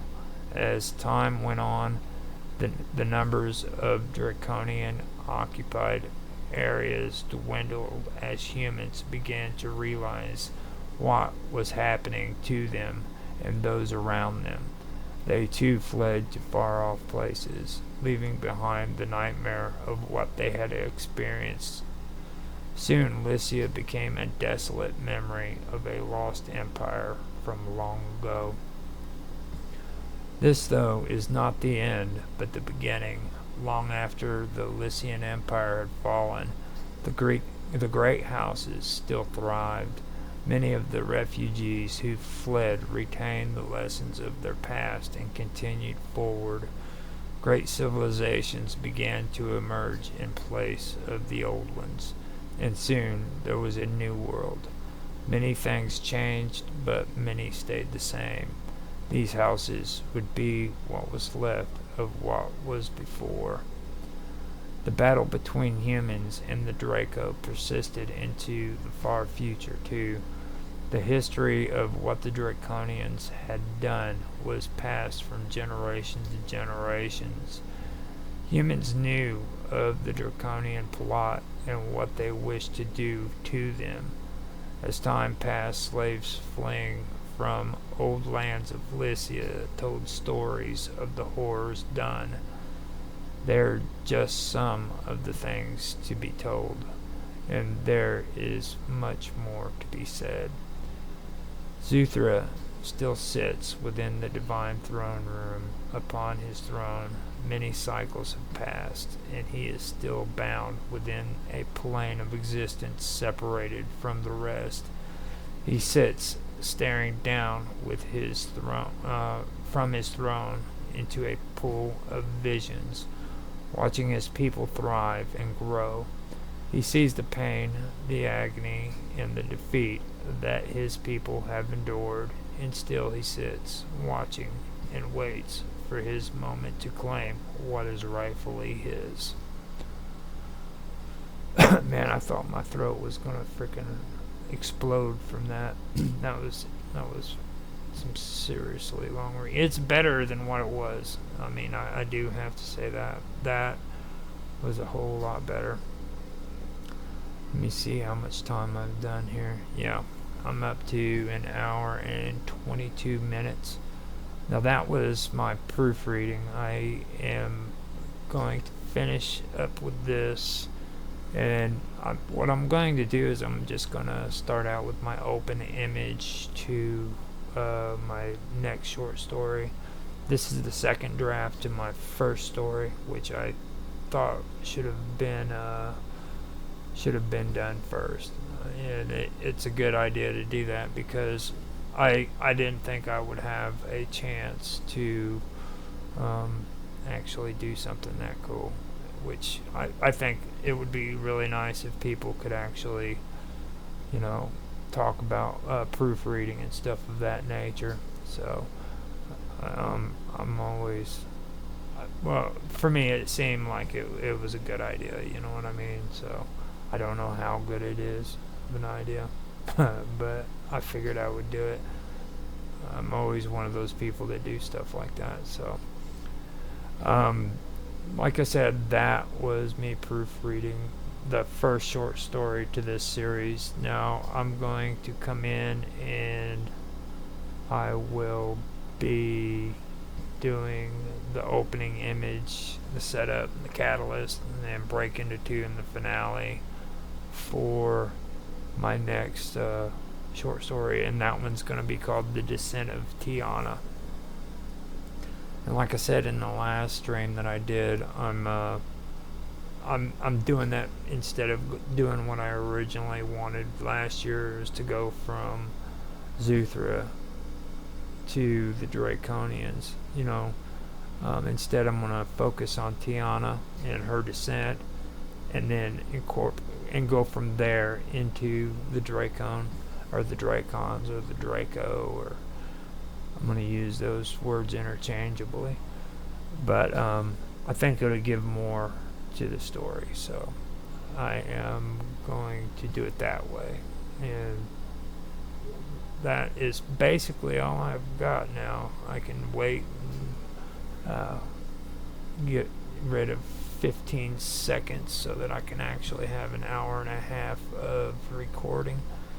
But actually it's only an hour and 25 in the recording. It'd be an hour and a half of the live stream. So if you guys enjoyed this, or if you have any feedback on your writing, the way I've done things on this video, whatever, feel free to tell me about it. I'd love to hear your feedback, especially when it comes to this, because it's writing is something that I really enjoy doing. So if you guys want to give some feedback on it, feel free to do it, because this is one thing that I enjoy, and I've had this channel for quite a long time too, and I haven't put much of effort into trying to get very many people on here to subscribe, and I'm fine with that, because what I wanted to do was set up a channel that was focused around stories, and that's really what I'm looking for when it comes to this channel. I've been posting up some stories that other people have done. Like right now, I'm also posting narrations of the Odyssey up. I have a story that I'm doing as well called the Wall House Curse, I believe is what it's called, and it's actually, let me see, it's called the Wall House Curse, and that is a story that that was written by John G on Minds.com. He is, I always forget the name or his last name, but I can pull that up real quick. It's John Giffen, I believe it is. And I've made it up to chapter 8, I believe, of his story. And I've got the narration set up and ready to go. So all I've got to do, basically, I don't know for sure how many chapters are left. I know that I've got a lot that I need to get through there, so it all matters on what it's called. His name is Geffield, John Geffield, and he came out with this story, and he has a lot more of them that are available. If you want to check them out, you can check them out on Goodreads. He has this story, the Wall House Curse, as well as many other stories that you can find on there. Now, besides that one, I'm also doing another story that I'm working on. It's the Echo of the Stars. That is, to me, that's a really, really cool story. You should check that out as well. Let me find out if I've actually covered an hour and a half. Yeah, I'm really trying to hit hard for it on that hour and a half. But yeah, I have a story that's on there called the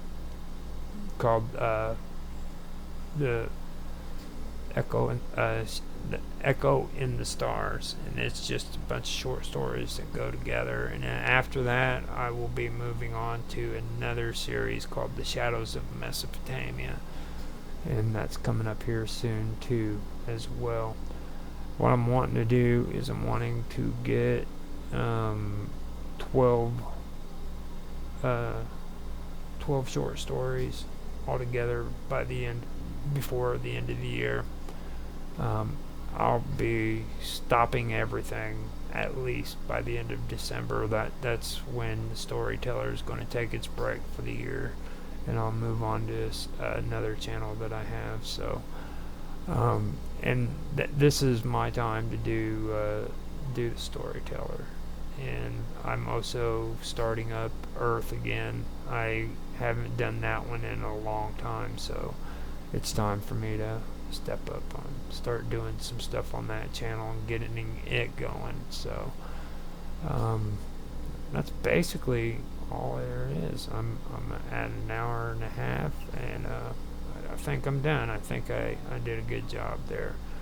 The next time I come on, I will start working on the second story, start breaking it down for you. So I will talk to you guys later. I hope you enjoyed, and good night. My first big history thing was the Titanic. Yeah, mine too. Yeah, it's like Edison and Tesla, isn't it? Yeah. Edison and Tesla. Tesla, genius, lived in abject poverty, died an unknown practically, Edison, bit of a tit. Yeah. Sam's absolutely cracking up laughing because I just called Edison a bit of a tit. Oh God. Can't take you anywhere. Sorry. Yeah, I mean, I'm nearly speechless. I am almost. It doesn't happen often. I think that, I mean, why do we still teach Shakespeare in schools? Yeah, because 90% of it is a load of old tosh. It is, yeah. Plays, operas. Update the syllabus. Get those Instagram DMs on the curriculum. Oh my goodness. Yeah. There is a lot of more moderner literature. More moderner. Yeah, right. I mean, I can't believe that books I studied in school 35 years ago are still on the syllabus. What, things like 100%. Mice and Men. Of Mice and Men. To Kill a Mockingbird. Oh god. That'll be taken off there before long. To Kill a Mockingbird. They'll have that gone. I guarantee you. Oh, that'll be gone. It'll be gone. It's Hobson's Choice. It's like of Mice and Men. Yeah, and there was another one, a third one that was like the classic, and they're the all three that my daughter has who finished her GCSE. Yeah, exactly. Yeah. They were there when I was there. They've not changed them at all. And I left school in 1986, and I had exactly the same books. Yeah, we left school the same year. So yeah, but so it's like 35 years and they're still there. It's like, why? Yeah. just why? It's like, why are you still doing Shakespeare? It didn't interest us 35 years ago. No. It's not good at interests. Someone now. Probably didn't interest people not long after you'd written it, to be fair. Well, I mean... Although I must admit, I would love to go and see David Tennant and Catherine Tate do Much Ado About Nothing. Oh, see, that'd be good. It's only because I like David Tennant, yes. But, yeah. Apparently they are brilliant together in Shakespeare. So I'd like to see that. That would be something I'd like to see. Yeah. I think. No, I would. Do you think?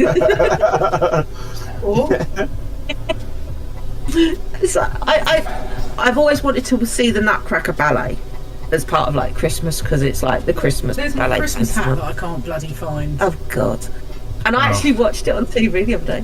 The Nutcracker Ballet. Did you? I found it on YouTube. And I fell asleep halfway through. that just aren't you glad you didn't spend cracked up money?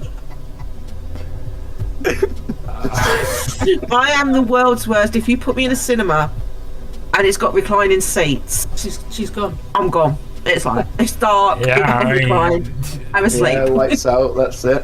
Have you seen these theaters? Well, yeah, of course you have. You're talking about recliner chairs, but like, you can get them come on. I mean, oh yeah, our local cinema, which was new. It only opened like 2 years ago. They've got ones which literally lay down like beds. Yeah. Nice. Yeah, I'm like, no, can't do that. I have to have like the sit-up ones where the legs come up. I can do that. But then Ben has to poke me if he starts me. He said your breathing changes, you start breathing heavily. Surely you should be concentrating on the bloody film, not falling asleep. That's what I mean, it doesn't grip me for the whole film. No, understand. This is every movie theater is like this. Like they've literally gone in there, gutted these places out, and this is like plush sitting space, like sitting at home in like really, really nice furniture. You know what I mean? Yeah. Gone are the days of the spring back seats that used to clout you as you got up. Yeah. It was so uncomfortable. I can imagine falling asleep in a cinema. I mean, I've done it loads of times. I'm so into what I'm watching. Mind you, I only go and watch a film at the cinema if I really want to watch it.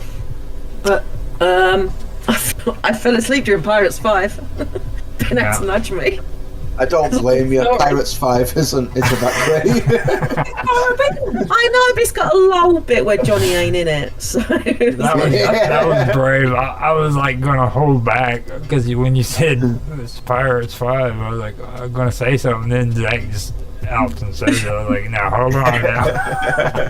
Yeah, there's like a bit where Johnny ain't in. It's just half Yeah, was good. Pirates 1 and the 2. Pirates 1 and the 2 is the best, like hands down. Because, yeah. Last movie I went to watch in the cinema was. No, Pirates the last 1 movie was I went to watch. Yeah, Pirates 1 was good. Pirates 2 is good. 3, 4. 4's better than 3. 5 4's is just. better than 3. 5 is just. 5 is just what the fuck are you doing with the law at this point? What are you doing? 3, the one where they go to get Barbossa back. World's End. Oh, I like Yeah. 3. Yeah. They're all good apart from 5. 5 leaves a lot to be desired. Yeah, 5 is shocking, man. 5 is really bad. 5, and the thing that was really bad was the CGI in 5. Like the young Johnny Depp, it looked like a Snapchat filter. Like it just looked awful. Like they put that baby effect on Johnny Depp, and I was like, "What the fuck have you done to him? Like, what is going on?" But it was also, but the CGI was also really good because half of that he filmed after he'd lost his finger, and had a bright green dinosaur cast on his hand. He had a hard cast on his hand that was white with bright green dinosaurs on. And I went, why? He went, because I could. Well, I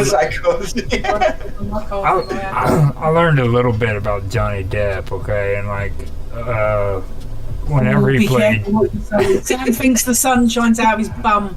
like you know what happened like with him and when he played Tonto, right? Okay, he fell off that train.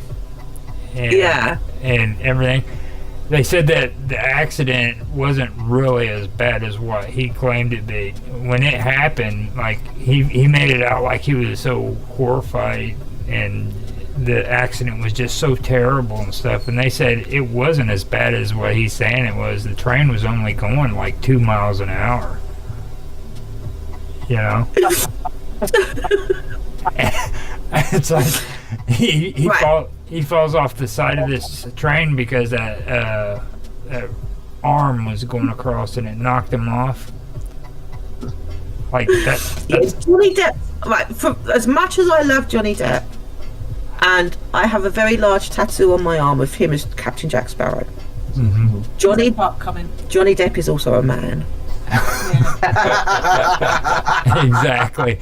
Exactly. So obviously, as a woman, it would be 2 miles an hour, and it was a bit ouch, and I've stuck a plaster on it. Yeah. To a man, it's 35 miles I was an hour, going maybe 60 80. miles an hour. I bounced down the road. I'm lucky to be alive. Yeah. He is lucky to be alive. That's exactly what it is. You hit it right on the nose. So,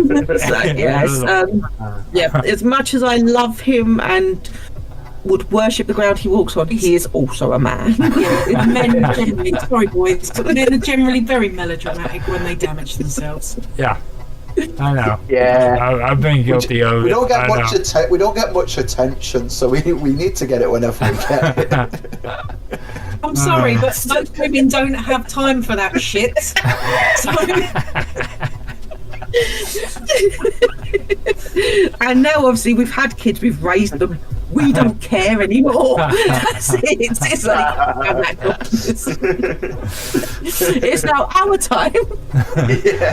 My son used to have himself, people are like, oh, you hurt, and I'm like, oh, just brush the dirt off it, you're fine. Man up. I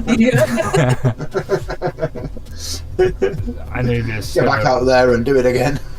Is there blood? No, you're fine. Carry on. And even if there was blood, you just stuck a plaster on it, it's all good. I knew this one woman. When I almost amputated the top of my finger off, I just wanted to put a plaster on it. Yeah. And then I got told I'd go to the hospital and have it stuck back on. No, it's when you dislocated your shoulder. Let's see, this is... Your elbow. Dislocated your elbow and called me. Dislocate my elbow. I'm stuck in the bath.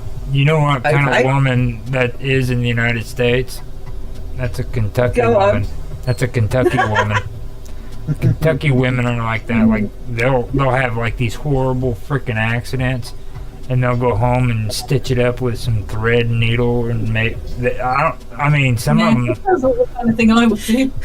Have bones like sticking out. So when you call me and go, I'm stuck in the bath because my elbow's dislocated. Okay. It's dislocated. No, I've hurt my elbow. I pulled a muscle, and then I thought I'd broken my arm. My elbow had been dislocated for over 18 hours by the time we got to the hospital. By the time I forced her to go to hospital. Oh, Yeah, right, I see, that's what I'm talking about. You have to force it. To be fair, I did that. So not my elbow, but my shoulder. I've done my shoulder as well. I'm gonna tell this very, very funny story. Feel free to laugh, okay? And this is one reason why I hate Alice in Wonderland. I was riding the Alice in Wonderland ride at Blackpool Pleasure Beach. Okay, got on the ride, absolutely fine. We were next in line. My brother wanted to ride it, and then my youngest brother fell asleep. So I was like, right, okay, you can go. We'll take him back. We were next in line. So my younger brother, we're like, yeah, we'll go on it. We're next in line, might as well. Got on the ride, fine. Went all around the ride. Still terrifies me to this day. Absolutely can't stand it. It's awful. Awful ride. Got off the ride. The car moved forward. I got off, jolted forward into the barrier. I went to the first aid trainer, who was just a security guard, and gave me an ice pack. I was like, yeah, it's probably fine. You've just swollen it. It'll be fine in a couple of hours. Right, okay. I sat there for a week and a half with a dislocated shoulder in 2 places. Oh my God. And they said, I went to my doctor and I said, is this starting to hurt now? Bear in mind, my shoulder was like a quarter of a way down my arm that I didn't even notice. I was going to work and everything, going to college at the time. I was like, this is hurting. Like, I don't know what I've done. I was like, right, we need to go to the doctors. I went to the doctor. He was like, I'm sending you for an X-ray. I was like, is it bad? It was like, it looks pretty bad. So I was like, all right, okay. Sat in A&E for like 4 or 5 hours, and then decided to, get seen.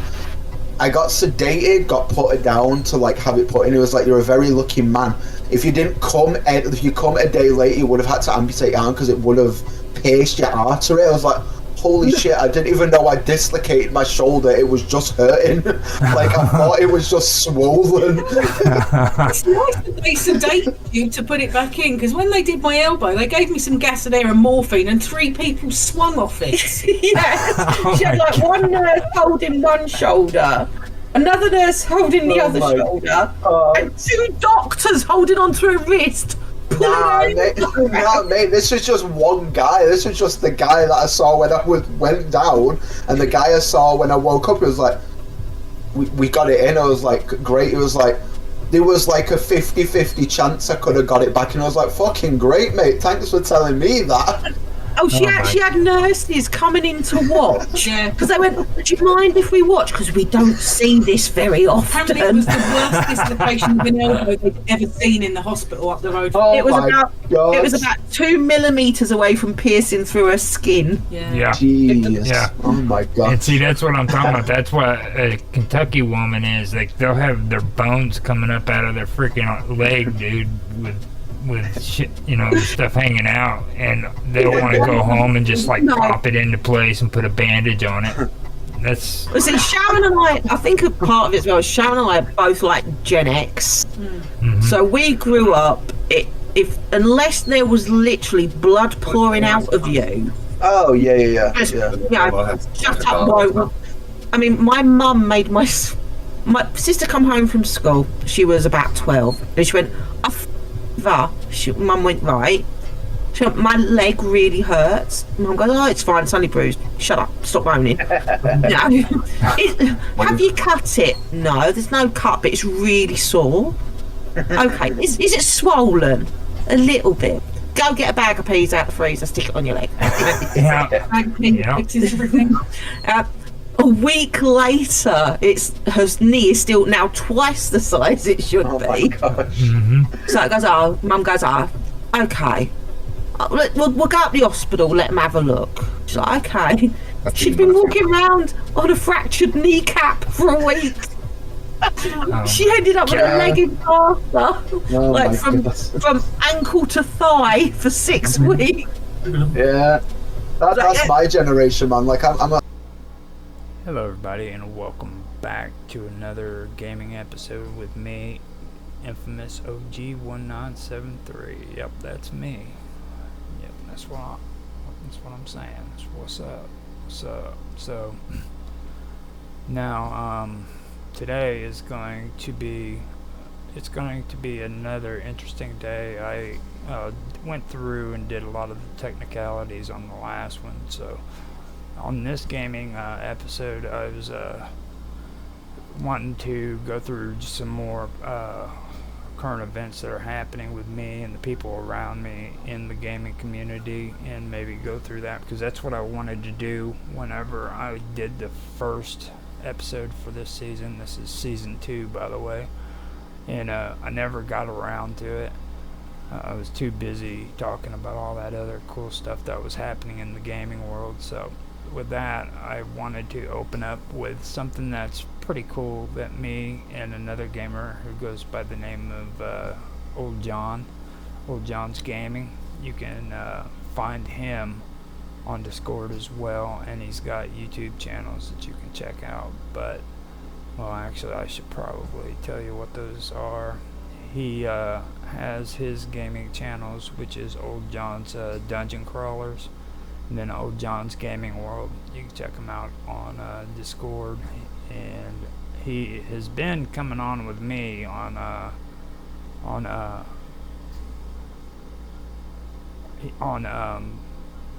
Skype. No, not. I don't think he has come on with me on Skype.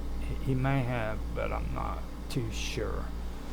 So I wanted to put his name out there because me and him have been, or we discussed something that I think would actually end up being a pretty good idea, and if anybody wants to do it, they're more than welcome to do this. But we have been coming up with an idea that would possibly involve giving out free game codes on the show.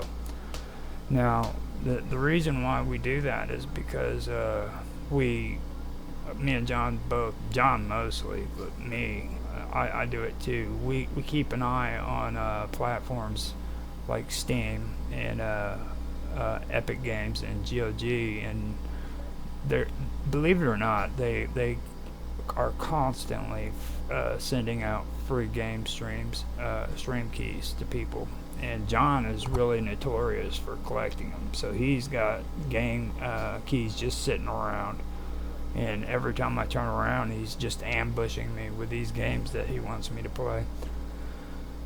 Well, about maybe 3 or 4 days ago, it crossed my mind, well, he keeps sending me these game keys and stuff, why don't we talk about maybe doing it as a prize for people who come on to the show and want to participate, maybe do something that's pretty cool. And he said, yeah, it sounds like it might be a good possibility, or he liked the idea. So we're in the process of doing that, and I also have been running an idea over that I think might actually be kind of cool. Now, what it is, I want, if I do the first competition, what I want to do is I want to do a competition for anybody who is able to speak Roadman. Now, Roadman is like a slang that's in England. It's mostly in London, but in England you can find a lot of these guys that are on there, and they have their own specific slang that they talk. You know what I mean? Now, I've got a script set up, and what it basically entails is anybody who is able to actually finish this script, which is quite complex, and do a really good job of it from beginning to end, can possibly win this prize. And this prize will be a free game key. It's going to be the game key of our choice, though. It's not going to be something that you'd want, but that brings even more mystery to it. And all you have to do is be able to read this script and if you're good at it and better than the rest of the people who are trying to do it, then you'll get a free game code. Now, the thing of it is if I did something, or if I do something like this, it's going to be set up to where the winner will receive his prize like at the end of the month. Okay? And I think that would be cool. So it's not official yet. I want to talk it over with John, see how he likes the idea of doing these contests, because we just had a brief conversation about it. But if he's still on board and he wants to do it, man, we'll go for it, you know. And we can work on getting more contests set up with the show, and maybe have you guys come on or anything, you know, and talk some with us during these contests and everything, and get your feedback and everything on how you feel about it. Now, the one thing that I do have to say is I'm not officially saying that this contest with the Roadman is out, but what I will tell you is this, that you can send a recording of you doing the Roadman accent in to me, either on Discord or Skype with Gaming with Infamous, or you can actually send it by email. That would be Roger Hanson 1969 at gmail.com, or you can contact me on in the comment section, you know what I mean. We can hook up there, let me know that you do have a recording and you want to send it in to me, and I can help send you to the right place. Now, either you can do that, or you can come on the show and you can actually do the script in front of everybody on stream. It's your call, whichever way you want to do it, because I know there's a lot of people who are shy out there and really don't want to be in the public's eye, you know what I mean. So this is basically open to everybody. Anybody who wants to do it is more than welcome to do it. So I cannot believe it. I have to. Okay, I ended up not going live on YouTube, so I have to actually. I had it set up to where you could manual or automatically start the stream, and it all switched up on me. So basically, what I was talking about before I figured that out was that we are in the process now of going through. I just started the show, so nobody really missed anything on YouTube. But me and John were talking about the possibility of giving out free game codes on the show, and the reason why we're saying that is because John mostly, but I sometimes catch them. I find free game codes that you can get off of Steam, or Galaxy of Games and Epic Games, that they usually send out for like Halloween, you know, the fall.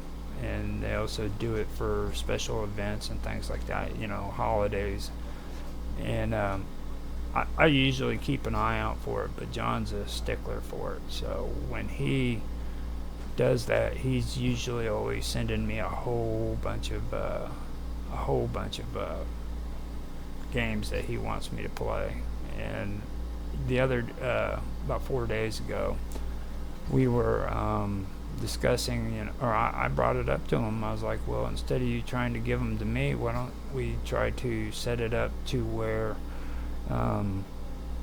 people can like enter prizes or enter contests and stuff, so that they could try to win these Steam stream keys or game keys, you know.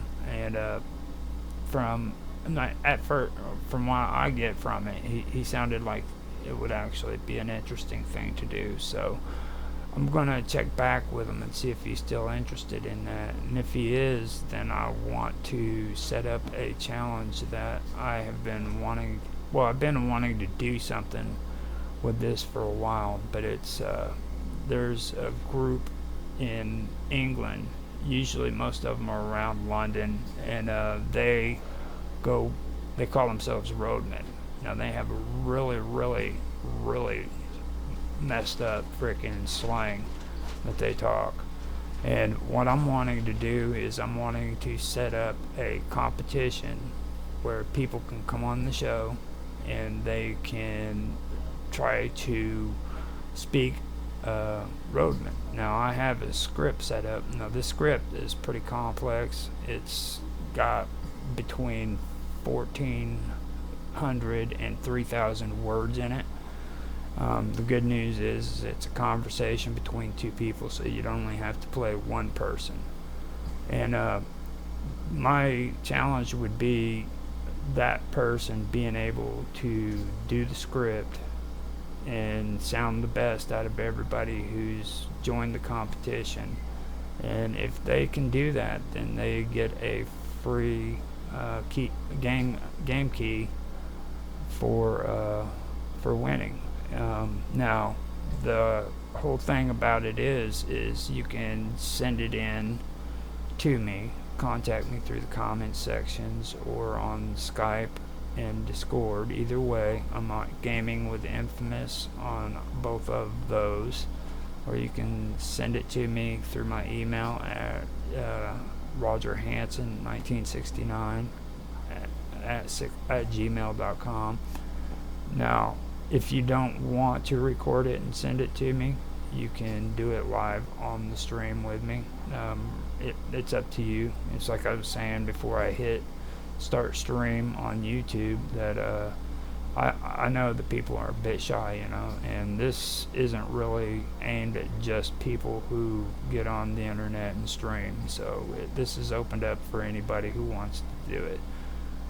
I know there's a lot of people who are pretty video and audio shy, so I'm making it to where you can actually send the recordings in separate from the live stream if you want, and I can still air what you record onto the stream after you send it in, so it just makes it easier for you. Now if you don't want me to air it on the live stream, that's cool too, you know what I mean? It's just for the purposes of finding out who the winner is. So if you win, the only stipulation I have is that I have to play your recording, but if you don't win, then we won't have to do it, but that's up to you. It's your call on that one. So I was able to get caught back up for YouTube and let them know what was going on. And I'm glad that I caught that at the beginning, because last time I did my stream I ended up forgetting to hit start on X. Now it's on YouTube. So with that being said, I would also like to say that we have a really cool background here that I got from Mike Wojciech from Dragus Productions. He's my buddy on Skype and Discord as well. He sends me a whole bunch of cool stuff so that I can use it, and this is one of the things he had. I figured I would do this one on the background for these episodes. I think it looks pretty cool, so that's another thing I wanted to point out. And Old John has been doing a lot of work with me in different projects. Me and him both are involved with a YouTube and Rumble channel, as well as an Odyssey channel called The Wonderful World of Weirdness. And besides that, we've also been gaming together. He goes by Old John in gaming, and you can find his Discord channels on Discord One of them is Old John's Dungeon Crawlers, as well as Old John's Gaming World. Now he's the one I was talking about when it comes to the game keys, the free game keys. So he's the guy that's going to be working with us. Now if you guys are on Discord and you want to join me, you can join me on Home Away from YouTube. I am in the Home Away from YouTube roundtable chat, so you're more than welcome to join me if you wish. I also have the chat open on Discord or Skype as well, so you can come in on Skype with my Gaming with Infamous chat there as well. So I will leave this open for a little bit longer, and if it's not, then I will close these out and go on with the show. That way we can get something going on here. But that is what I wanted to announce. I apologize that I had to start over again on what I was wanting to talk about. The only reason why I had to do that was because I had to actually start the YouTube stream, which apparently didn't do. So we've got that taken care of now. Let's see here. Now after that, I wanted to start talking a little bit about streaming games. You know, for me, there's something that I've always had an issue with when it comes to streaming, and the one thing that I really had a real big issue about is how much easier it is to stream games and get views, whereas if you're doing things that are outside of the gaming community, it's harder for you to get those views. And it seems like a lot of YouTube and other platforms are geared towards, you know, gamers. That's basically what it's about. It's just like on Twitch. You know, I'm streaming on Twitch, don't get me wrong, but it's also geared towards gamers.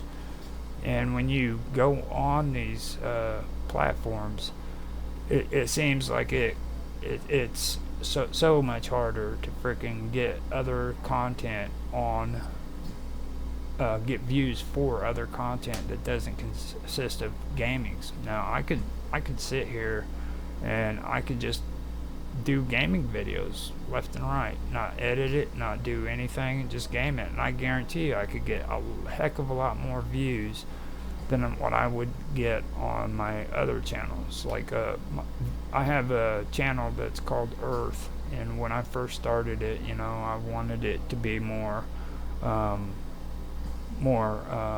natural, you know, more natural, kind of have a more natural kind of way of going about it. I wanted to, you know, kind of talk about nature, talk about, you know, gardening, things of that nature, you know what I mean? Stuff that you hear everybody on YouTube talking about that we should be into, and we should be more of this and more of that. But in reality, they don't get on YouTube and they don't get involved with gardening and nature and things of that sort. It's, you know, and it seems like it's harder for people who are into gardening to do that, other than going out and getting a sponsor who's willing to pay them to do it. I've also seen that when it comes to my other channel called Working with Audio and Video. I watch a lot of people who do projects on Blender that are always having to have sponsors in order to get any kind of money out of it. Now these are people who are very professional at computer graphics and stuff, you know, and they take their time to come onto the platform to kind of show everybody how Blender works and how you can do special effects and things of that nature. And from what I see, man, they barely get the amount of views and the recognition that a gamer does. A gamer sitting down playing, you know, Mortal Kombat or freaking Resident Evil gets more views. And things that I've had things that I was interested in, and things that I'm still interested in, as well as new things that I've thought of throughout the whole time with my other channel, Earth, and here lately I finally started it up to try to give it another go, but it got to the point with all that where I ended up just giving up on it, because for one thing, I had issues with gardening, and when it comes to just doing the garden by itself, but then taking time to make videos of it. I didn't have really that great of a computer back then, and I was using phones to do video and stuff of that nature, and it was hectic trying to figure out how to do all this stuff and still be able to make a garden, And then after I did all these videos and I got them done, nobody was watching them. And the reason why nobody was watching them is because they freaking wanted to watch cool stuff like video games like Minecraft and freaking all these other games, And don't get me wrong, I did videos for gaming too, I've been doing them ever since my nephews and my nieces have been little kids. We've been doing them, playing video games forever. And I think the first game that I actually did as a stream was Minecraft, and that was a long time ago. It was it was on my main channel. It wasn't on my Gaming with Infamous channel. Just to set that clear, I actually changed the name of this channel and made it into a gaming channel after I had started doing it on my main account, which is Roger Hanson. And I did that with a really, really bad computer. Didn't have very much good equipment, but I did it. And it was frustrating, even with doing the games, So, I mean, I ended up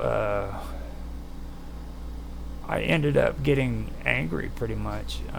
There was a lot of anger to a certain extent, because it's like I could see where I actually wanted to put real content on YouTube that I thought was freaking real. You know what I mean? You step outside and you do this stuff, and this is real stuff. This isn't, stuff that's on the internet.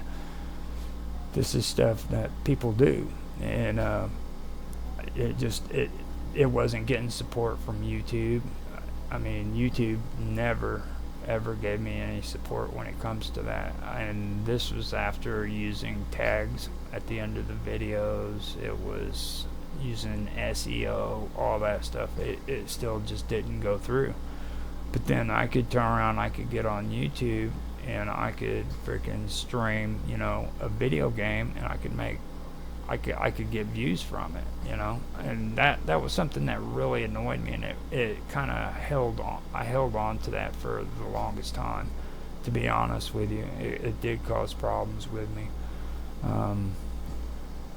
It's like I said, I could go on YouTube and stream about games and I can get views, but I had to struggle to get views on my other channels. I've had, the politics you can get views on, but like when it comes to like Earth, that one's just now getting traction, and that's because I changed from gardening to other topics and bringing in different things like history and things of that nature. So that was something that I had to actually put into it, and that isn't really what I was going for, but I had to change it.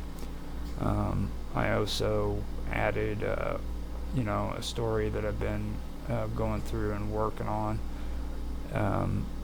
It has to do with duality and things of that nature, philosophy, stuff like that. So I added that on, and none of this has to do with gardening or nature or anything of that sort, because it's hard to find people who are actually willing to get on the internet and do those things. So that was something that I had to learn how to do.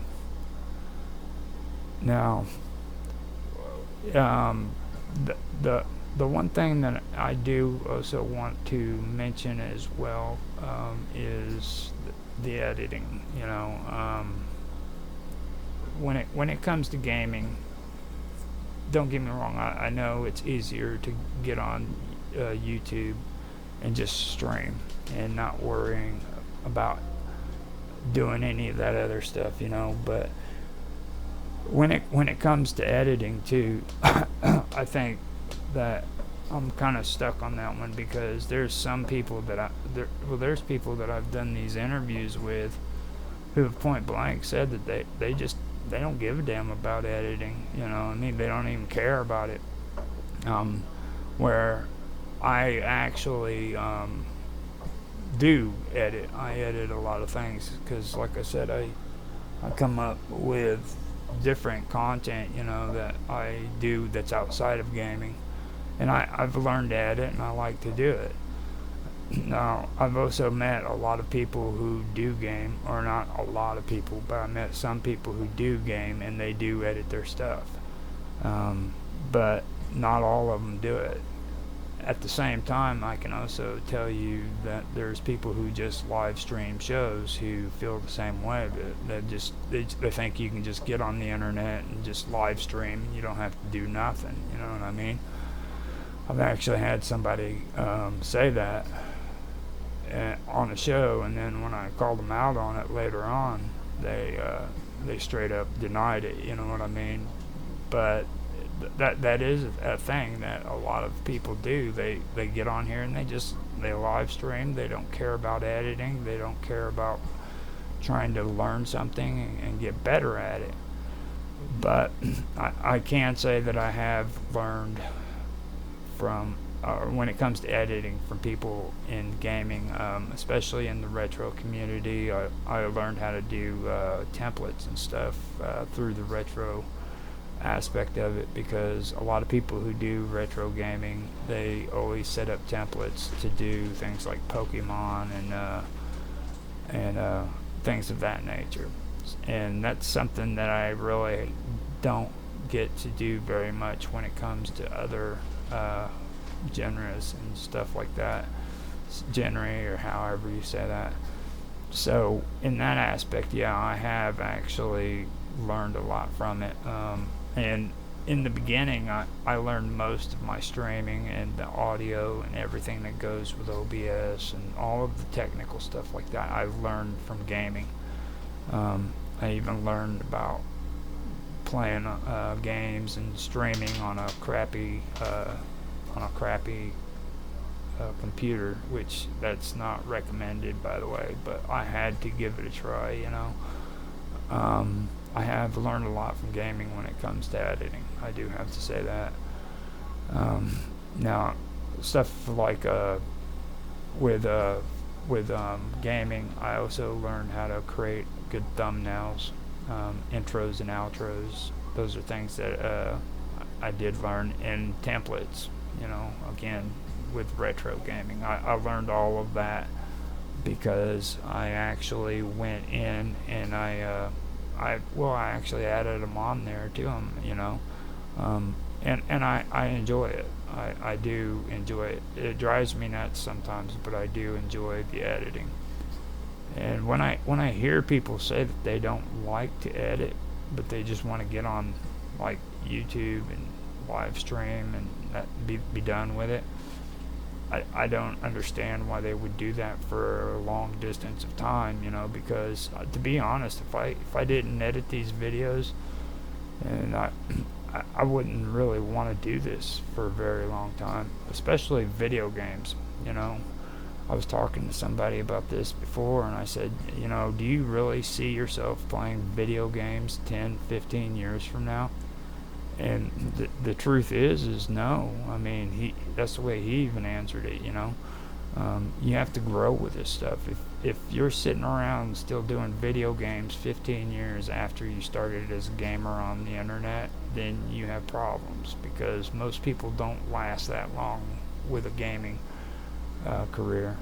they usually learn more stuff and they move on to better things when it comes to video and things of that nature. So, you know, and for me, it was never about just getting the views. You know, I wanted to go to the next level when it comes to all of it, when it comes to the editing, it comes to the computer graphics, when it comes to working with the audio, things of that nature. I've even gotten into wanting to learn more about SEO and setting up a good channel and things of that nature. You know, that's where it's at for me.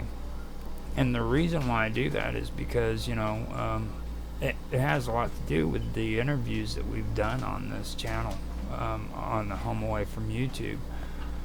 The one good interview, one of the good interviews that we had was with freaking Gemini. You know, Gemini came on here, and what impressed me about him was the moment he got into the chat and it was time to talk, he looked straight at the computer, okay? He looked straight at the monitor, and he aimed his next comments towards kids.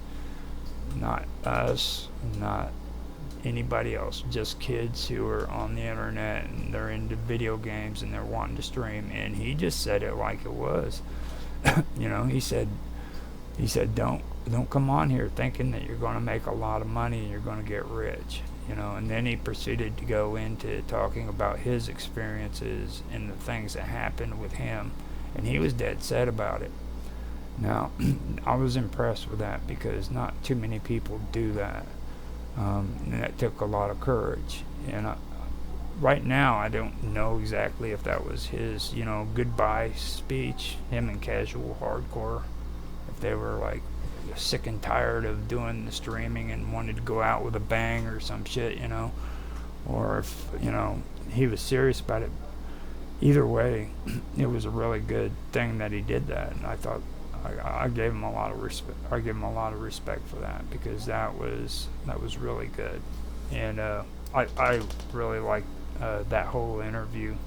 If you guys get a chance, go and check it out. It's been posted on Discord, and I also have it in my playlist.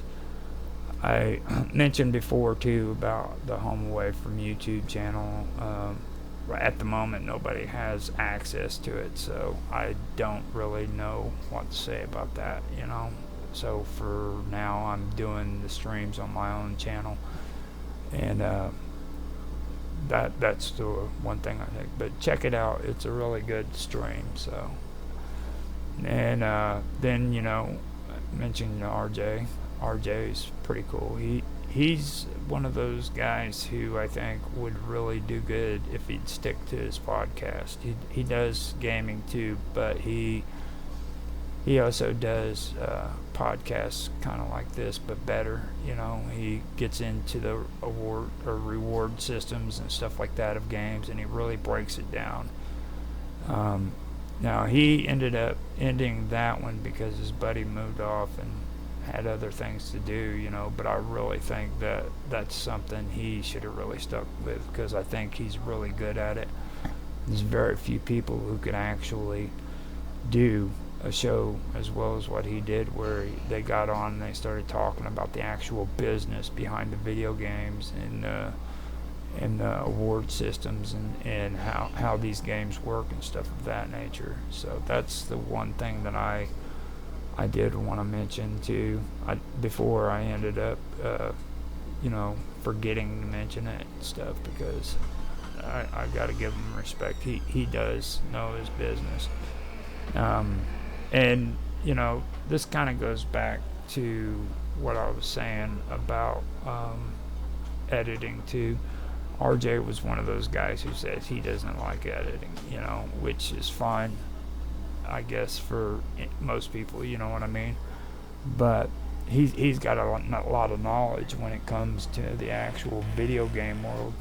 So it's kind of give or take on it, you know what I mean. A lot of people who actually started in this in streaming, you know, usually had to edit their own stuff, and I've noticed that a lot of people now are going out and hiring people to edit for them. Like, I edit everything, you know. I've been editing since I first started, and I'll probably be editing when I'm finally done with all my stuff. But when it comes to certain people that I do know in the gaming community, I do like their videos, even though they really don't edit or nothing. There are people that do edit that don't get very much credit either. Darker Things is another one that I'd love to mention when it comes to this, because he takes time and effort into editing his videos out. He doesn't do video games as much as what he used to. He likes to do the spooky stuff and the serial killer videos and stuff of that nature, but he always takes time and effort to go through and edit his stuff and make sure that it's really good. You know, Zach and Rapid also do the same things. They're really, really big on editing. So that's the one thing that I can say. Not everybody has that mentality, you know. And I have learned a lot from gaming. I'm not going to say I didn't, because I actually did. I learned a lot from getting on video games, playing the video games, and then going back and editing them. Now, if I didn't learn all that stuff, and I was just, you know, getting on and doing streams with all of the stuff I had to overcome when it comes to computers and streaming and audio and all of that stuff, I wouldn't have stuck around. It wouldn't have been worth anything. You know, I had to be one of those people who had to learn from the things that I was doing. So if you are a person who's out there and you are gaming, you know, I'm not going to say that it's worthless, okay? But I am going to say that after a certain amount of time, you need to be setting your priorities a lot higher than just playing video games. And you have to ask yourself, are you willing to be that guy who's sitting around and just playing video games 10, 15 years from now? Or do you want to be one of those people that take what you learn and apply it to something else? There's people who are serious about audio and video and SEO and things of that nature. There's courses that are being put out on LinkedIn Learning, you know, where you can go in and you can actually learn how to edit film, edit video, get a job doing this stuff, you know. But you have to take and put the time and the effort into it. There's people that are making money off of SEO, you know, learning how to use SEO to where they can actually, you can get good views and stuff like that on your websites and your videos and everything, you know, AdSense, things of that nature. So that's all I have to say on the topic. And the reason why I wanted to bring that up was because of that interview with Gemini. That was a really good one. And again, I suggest if anybody is interested, they need to go watch that because it's pretty good. Another gamer that I want to mention is CJ11. Okay, now I had a really, really good interview with him. And the one thing that I forgot to ask him about was a few things about modern warfare. He's been doing a lot of modern warfare videos. And you know, it kind of caught me off guard because like the whole time that we were doing these interviews, everybody was flocking in, you know, and we got to CJ and like the time was bad and I couldn't get many people to in for the interview. And CJ has been around and playing some amazing games like you wouldn't believe. So it was something that really stuck to me. Eventually, I'd like to be able to get him back in and do some interviews and maybe have him come in and talk a little bit more. And then the Drew Gamer is another one. He's got a lot of good stuff. I was actually I was going to forget mentioning him. He's another guy that I'd like to have on here to do an interview. Maybe have some other people come in and do a round table. But to be honest with you, I'm just as happy when it comes to, having an interview as what I am these round tables, because being honest, it's about asking these questions and getting it down. I love doing the interviews, and the way I set it up this year, it goes back to the way I originally wanted to do it when I was doing my videos before I started getting involved with Home Away from YouTube, where I'm going to do 12 episodes, and if I can get interviews on the way, then it's cool, but if I can't, then I still have 12 episodes that I've done, like this one right here,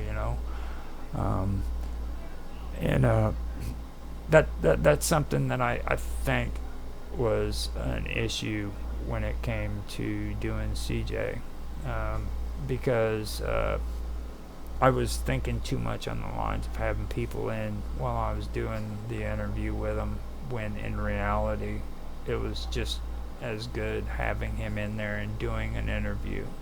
That's what I wanted. I wanted to do an interview with my nephews before I even started doing these live streams, I did one with both of my sons. I did a video each with both of them, and I thought that was pretty cool. That I was cool with that. Just being able to sit down with somebody and actually interviewing about video games, I thought was cool. And that also happened with the Crappy Gamer. And the Crappy Gamer, he was actually doing something that was interesting that most of the people on Home Away from YouTube haven't been doing, and he started using Kick. Now, Kick is something that Mark Wojcicki is using as well on his shows. I forgot to mention that before, but he's also been using Kick, and I've been hearing things about that from him. And during the time that I did the interview with the Crappy Gamer, I didn't know Mark Wojcicki, so I ended up not asking him some good ones. So later on, maybe I can get him on and kind of go over that. I felt kind of bad that he didn't really get too many people coming on to the interview, because whenever I first met the Crappy Gamer, I met him at the same time that I met Rockstar, as well as Soci and a few others. We all were on Old John's Discord channel, and Old John was still doing WLCs back then, and that's how I met those guys. So it was before I even went on Home Away from YouTube, and we were just doing it between the 3 or 4 of us. We had 3 people on a regular basis that would go into WLC, and we would watch each other's videos and watch, like, and comment on them, and I was happy with it, but then John decided to give up on the WLCs, and he recommended Home Away from YouTube, so I went there. And at first I was really hesitant on actually starting up another group and doing it, because it was just I don't know, I guess I thought that doing that WLC was great, but later on John let me start it up again, and I realized how horrible it was. And the sad part is it's starting to look that way now when it comes to Home Away from YouTube. Here in the last few weeks to a month, I'd say it's just dwindled down. We've gotten some support on there, and me and Rockstar has been going in there a lot. Zach's been doing it too. Zero's been actually coming in, but not as much as what Rockstar has been doing. I've been having to put up my Earth videos and things of that nature on there too, because I've been caught up in a lot of projects. I haven't been able to live stream for about a month now, and that's because I have all these other things that I need to catch up on and get straightened out. So, you know, things had to suffer. I know my views are going to drop on that because I haven't been doing live streams, but that's the price we pay. The only reason why I was doing these live streams, to be honest with you, was so I could post them on the WLC on home away from YouTube. That's it. I mean, I didn't even live stream until my son came to move in with me about 2 years ago, and then when he moved out, I was still doing them. So you know, I mean, and that's the truth. I mean, I just really never did much of the live streaming when it came to that, because like I said, I had an old messed up computer. Whenever I tried to do live stream, everything went to crap. And this was before, whenever, you know, YouTube and Google was separated from each other, and they had the really screwed up live stream from Google. And then, like, you got on YouTube and used theirs, and they were always pushing the XSplit, like it was so great and shit. I noticed that these days they aren't trying to recommend, you know, encoders whenever you go into the YouTube studio. But I think that's a good deal. I have been able to pull up 46 minutes, man. That's pretty good. Now, after all of that, I want to go on to something that, you know, a buddy of mine, V, mentioned this, and then Mark Edworthy has mentioned this too, and I think this is something that a lot of gamers would probably find interesting. You know, when they have this idea of creating the ideal game channel. You know what I mean? And for me, I've been doing gaming for years now, and I get a kick out of that, because, like, with my experiences doing gaming, I've found that there is no such thing as an ideal gaming channel. Okay, I've been doing all kinds of games now. My gaming channel would be kind of like all the streaming that I do. It's a variety gaming channel, and I do that on purpose. A lot of people don't do that. I can understand that, but mine's a variety, and it's a let's play. You know what I mean? And let's plays are basically when you play a game and there's no expectation from others that you're going to beat the game. You're just playing it. That's what a let's play is. Now, that's what I basically do, and it's a variety of games, and I do that for a reason. It's because, you know, there's people out there who do make channels, and they just focus on one single aspect or one game or one theme, and that's all they do the entire time that they're gaming. Okay, they, like somebody who's into Resident Evil, that makes a channel specifically about Resident Evil, and that's all they do. And don't get me wrong, if people are into that, and that's cool, and it makes it a lot easier for them, you know, but I could never do that, or I couldn't, you know, just focus on one game, because there are so many games that I do play, and if I'm sitting around and I'm playing all these games, but I'm only streaming one of them, you know, I don't think I could cope with that. I'd probably snap, and I would end up doing what I'm doing now. I would eventually end up making a variety channel, when it comes to gaming. The one thing that I have been learning too about a lot of it is the competition is way overwhelming. Okay, so you have to look at that. You have to understand that like when you start setting up channels that are geared towards one certain thing, then you're going to have to deal with the competition, and you're just starting out as a channel too, mind you. Okay, and trust me, the competition in gaming is insanely overwhelming. Whenever I started really getting into this stuff and learning about it, I found out something that I mentioned to Mark Edworthy last week, which I'll mention again, and this is the fact that when you go in and you decide what games that you're going to play, don't go in and pick like the top 10 games, okay? Because the competition is really outrageous, especially when you're starting a channel, a gaming channel, okay? The best thing to do is like maybe go down the list, find one that's maybe the 12th. Hello, Mark.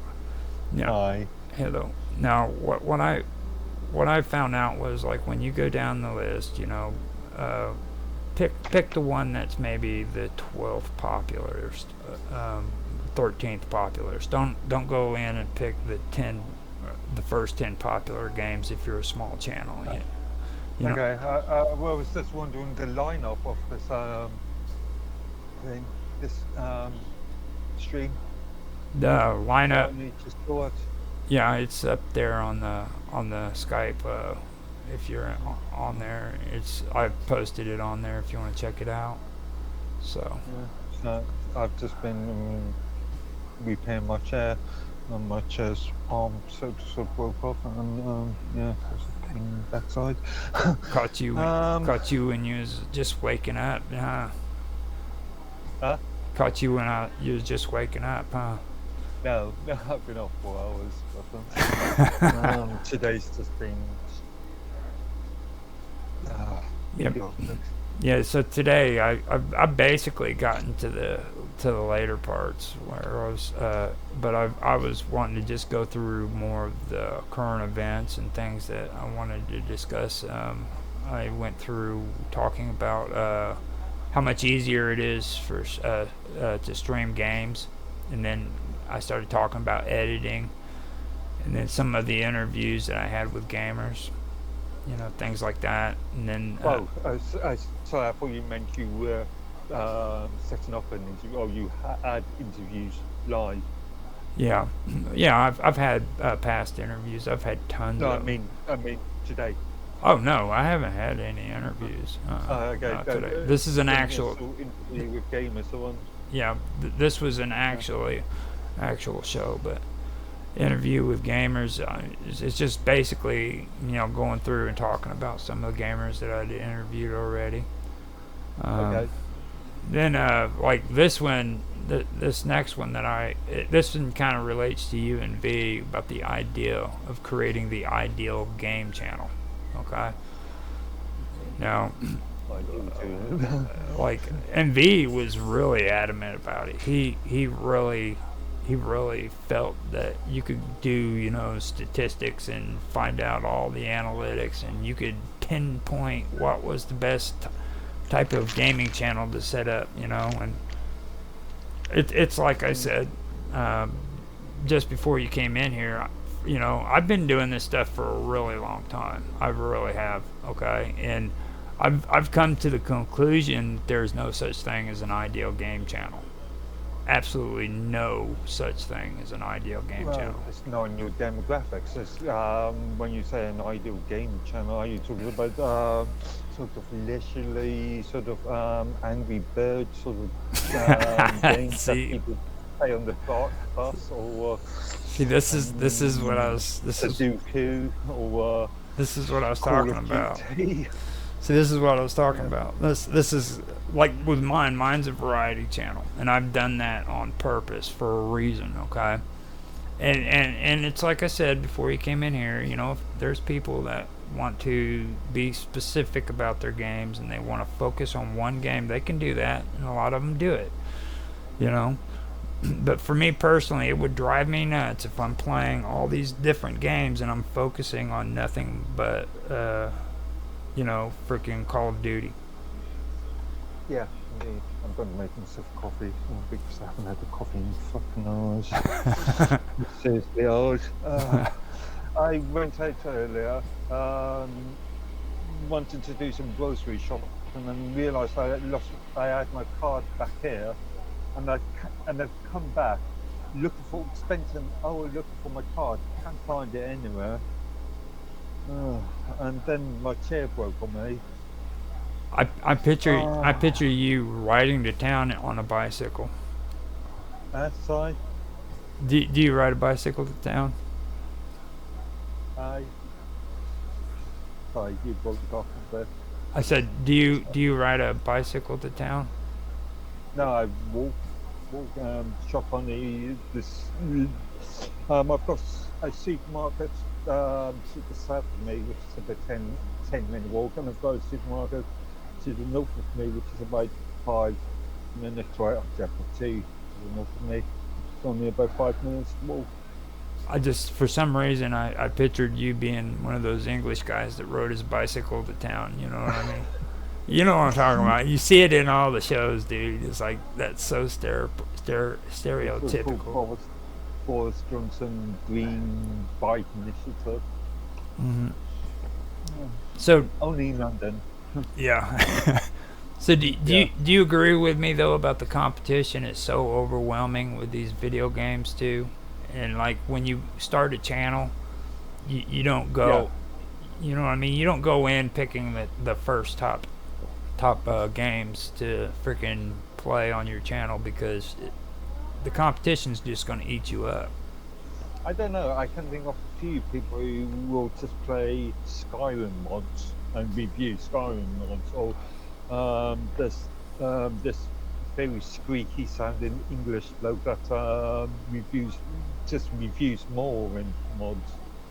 Now reviews are different, and reactions. A lot of gamers are going more into the reaction videos too. Okay. I've been seeing that happen a lot, so that is pretty interesting. Now, the thing I was saying though is like the competition on it is really overwhelming. Now later on, once you get a following, you know what I mean, you get a pretty decent one, then yeah, go for the big ones. But I wouldn't jump right into going for the biggest games. For depends on your niche. Well, see, that's another thing I was gonna get into. Like when well, first of all, you have to understand that someone likely has done what you have thought of. Okay. That's something like everybody comes up with this idea that they have a bright idea that nobody has done before, and that's not the way it is with gaming. Like I guarantee you there's somebody who has done what you're thinking of doing. Okay. Well, as I've said in the past, I prefer the more narrative sort of approach. It's more sort of RPG, but where you sort of create the story yourself. Yeah. Now, see, that's where we come into the genre, or however that says, genre in games, okay? Now, for one thing, that has turned into a big thing when it comes to YouTube and some of it in Rumble too. They're getting into it, but like the genre on YouTube is insane. They're big on the genre and the niches. Those two are the two biggest things when it comes to YouTube. But you also have to understand, like there's different categories of games. All right. So what are you going to go for? There's gaming for tabletop role-playing games. There's internet role-playing games. There's tournament games, and then there's cross-platform games. There's a lot of sub-genres in between those. So I mean, that's the one thing that you have to freaking think of, and then you also have to think about the freaking latency. Like, there's actual latency problems when it comes to these cross-platform games. What do you mean latency? Latency as in internet connections. Right, right. Your latency when it comes to your gaming. Now, I mean, if you aren't playing live, if you're recording everything, well, then you've got more control over editing and. Well, see, in my last stream that I did with you, Rockstar Pool made a comment about how he had problems with his freaking tournament. Okay, and I do want to, while we're talking about, I do want to mention it to him that I'm sorry I misunderstood what his comment was talking about, but he was talking about latency that I was bringing up in the stream, and that's something that happens a lot whenever you get into these cross-platform games and these tournament games.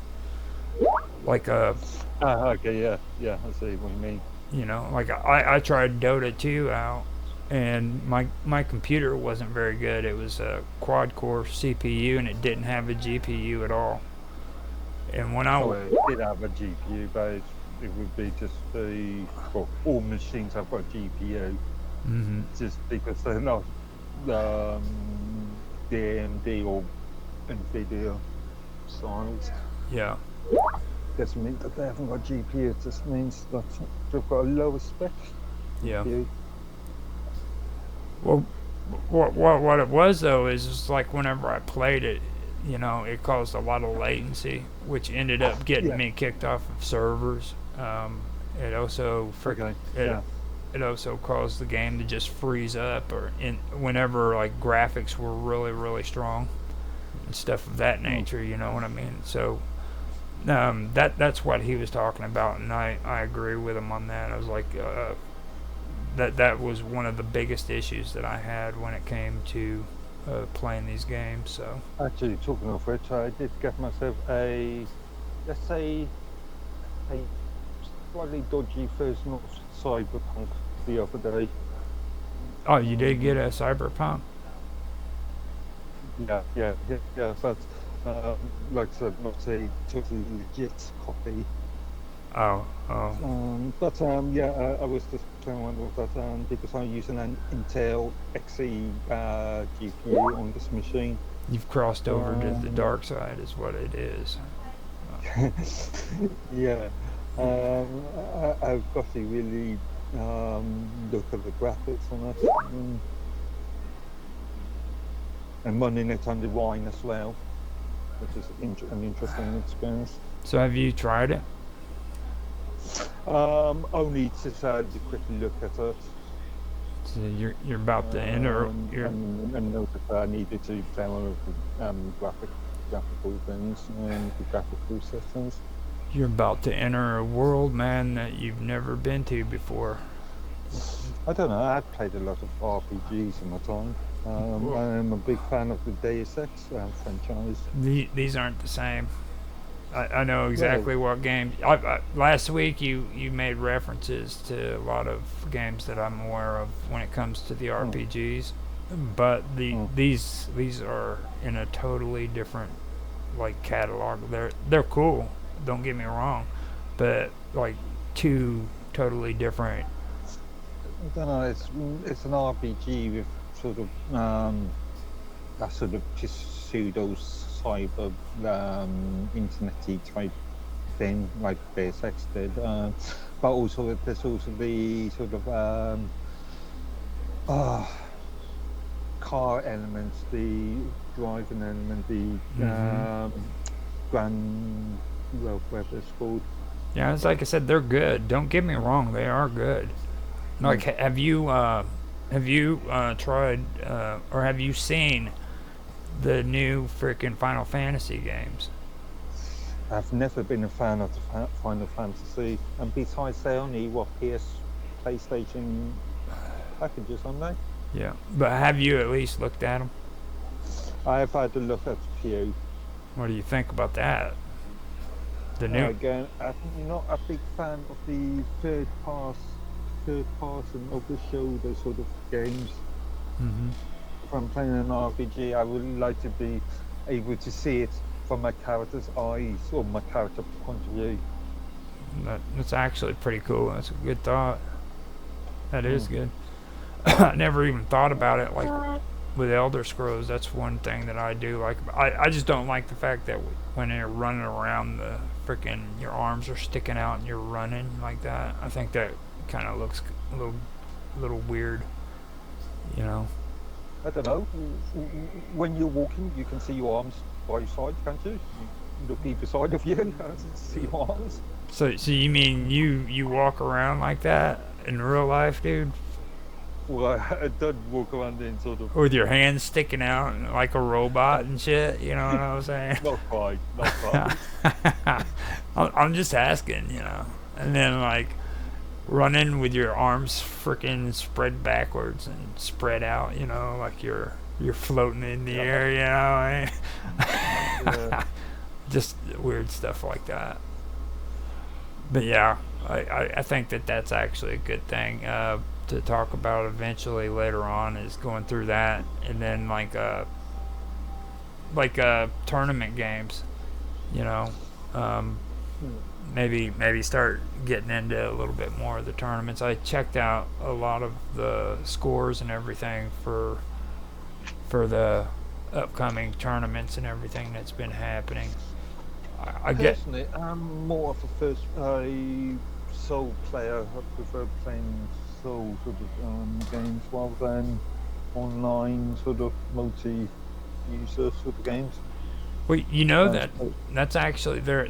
There's been a rise in that here lately too. It's been coming back. Like they're seeing a more uptick on people going back and playing games like Elder Scrolls and stuff, whereas before they were doing the multiple player games, you know, stuff of that nature. Yeah. But yeah, just so I can finish off on the topics I wanted to bring up too. I do want to make it clear to everybody who's watching that I do want to do more interviews. I'd like to have a couple people back, you know, from before. I'd like to have RJ come back and figure out why he's slowed down on streaming, and maybe give a little background on why he stopped doing his podcasts and stuff, because I've said it as well as I could, but I don't know all the stories. And I'm also wanting to maybe get or find out how far Darker Things and Jen has gotten with their RPG game. They wanted to create an RPG game, and I told them that I would be like their guinea pig, their tester, and run through it and see how that's going. So I'd like to be able to do that if they ever watch this stream and they want to come back on, we can discuss that, because I do want to start bringing out, I want at least one stream that's focusing on tabletop role-playing games. Now role-playing games, what do you mean? Like D&D. Okay. The old Baldur's Gate and that sort of thing. Yeah. Neverwinter's Night, that's gone back a few years, but yeah, that sort of thing. You know, I'd like to do that. In Darker Things, he was wanting to actually start getting into that with his son when I was interviewing him. He's been having issues with his computer, and so I haven't really had a chance much to talk to him and everything. And when I do talk to him, he's always got something going on. So, and there's another guy. He goes by Zira on Home Away from YouTube. Now Zira was doing an interview with us, and he also discussed he had a career in radio, and that's something that I do want to go through. I want to maybe get him back on and discuss his radio career if he's willing to do that, you know. I think that would be cool, especially considering, you know, we got Mark Wojcicki Yeah, Mark the Wojciech. Yeah, whoever. Yeah. You know, from Dragus Productions. Maybe get him on here too, and do a good conversation with him, and get some stuff going on. Hopefully, freaking, we can get a lot more set up. I really do want to focus more on getting this game stream going, and focus on some of the topics. Last week I came on and I did like all the technical stuff, like about the business aspects of it, but I also which I missed half of. Yeah. But yeah, missed half of it. So I mean, it did turn out pretty good. Don't get me wrong. I have no problem with all that, but I think I like also getting into like knowing more about people and stuff like that when I do this stuff, because the gamers are interesting people. Like, they're lazy as fuck, first off, like, and it's cool how they're lazy, you know what I mean? Like, they have this suave way of being lazy little shits that makes you fall in love with them and want to freaking hang out with them, you know what I mean? And they'll tell you straight out that that's how they are. And they have no problem with it. And it was like I was talking. Mind you, I can talk. I at the moment I'm spending all my time in front of these monitors. That's why I've moved my kettle and the coffee stuff just there. Yeah, exactly. So yeah, just the height for laziness. Well, I mean, it's like freaking the cool part about the whole deal is it's like a lot of them, man, are well, I was going over it before you got on here. You know, there's a lot of them that'll point blank tell you they're not into editing their videos or anything like that. They don't want to do an outro or an intro to go with it, and they're just into the streaming. You know, and that's cool to some, you know, to some extent. But then there's others that are on here that actually do that stuff, and they're really into it. And I've been able to meet both of them, and I think that would be something that would come up. That would be a good topic to come up with, and also like mental health. Okay, and I know a lot of people don't really like talking about mental health when it comes to the internet, but you get these gamers on freaking a live stream, dude, and they have no problem discussing their mental health issues. They're the only people on the internet I know that's willing to openly discuss it. Okay. And everybody else seems to be shy about the whole topic, like it's something they should be ashamed of and shit like that, you know. But I don't know. It's probably also a demographic. It's also country sort of thing. Because in some countries, the aspects of mental health is very sort of not discussed. Yeah. As much. Especially over there in England. Yeah, I was going to compare the US to the UK. Mm-hmm. Yeah. England is real notorious for it. And from what Bob Dub's been talking about, freaking, she said that somebody straight up told her that it was bad for her to do that, to discuss her mental illness on the internet, because it would hurt her brand. I don't know that it's all dependent on the specifics of the brand. Yeah, that's it's all dependent on the individual person and how they approach it. Like, it just kind of that really strikes me in a bad place when I hear somebody say that, you know what I mean? Because mental health is something serious, you know, and people should feel comfortable about discussing it rather than hide it. I don't know, the old British stiff upper lip sort of mentality was the thinking. Yeah, the whole tea and crumpets thing. Yeah, I was actually talking to somebody, I think in Rio or somebody, a couple of months ago about the sort of difference between the American and the US and British approach to these things. Yeah. Like you guys actually stick people in mental wards and like let people walk through and look at them and pay like a pent. Not so much these days. Not so much these days. You got excited. You got excited and froze your. Yeah. You froze up because. More for the communities with the orientated. It's more putting these people back out in, or individuals out into society. Yeah. No, I don't think that people who need to be in mental wards should be released. You know what I mean? But at the same. Well, depends if they're a danger to themselves or other people. Right. It's that old argument, isn't it?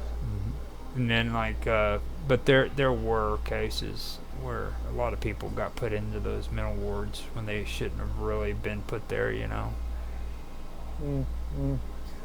Well, depend on which decade, which era you're talking about, really.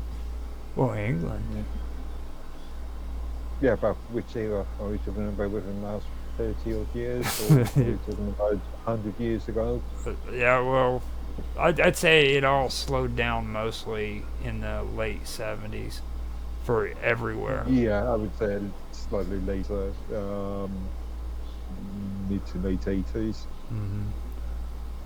Okay, I was wondering what it was. Freaking Naroki was hitting the notifications on there, sending out his message. He's going to be doing a show tonight, so that's not game related, so I'm not going to bring it up because we're about video games here. We're not about all that stuff, so. Since are you going to join the one? Well, I could. It is Friday, so I can do that, but like he said it was at like 9:30 or some shit, and that's like 10:30 a.m. my time. Yeah, that's something like that. Yeah, so it's. I mean, I can join it and everything, but it's far off. Like it's like 10:30 at night, so whenever it comes through here, let me go ahead and do a little review on you, see what you think about this stuff. So. What do you think about the idea of possibly giving out free game codes on the show for a contest?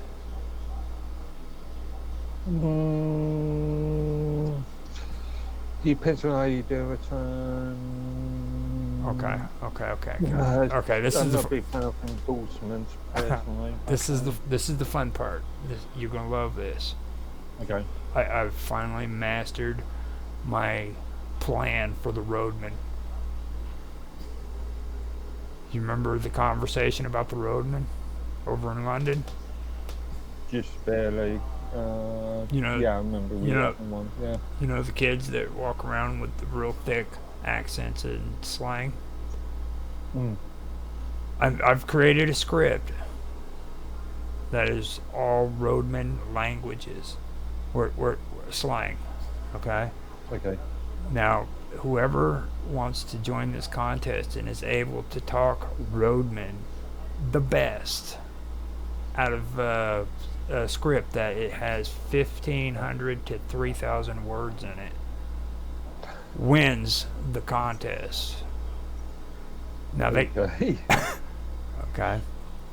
Now, first of all, they can send it in by recording if they want to, because I know people are shy. You know what I mean? They don't want to be on the live stream. So I told them they could send it in with a recording, or they can come on and do it live, or we could take their recording and stream it on the live stream. You know what I mean?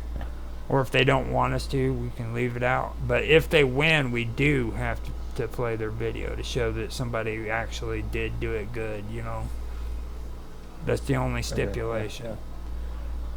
But have the contest for an entire month, and anybody who comes up with the best reading for this script wins the contest. Now, I've already got 3 potential people willing to do it.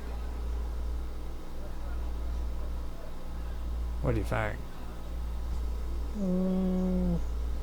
Yeah, I can see.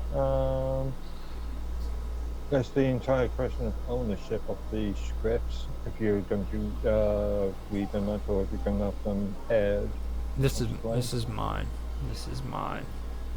I've reached down into the darker ebb of the universe and I pulled it from my arse. Okay. Yeah. So this is completely there's no copyright involved with it whatsoever. It is clean and clear. Okay. So what do you think? Yeah. And obviously you've got permission to provide those game codes. Mm-hmm. Yeah. Yeah. Well, sounds okay. I can actually, if what it is like me and John, we're always surfing like Galaxy of Games, GOG, or GOG. Oh yeah. And Epic and Steam, and they're constantly giving out free games, and like what really got me on the idea was John keeps sending me all these freaking keys, game keys. And I was thinking about it one day. I was like, why don't we just take and maybe use them as like free gifts for people in contests? If you win the contest, you get a game code or a game key, you know. And if nothing else, I can go in and I can get a game key. There's tons of good games that you can get for like $2-3. Yeah. You know. Obviously, the other person has to have the same, be signed up to the same service. So may that be GOG or may that be Steam. Yeah. Or store. Well, I'll let people know too if they aren't hooked up with those platforms. The majority of games coming onto Steam is usually off of Epic Games and off of GOG, and there's also freaking a few of the other ones like I was just talking about it last week and I forgot what it was. It's the gaming tournaments stuff that does esports. Okay. Esports has their own setup too, where you can actually get free games straight from esports if you keep track of it. And like when it comes to like the holidays and things of that nature, they'll send you emails saying, "Look, we've got free games available." So I mean, and that's kind of one of the things John got me hooked on doing. I shouldn't really be proud of that, but you know, I mean, at least go in and look at them.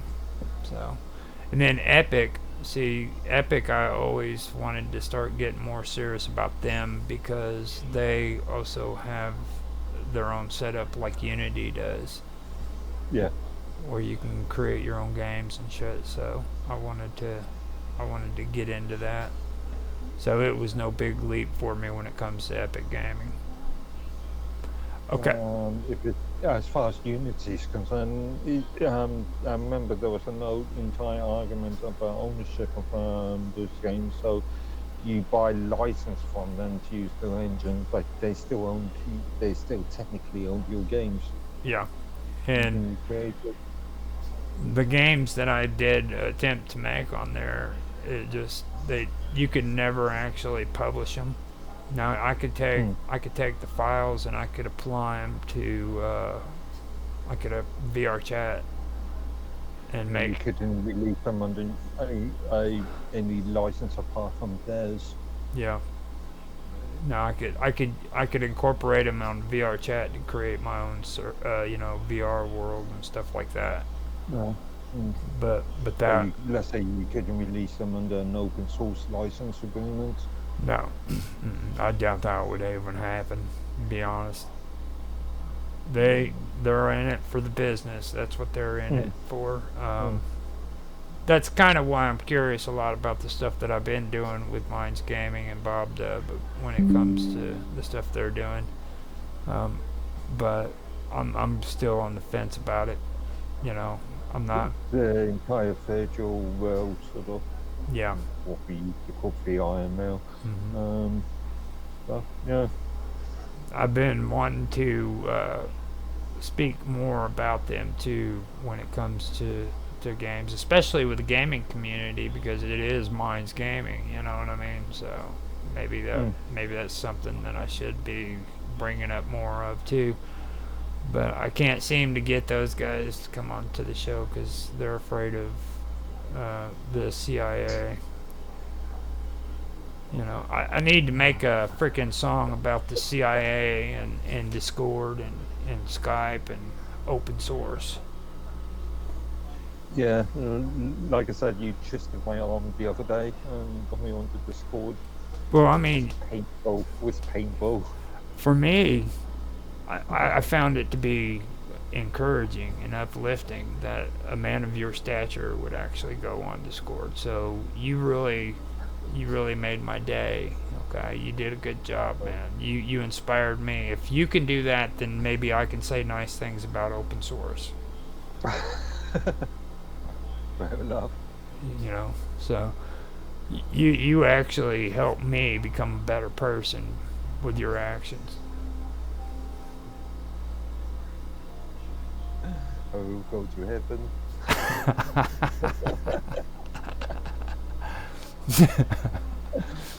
Okay, now one thing too I did want to talk about to you about is I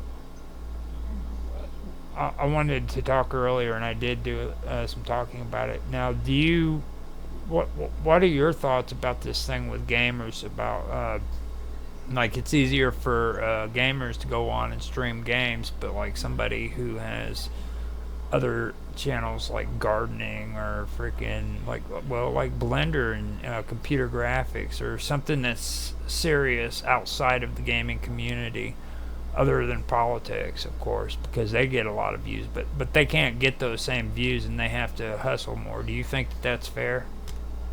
Do you think that's right, that they get more exposure because it's well, if you set up different channels for each of your subjects and then you advertise them, cross channel advertising, I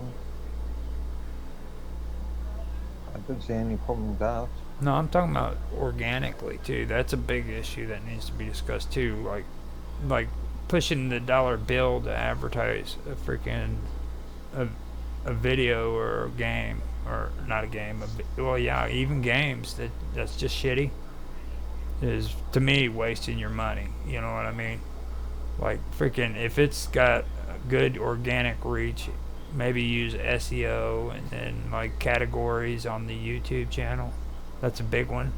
I think those are good, but like going in there and hitting the promote button just so you can get more views, I think is just like wasting money, especially if it's if it's content that people aren't going to watch. Well, at the end of the day, it's for the viewers, the audience to decide. It's not a free market. If somebody goes onto a channel, I've done it quite a few times. I might watch one episode of something and then realise I didn't like it, or I might watch 2 or 3 episodes and then realise that they've got a certain slant on their content, and then I just unsubscribe. Well, I mean, my whole question though was, do you think that it's right that like YouTube caters to gamers more than they do all the other genres, other than politics? I wonder if they do actually. You know, and Twitch. People say that, but Twitch does the same thing too. Twitch is notorious for it. Like, generally, when I'm on YouTube, I want to look at what is shown to me. I will only look at my notifications and only look at the channels I've already subscribed to. Mm-hmm.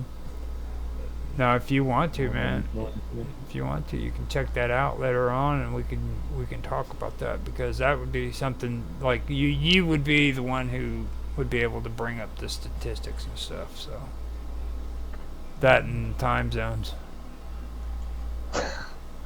Oh man, the time zones. If they can find the figures and Like everybody that's in my gaming thing now, they say freaking, "Hey, Infamous, tell me what time it is for so and so for this show and stuff." And because of you, I know how to answer it. Like you're the guy. You're the guy. You know what that means, right? I noticed that you mentioned EST and GMT earlier. Yeah, I know. I know. Remember, we're still in summertime. Yeah, I know. Time, I know. Both the US and UK. Each time I do that, I think of you, man, because I know that you would say that, and like this is the first time you've had a chance to actually mention that, and I knew that it was coming. Like it's not GMT, and it's actually daylight time, right? Eastern Daylight Time. So or when you say EST, you should just to make it easier on the viewers, if the EDT. Yeah. Yeah. Or do what the staff on mines do, just say ET. Yeah. That covers everything, really. Now, UTC is something that you're big on now, and I know that's one thing that you use that. Well, it's easier on you. It's easier on you because that rotates around England, and then like GMT it rotates around, which is UTC, Universal. Yeah. So I mean, you're not fooling anybody, Mark. We know what it's about. It's just like Mine's Gaming today. He's like, "Well, I'm gonna do the time, and it's gonna be Eastern time, and because it's easier on me." And I'm thinking, yeah, right. It's because it's easier on you, dude. So you get your time zone. You know what I mean? Set up your computer or get a wall clock that shows international times. Actually, I did have one on the backlog on the back of the wall that had 3 different clocks. One set up for Pacific time, one set up for UTC, and one set up for China, I think. Yeah, probably for Jaffe's show, I'm guessing. I'm not sure, but that's probably why you did it. Now, now I do want to ask you something though. When it comes to Minds Gaming, he is in the process, which I should bring this up, but he's in the process of setting up. I guess it would be a gaming platform, kind of like channel platform, and we're just going through it, so I'm not getting into the technicalities of it, but he's coming up with a program or an app that freaking sets up the times to where whenever you get on there, it shows your time.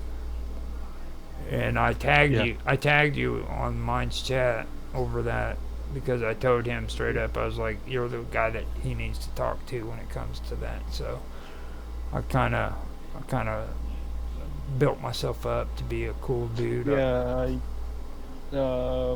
When we were still playing with the idea of having a new website for the private network, just on code at the moment. I was thinking Jeffrey was setting up times for, or he was having a list of different times.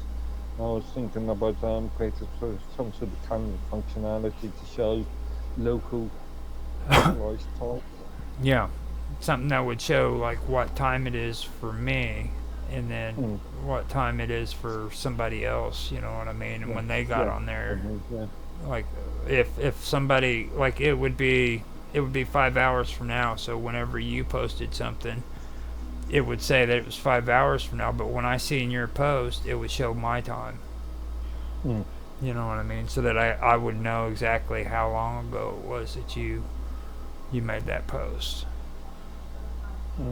Something cool like that.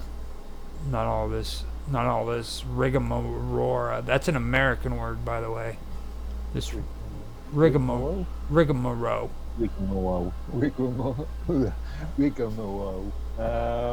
Isn't that British term? No. No. Okay, I'll have to have a look at that tomorrow. I'll have to look at Oxford English Dictionary on the whole. You're gonna get me good on that one. But anyhow, I went ahead and I covered all the topics. It's at an hour and 34 minutes. I wanted to discuss that with you about the other content and everything. But after that, I just basically went in and started talking about all the people that I did the interviews with. And when you showed up, you came in right when I was talking about the idea of creating the ideal gaming channel. You know what I mean? Okay, I thought you only just started because according to your Skype message, you said I can clear that up right now. It's just that I typed it in and I never hit enter until I was like at that point. I know 15 minutes ago you said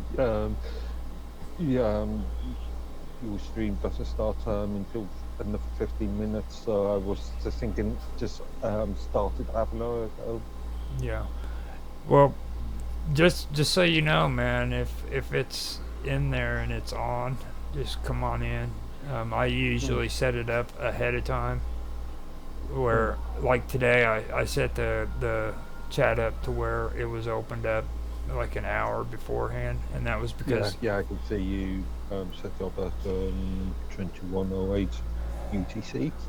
And it's because I wanted to incorporate this cool background on the gaming stream that Mark Wojcicek donated to us because he's so cool. Did you see that by any chance?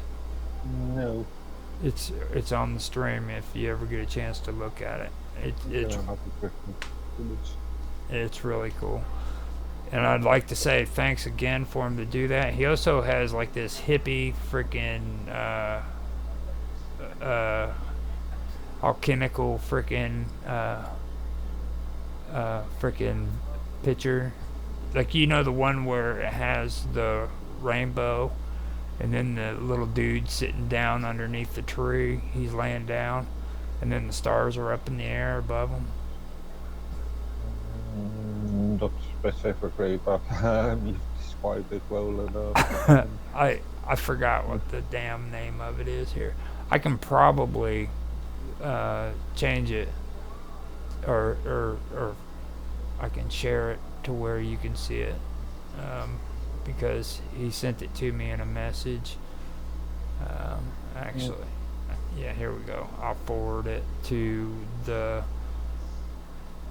gaming channel. That way you can see it. This one is pretty cool. It's just not really gaming oriented. You know what I'm saying?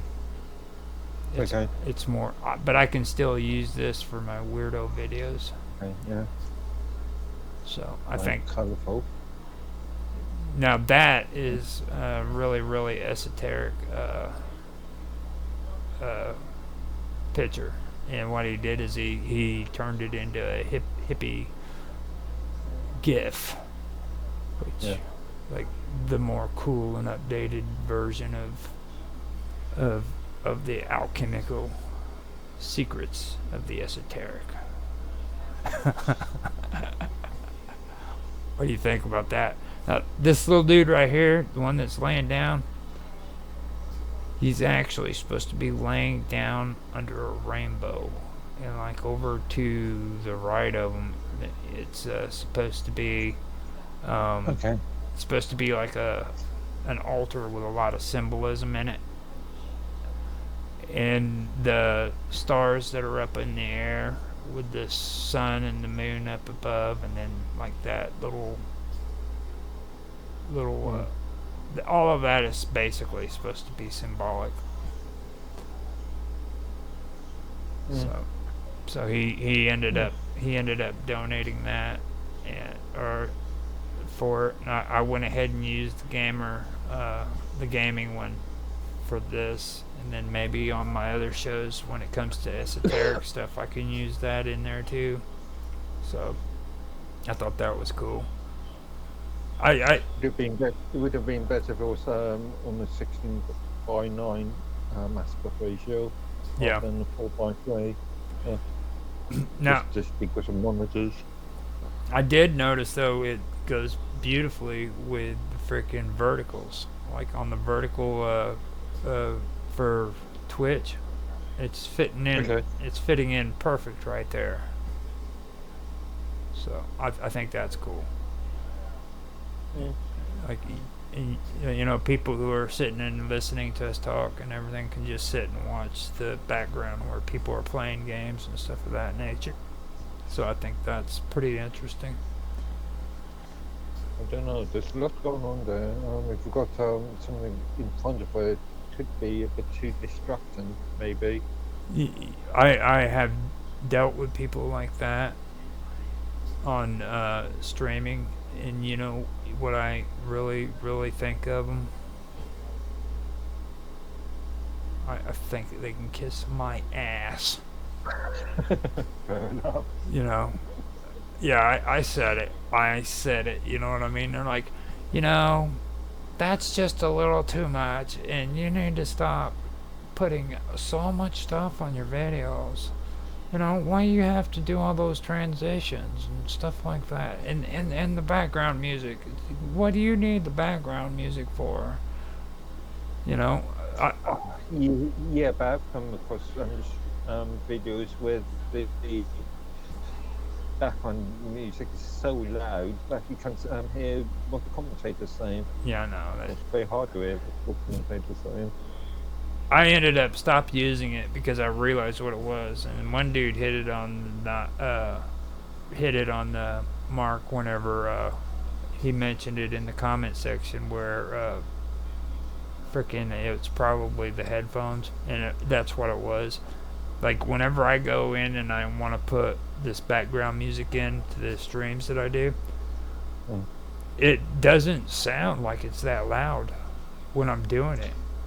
Yeah, I've mentioned this to you on previous ones, on a few of your Sunday streams, where the cutaway music and the sort of intermission music is a lot louder than your voice.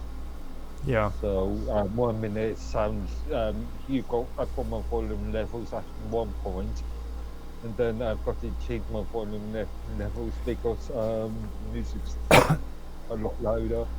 Well, whenever it comes to my voice, it's because my voice is very sexy, and like if I turn it up, then like I don't want to like make all the women, you know, faint. They love to faint at the sight of me. Okay. I walk down the street and they just. They faint, you know, and I'm not talking about like to fall over fainting unconscious. You know, women faint without fainting, right? Yeah. When a woman sighs at a beautiful man, that's a faint. Usually they just drop over in shock when they see me. That's a faint, dude. They're fainting. So. All right.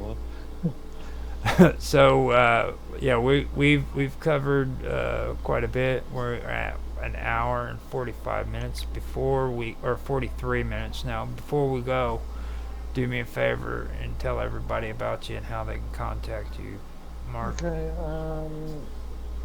As per usual, on minds.com. So minds.com/midworthy. Okay, and I also like to mention, because he always seems to do this in every show that we do, or he does, and I'm on there with him. He forgets to mention too that he is the co-host of Roger's Real Time Talk Show. He's done 2 seasons with that. He's also done 2 seasons of freaking Tech Talk with me and Tan Hai Tran. And I believe it's been 2 seasons. Could been. It felt like it was like 3 seasons of Minds Roundtable weekend event. So, yeah. Well, I've been in and out on that one. Yeah. Yeah. So, he's been around a lot on those, and hopefully, if things go right, we'll have everything going again on those. You can check those out in groups on Minds.com as well. Minds Roundtable, Minds Weekend Roundtable event, and Tech Talk. I don't really want to put Roger's Real-Time Talk Show on there because freaking I've dealt with those groups and they just drive me nuts. I get angry at them because nobody responds or says anything. I know it sounds weird, dude, but it's like freaking nobody says anything, you know? It's like, talk.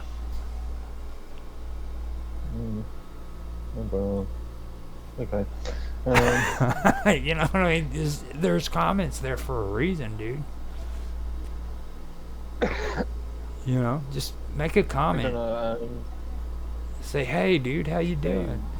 It's very rare. I get comments on my own content, but yeah, it's everywhere. That's what I'm talking about. It's just rampant. They don't make comments.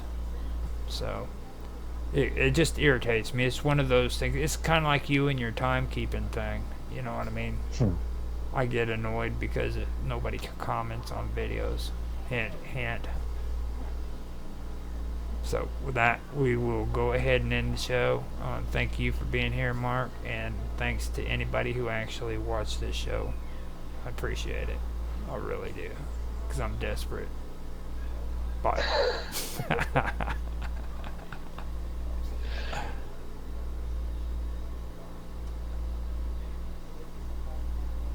All right, that's it.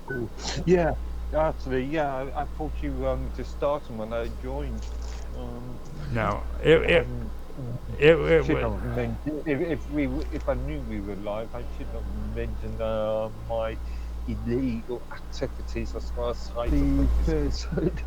You did great, dude. Freaking don't worry about that. And we've covered this too, and I've actually went back and verified it. There's nobody out there that cares. Dude, I have found absolutely not one court case involving emulators. Not one. I send a petition back. When? I've found no evidence, no court cases whatsoever. Okay. I suppose a lot of this is done by default assessments. No, it could be they're doing it through cable companies and stuff like that with a cease and assist or some shit like that. But even even in that case, like I could say that about movies. I could say that about, but how do you do that with video games that you're playing? You know what I mean? Other than if you're an idiot and actually trying to get on the internet and like play multiplayer games with other people. No, that could be a case. I keep on hearing those stories about YouTube content being removed because of DMCA notices. Dude, I even did a review on all the freaking emulators that I did play. You know what I mean? All that was the majority of last year's gaming stream. Okay. And not even a peep, dude. Nothing. I mean, it really is strange. Like nothing. Games are still in their copyright periods. You know, as a matter of fact, Xbox 360 closed their doors for the digital stuff in July 29th. I went and I started trying to bring it up to everybody so that whoever freaking doesn't have games can go and grab them, so that the ones that aren't going to be available, they can buy them, you know, and stuff like that. Nothing. I didn't get no freaking feedback on that. I didn't hear anybody else talking about it. It's like nobody freaking cares. You know, literally these. I used to be a big fan of these Yeah, I used to be a big fan of the abandonware sort of scene. Yeah. You know, games that have gone past the copyright period. And it used to be a very good website, Home of the Underdogs or something, that used to have downloadable sort of, old 1980s, 1990 games that were out of copyright periods. Yeah, I think honestly it'll. I mean, well, I think after a while they're gonna have to just give up on that shit. You know what I mean? Like they can't keep pulling the shit and thinking they can get away with it. Is all I'm saying. You know, like I don't know. they don't even make a profit off of that shit no more. Did you? I posted a interesting video on my channel. I think it was something like 2 years ago about the Federation of Anti-Software Theft. Yeah, you have to bring that up whenever we get a chance to talk on these things about that stuff, because that's good stuff, man.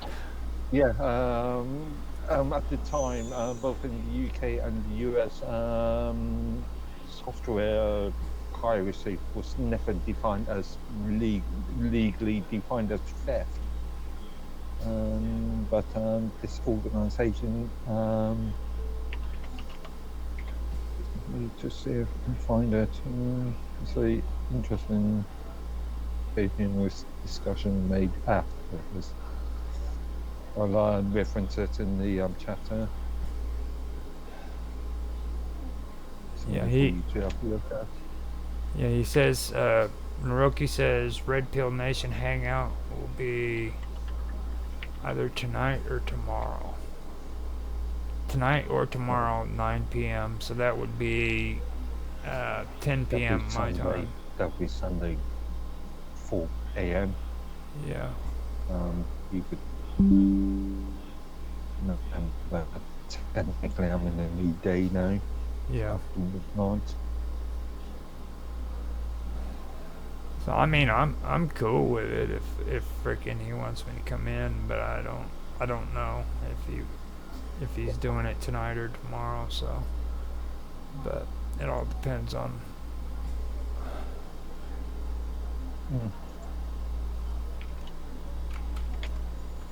Yeah, post. I think it's a good 2-minute video or something. Yeah. There we go. Here, let me come back up there. I had to go and leave a message for oh, wait. You actually frickin' posted this, yeah. I remember that. I remember this. Yeah, it's actually good comedian. I've been a subscriber of his channel for, I don't know, since 2010 or something. The Curse of Blagos Poe. Yeah. That's cool. Yeah.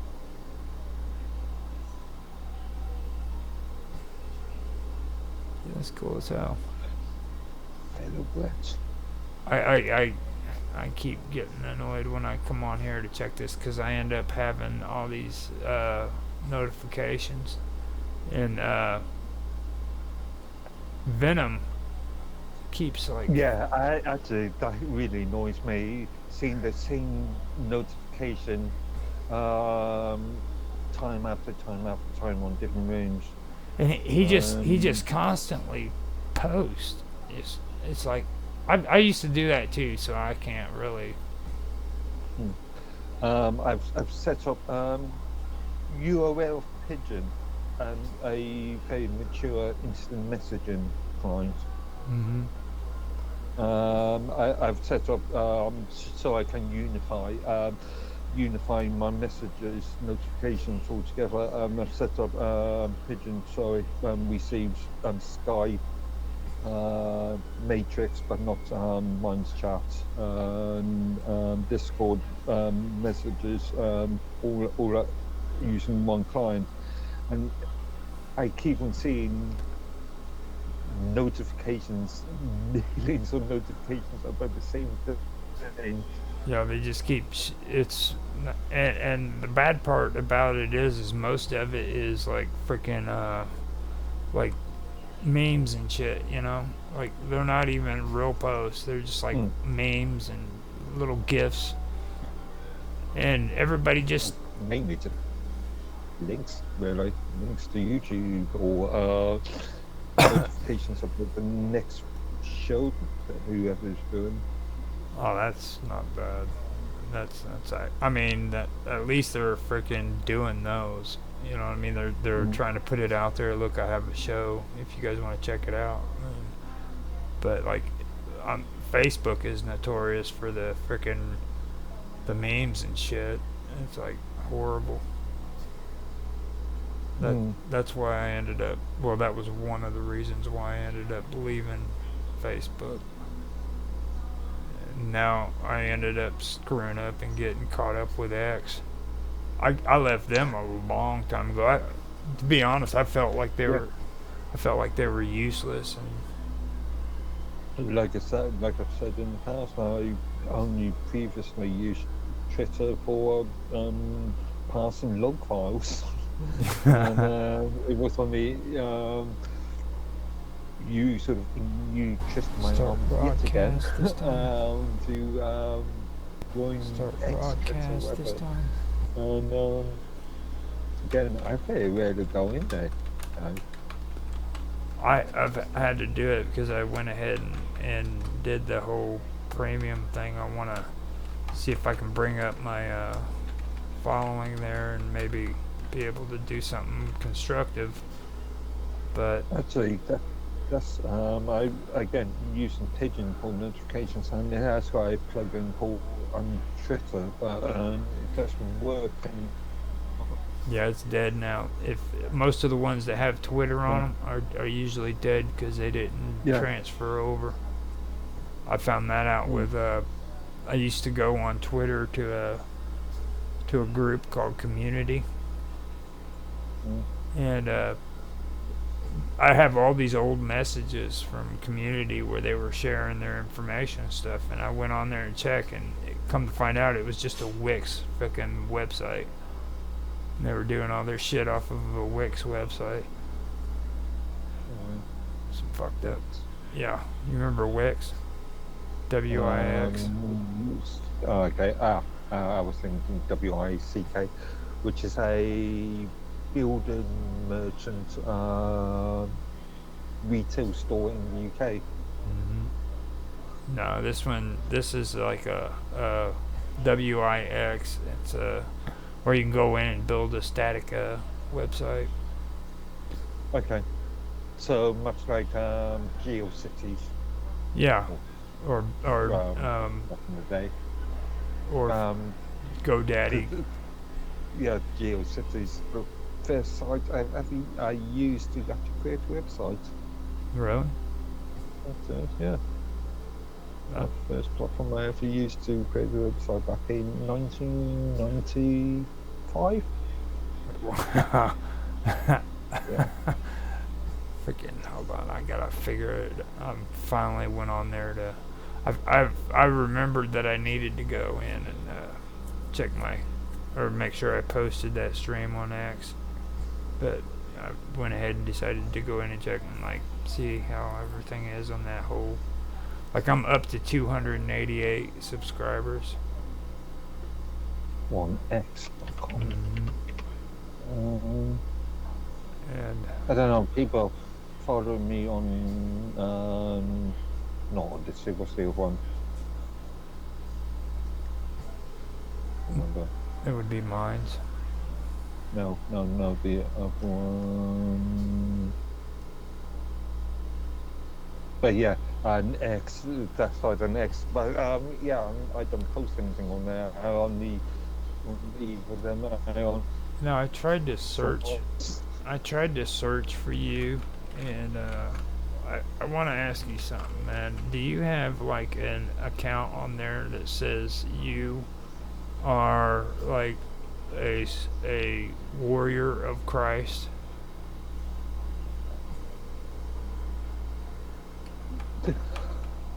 No, absolutely not. I actually found somebody on here that has Which platform? on X. What, under the username or a Medworthy sort of? Let me see if I can find him. Yeah, Mark Edworthy, 12. Okay. This dude freaking tripped me out. I was like, dude, this cannot be freaking Mark.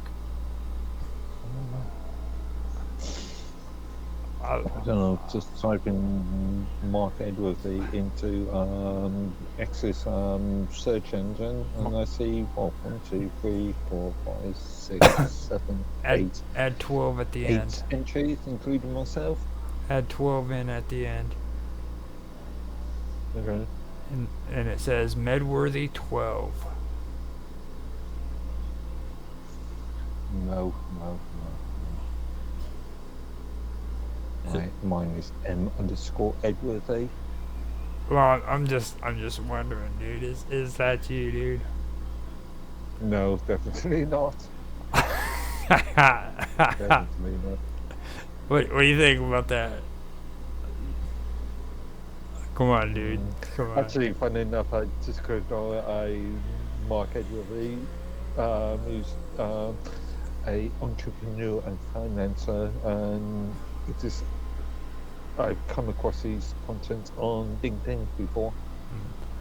Well, this guy, his thing, when you click on it, it says living a life on mission with the God of the universe and seeking to expand his kingdom on earth among Europeans.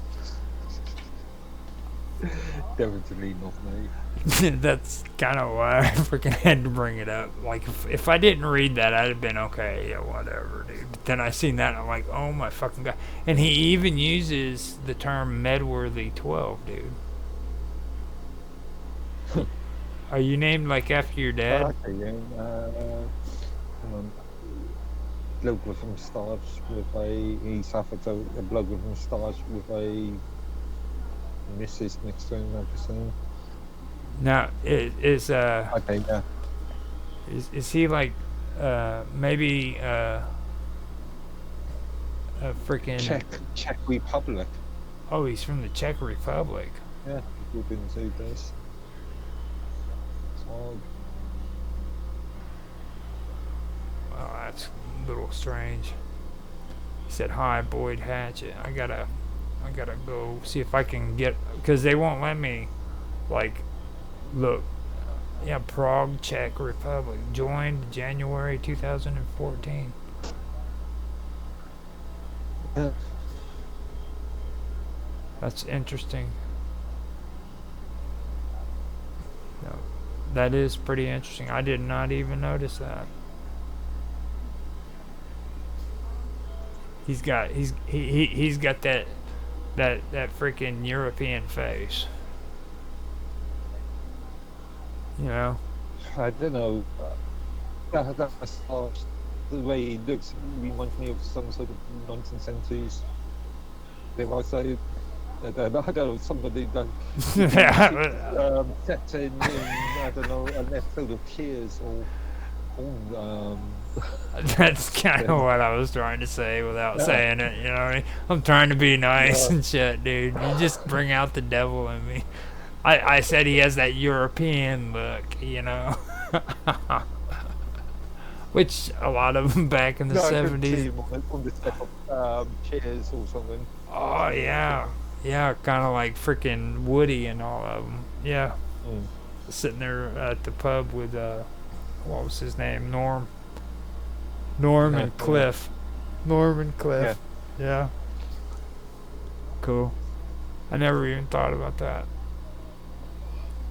Yeah. I don't know, there's a very 1970s vibe I'm getting from them. Yeah, easily. I could say that that's exactly what it was. That's probably when that picture was taken too. Being honest, like most people, you know. Hopefully, I turned off this stream because.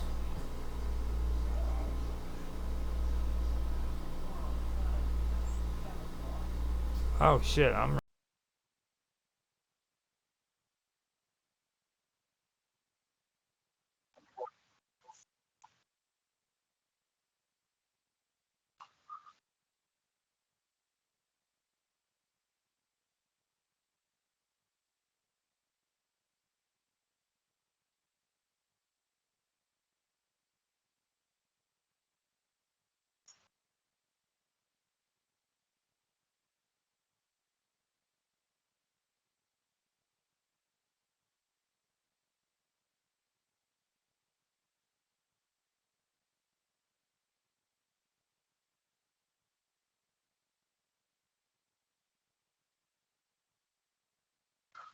Hi, Roger. Hi.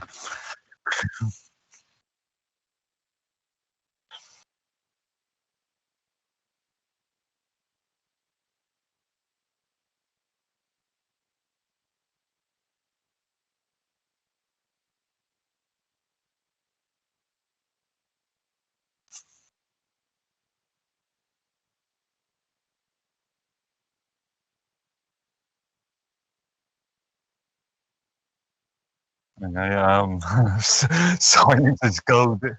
Silence is golden, eh? Yeah, I'll just do an introduction. Yeah, I'm Mark Edworthy. I do a lot of technical support of technical related things. You can find me on minds.com/Medworthy. Okay, and I am Infamous OG1973. Everybody calls me Infamous for short. Infamous or Gaming with Infamous on Discord and on Skype. Like I said, I'm on Minds, X, and I guess that's all the social platforms that I'm on now. So I don't want to be on Facebook. That's it. You can catch me on YouTube, Rumble, Odyssey. Um, I was streaming to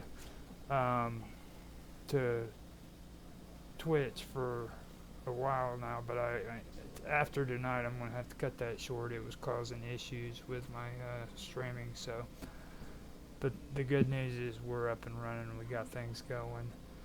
The record button is actually working, and now Mark's voice is showing up on the Cool. on the Cool. OBS. So, with that being said, I'll get into what we're going to be talking about.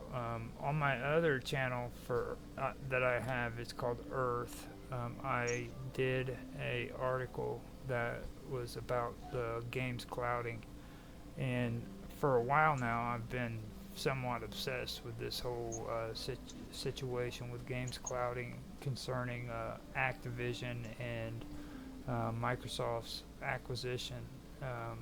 Their transaction, whatever, where they were going to buy Activision, and the whole stipulation with the EU was that they can do the deal, but they had to include cloud gaming, and that got me curious and stuff. So I went through and I started doing research on it, and that's what tonight's topic is going to be about. We are going to do a really, really big or an extensive deep dive basically into cloud gaming and what it's about, the things that go into it and things of that nature. Now, the article that I wrote was maximizing modern computing, AMD Radeon Pro Series, Intel Xeon CPUs, NVMe SSDs, then H2.5 or H.265 or HEVC. We're also going to hopefully be discussing edge computing and QUIC protocol. But like I said, this is our second attempt at doing it. before we made it into AMD's Radeon Pro Series and Xeon CPUs. Previously, in a chat that took place, Mark started getting into something that I thought was also important that we needed to discuss as well, and that is RPB, I believe is what it was called, wasn't it, Mark? Here, I've got it all set up in front of me. PBR. It was PBR. Yeah, your image ray tracing then, yeah. Yeah, PBR. Yeah. And then we're also going to discuss SAAS and PAAS. I was hoping that maybe we could get Tan Hai Tran in here so that he could be a part of it, because I know he would love having a conversation about this stuff. So, especially with you, Mark, he loves to argue with you. You know, he just that's the one thing I knew whenever I was thinking about it. Like, if we could get him in here, we'd have a ball. So. So let me open up with the opening reading that I had before, and I'll just go ahead and read it, and we can go from there. Now, in the rapid advancing field of high-performance computing, a range of new technologies has taken center stage. AMD's Radeon Pro Series GPUs, Intel's Xeon CPUs, NVMe SSDs, H.265/HEVC, video compression, edge computing, and quick UDP, internet connections, which is quick QUIC. They each have emerged as crucial components driving efficiency, speed, and data handling capabilities. When used together, these technologies optimize computing power and data management, creating a robust framework for modern applications ranging from data centers and edge networks to real-time streaming and AI workloads.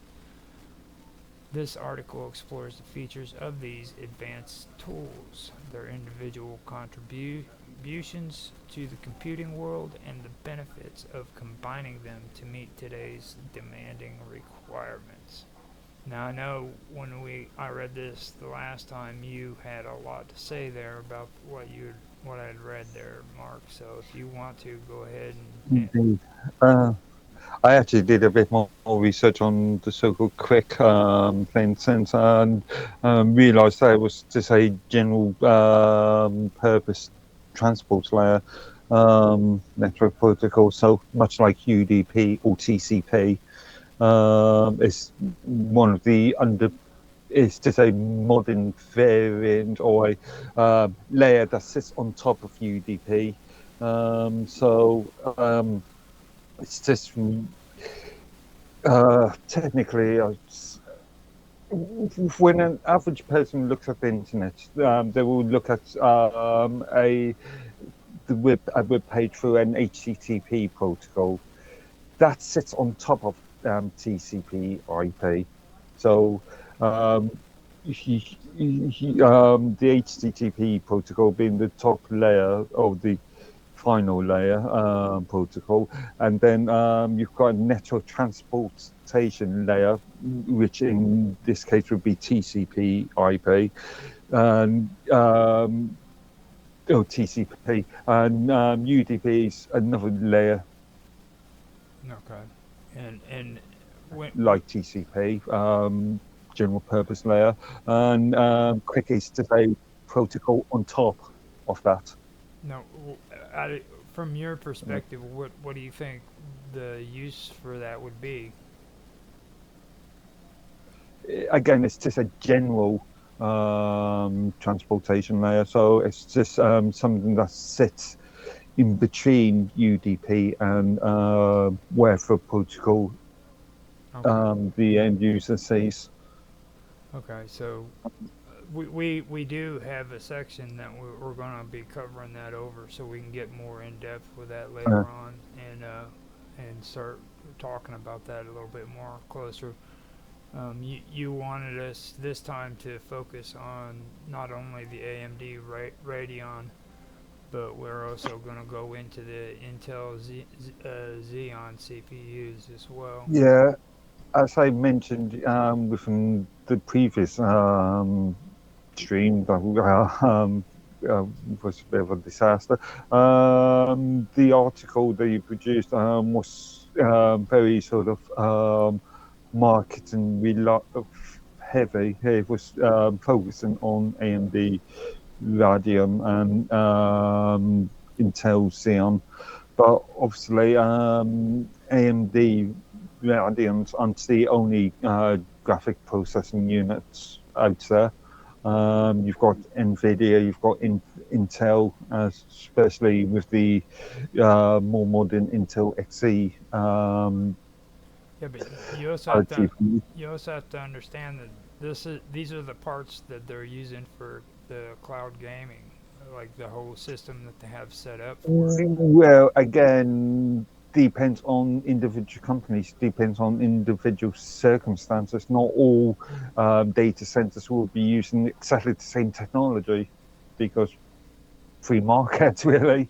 Well, I really don't know if free market exists anymore, to be honest with you. I mean, I don't know. Yeah. Again, in the GPU range, there are three major players: Intel, NVIDIA, and AMD. A lot smaller than it was, let's say, when 20, 30 odd years ago, when you had SIS, is it Matrox, and other companies, but they are the three big players in the GPU industry, and also you were talking about Intel Xeons, which are CPUs. These are relevant as far as corporate servers and workstations are concerned, but as far as the end user is concerned, it's going to be either Intel earlier processors or Pentium styled processors, or the AMD, not about AMD, AMD CPUs. What's AMD's CPU range? oh god, the CPU. I don't even know if they freaking even have. Ryzen. Yeah, Ryzen. You're talking about Ryzen, okay. AMD Ryzen. Yeah. No, we're talking about AMD which is Radeon more Pros. focused to the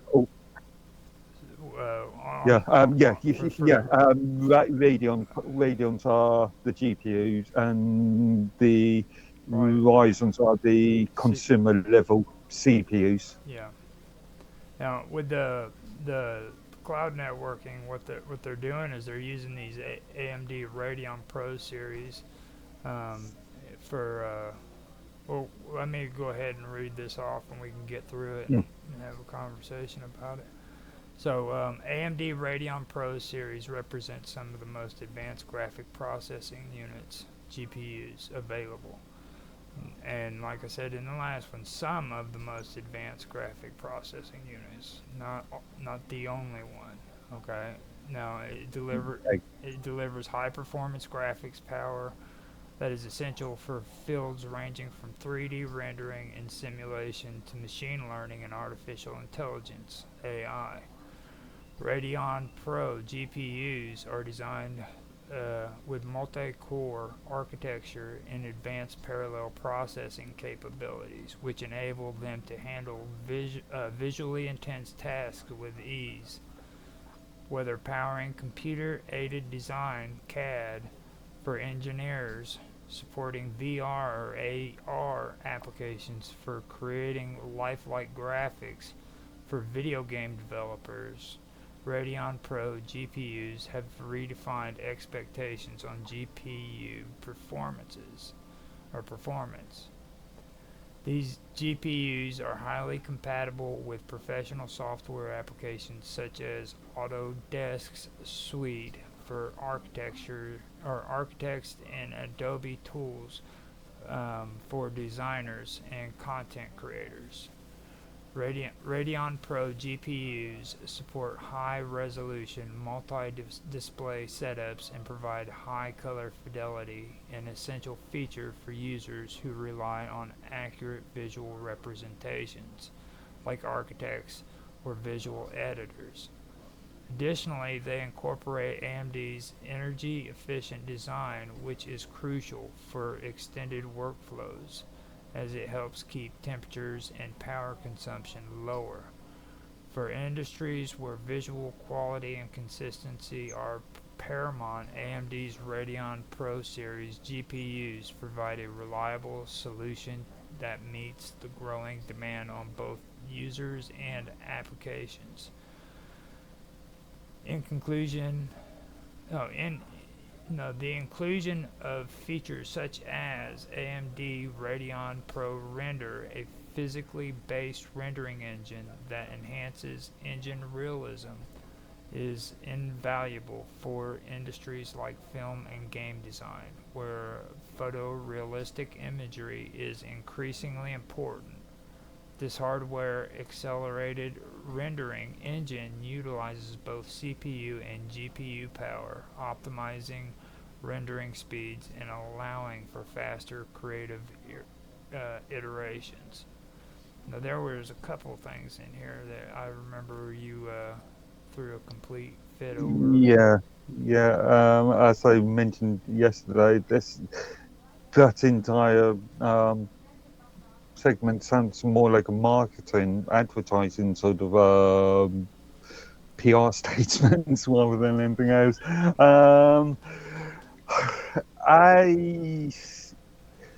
I'm not going to discount them on the sort of energy efficiency, but I got to question the entire idea that they are the sort of what the most crucial, sort of most important company that's producing this sort of thing. The GPUs, again, like I said, Intel with the XE series, NVIDIA has been producing alternative card or alternative GPUs. So yeah, I'm not convinced that AMD is AMD Radeon are the end all and be all of everything. Also, you've got to consider that in the corporate world,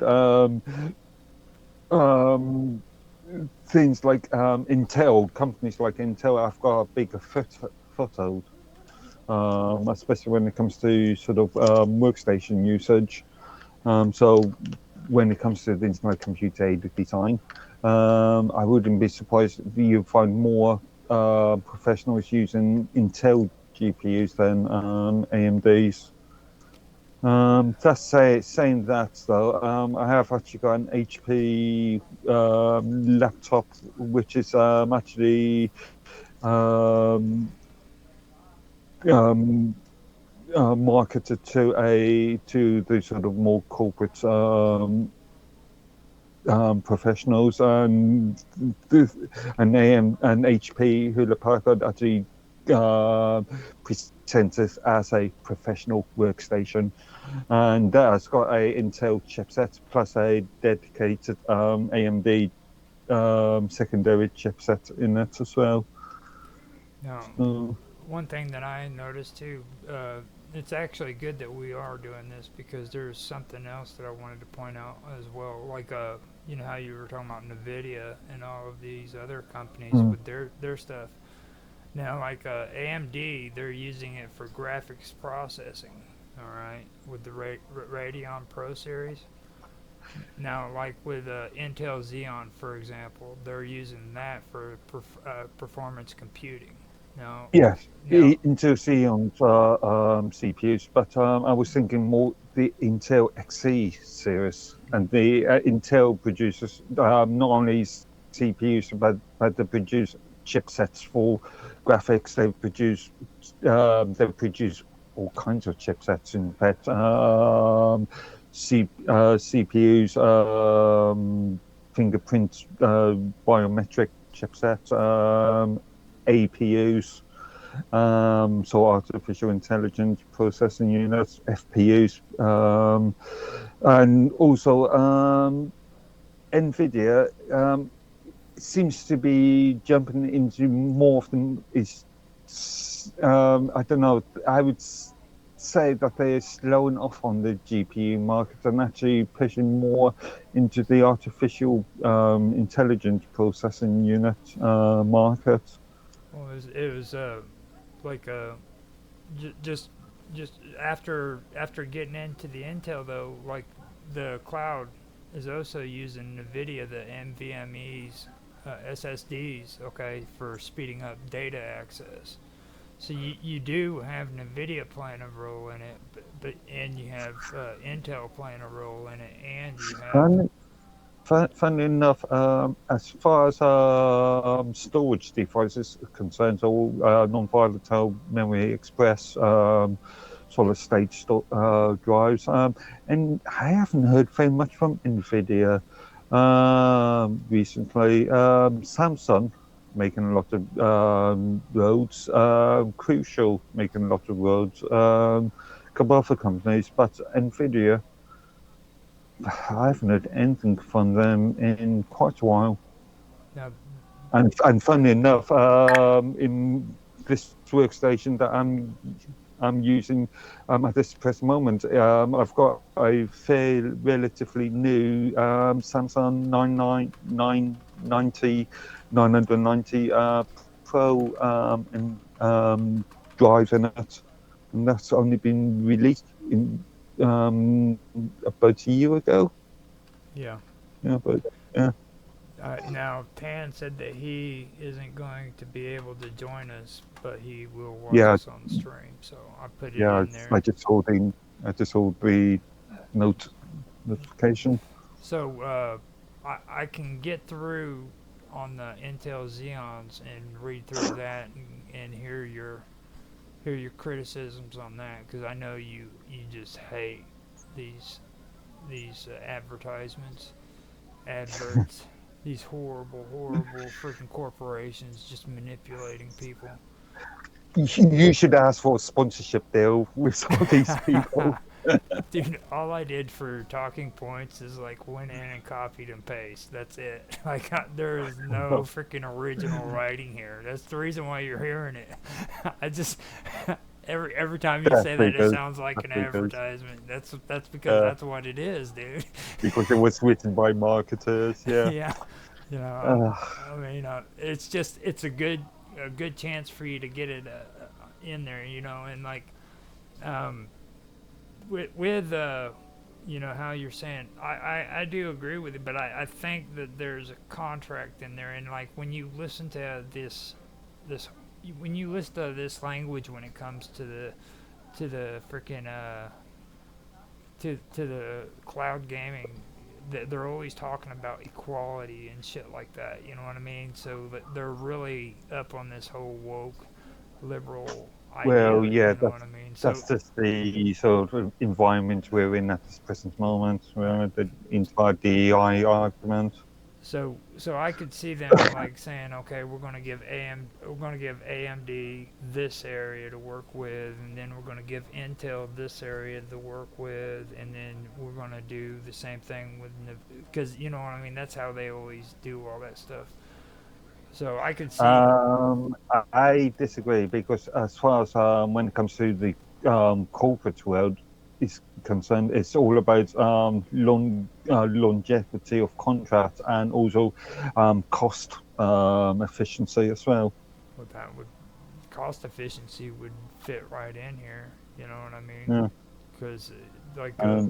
And as far as the x86 market's concerned, this is where Intel can sort of beat the rest, because they produce chipsets for specific markets rather than having more broader more broader approaches, and so they can say, well, this chipset is for this specific market, and also because of mass production, they can lower prices as well. Yeah. Now, before we start getting any farther into the talk on Intel Xeon, let me read my sales advertisement so that hopefully I get sponsors.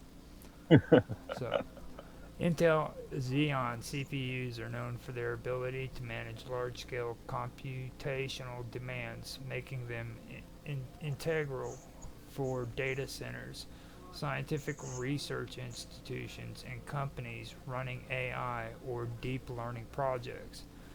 Xeon processors support substantial amounts of memory, facilitating multi-threaded processes and maintain stability in enterprise-grade workloads.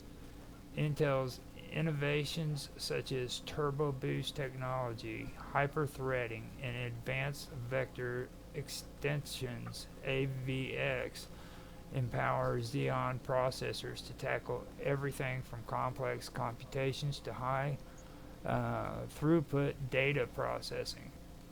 This reliability is why many industries choose Xeon processors for mission-critical applications. And I always get that mixed up, choose and chose. I don't know why, but I do. Like, chose has two O's, right? Or choose. I always got confused with that. CHO. Yeah. Oh, every time I come type in the word, I have to step back and think about that for a second. So, with Turbo Boost, Xeon processors can dynamically increase core speeds with additional where additional power is needed.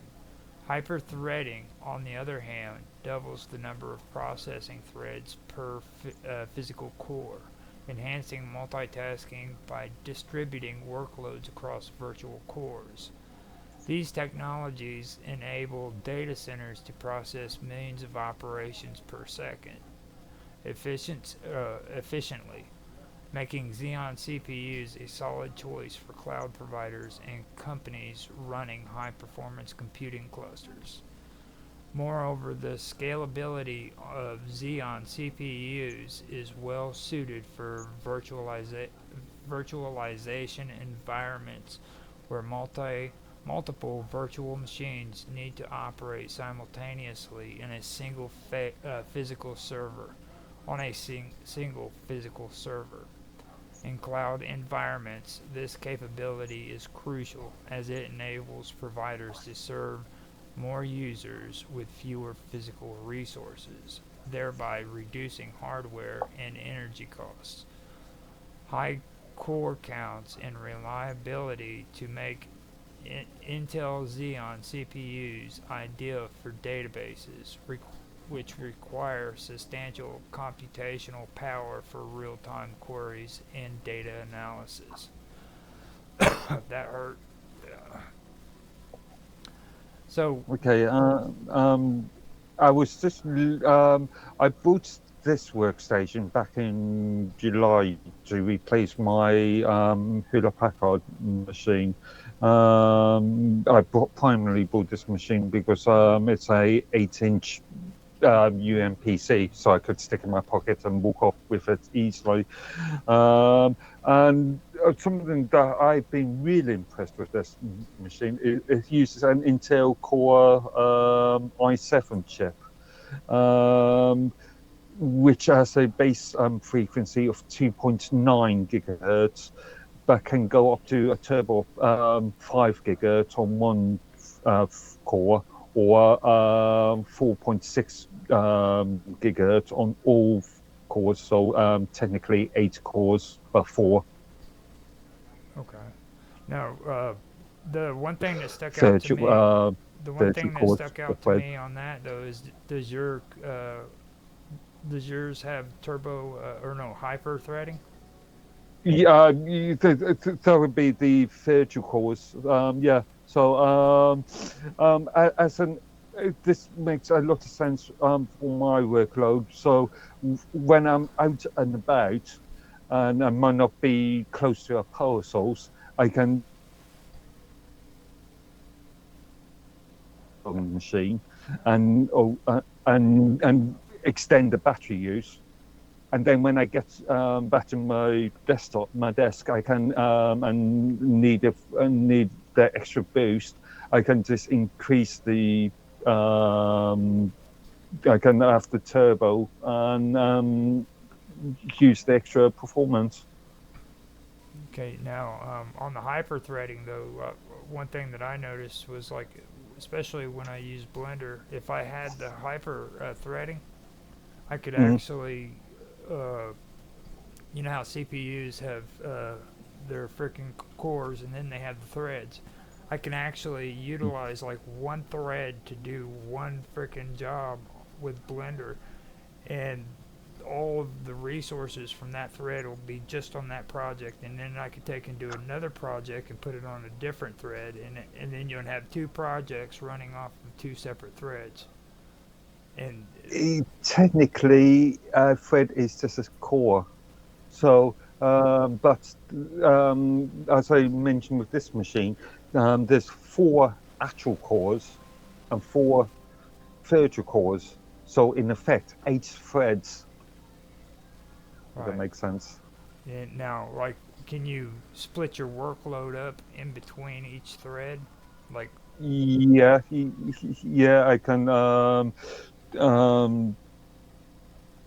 Yeah, I don't know how practical that would be, but yeah, I could say use this core for this purpose and another core for that purpose. Or what I tend to do is just to have use all cores when I need them.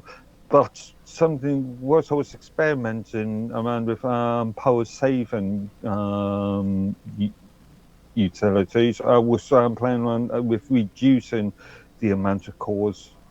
So if I was out and about and I was only using it for presentation or for web browsing usage, I could reduce the cores from 8 to 2. Yeah, but it's a bit of a false economy because sure you've got less cores, but you're using those cores more than usual. right, and like this is where they get into it, and I've heard other people who are using Blender. I don't have the capability yet on mine that I know of for the hyper threading, you know, but I've heard them talk where what it does is like with the workloads, you know what I mean, when you're doing your workflow, it doubles the number of processing threads per physical core, you know what I mean, so you can multitask by distributing, you know, your workloads onto these cores across virtual cores and stuff. On Intel chipsets you've only got 2 threads per core, so you've got the actual core and the physical core, and you've got a virtual core.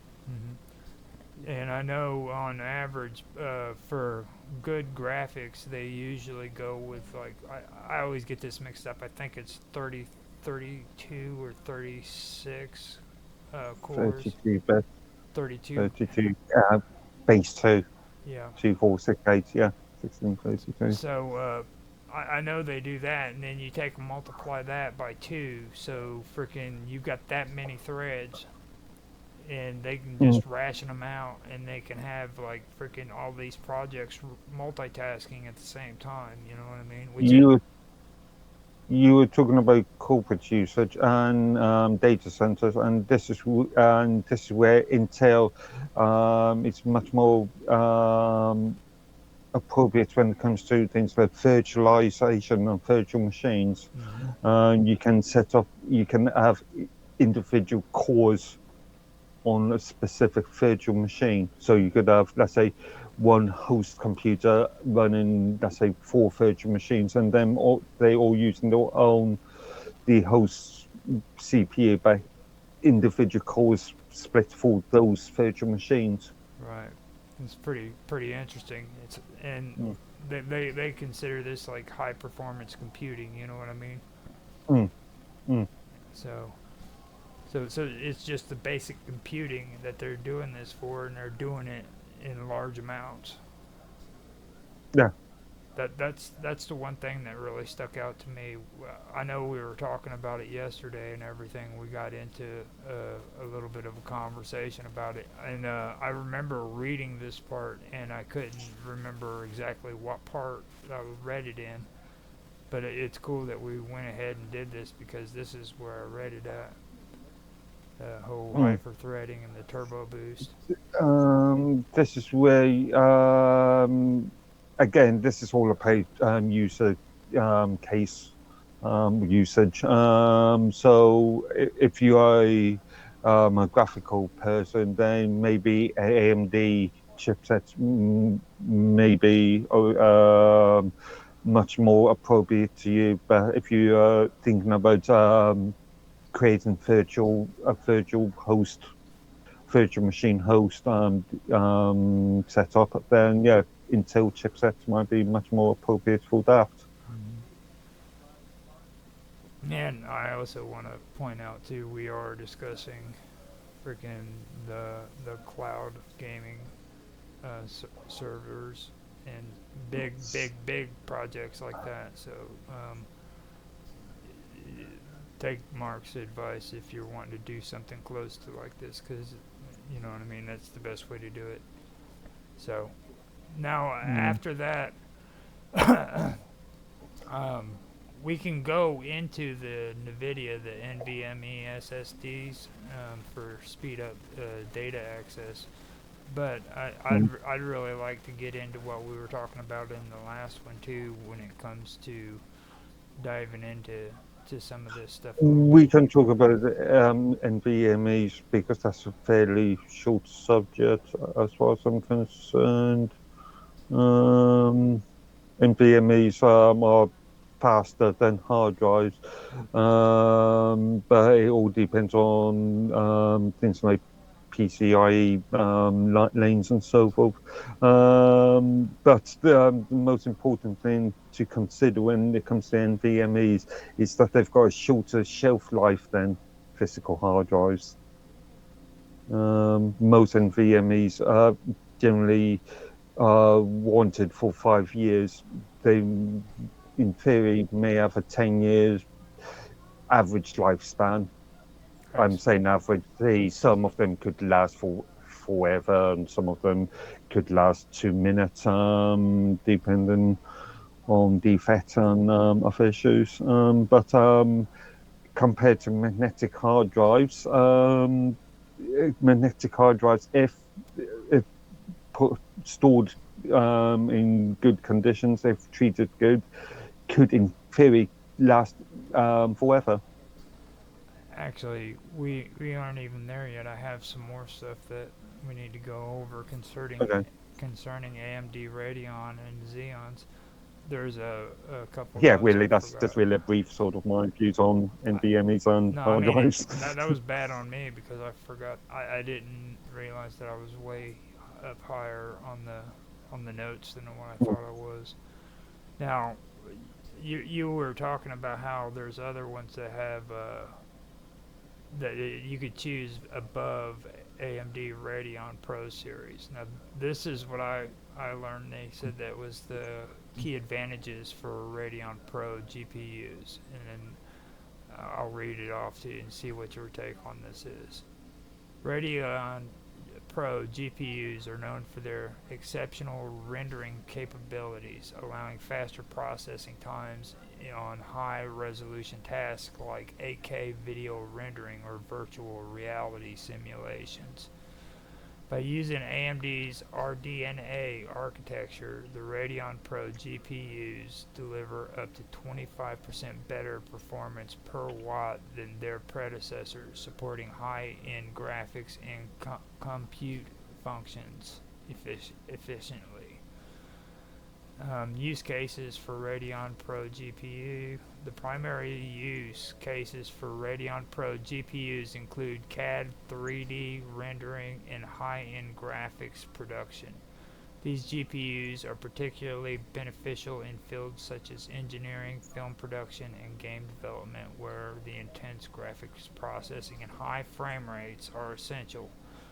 In a network environment with NVMe SSDs, the Intel Xeon processor Radeon Intel processors, Radeon Pro GPUs can facilitate and render the real-time data handling requirements for remote work and collaborative projects. So that's where that comes from. Again, more marketing bluff. I don't know. The GPU market, so it changes quite often. What may, if AMD is the fastest at the moment, then maybe next year NVIDIA or Intel be the fastest. So again, nothing is stuck in mud, so to speak. No, they say that Radeon Pro GPUs deliver up to 25% better performance per watt than their predecessors. From predecessors, not from other competitors. Yeah. This is why you've got to be careful about marketing. See, I hate them damn marketers. Indeed, indeed. Okay. What did it say yesterday? Lies, down lies, and marketing. Yeah. Yeah. Okay, so now with the Intel Xeon CPUs powering the backbone of enterprise computing, that's what they say for this one. Intel Xeon CPUs are recognized as industry-leading processors for server and enterprise-grade computing, built for scalability, multi-core processing, and high reliability. Intel Xeon processors are integral for data centers, AI research, and scientific computing, equipped with advanced security features and support for large memory pools. Xeon CPUs are optimal for high-performance computing, HPC, and parallel processing tasks.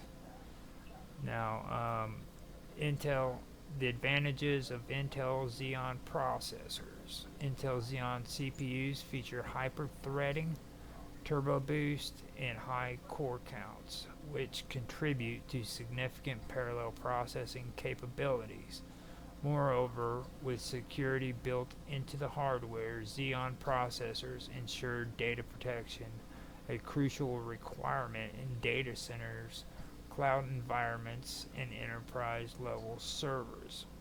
Now, I'm kind of iffy on that whole thing about the security thing. I don't. Yeah. I don't really. Yeah. I don't believe in that shit. But I do agree when it comes to the freaking hyper-threading. That's. Yeah. I was just quickly checked on the Serial Forest chips CPUs, which is Intel's latest Xeon CPUs. They contain up to 288 cores per chip. Oh wow. Yeah, and I was looking at sort of servers for my own use. Back on, I was looking at the old IBM Z80, 840s and 820 range, and you could put up to, I think, those machines come with 2 CPU slots, and you could in theory put, I think it was 64 cores per slot. So 128 cores in maximum, I think. Remember right? That's intense. That really is. That's pretty intense for anybody. Compared to AMD,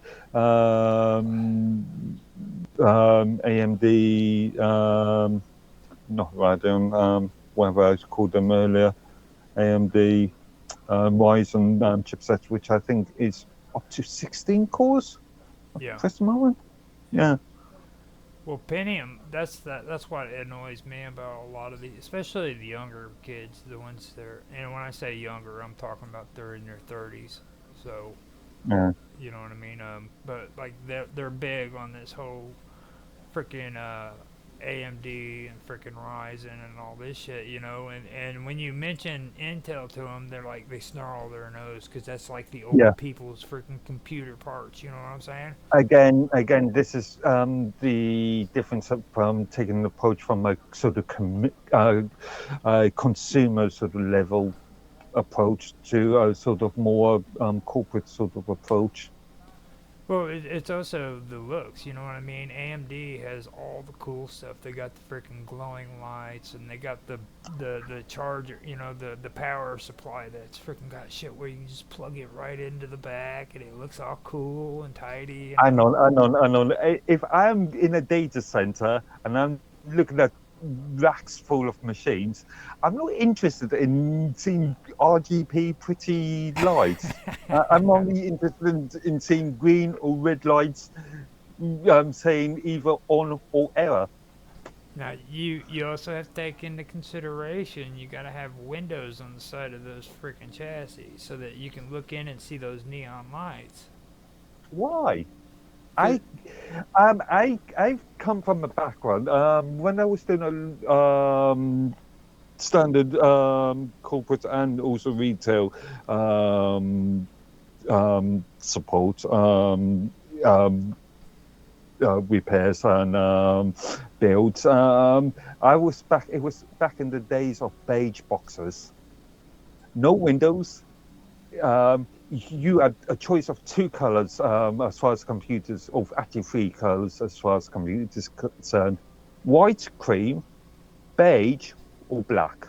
Now, see, I wanted to stay away from the beige because, like, I was gonna actually pick on you because, like, I could picture you as like your ideal place to be would be like working in a freaking office environment where you have files that were like tannish beige, and you had your own filing cabinet and shit.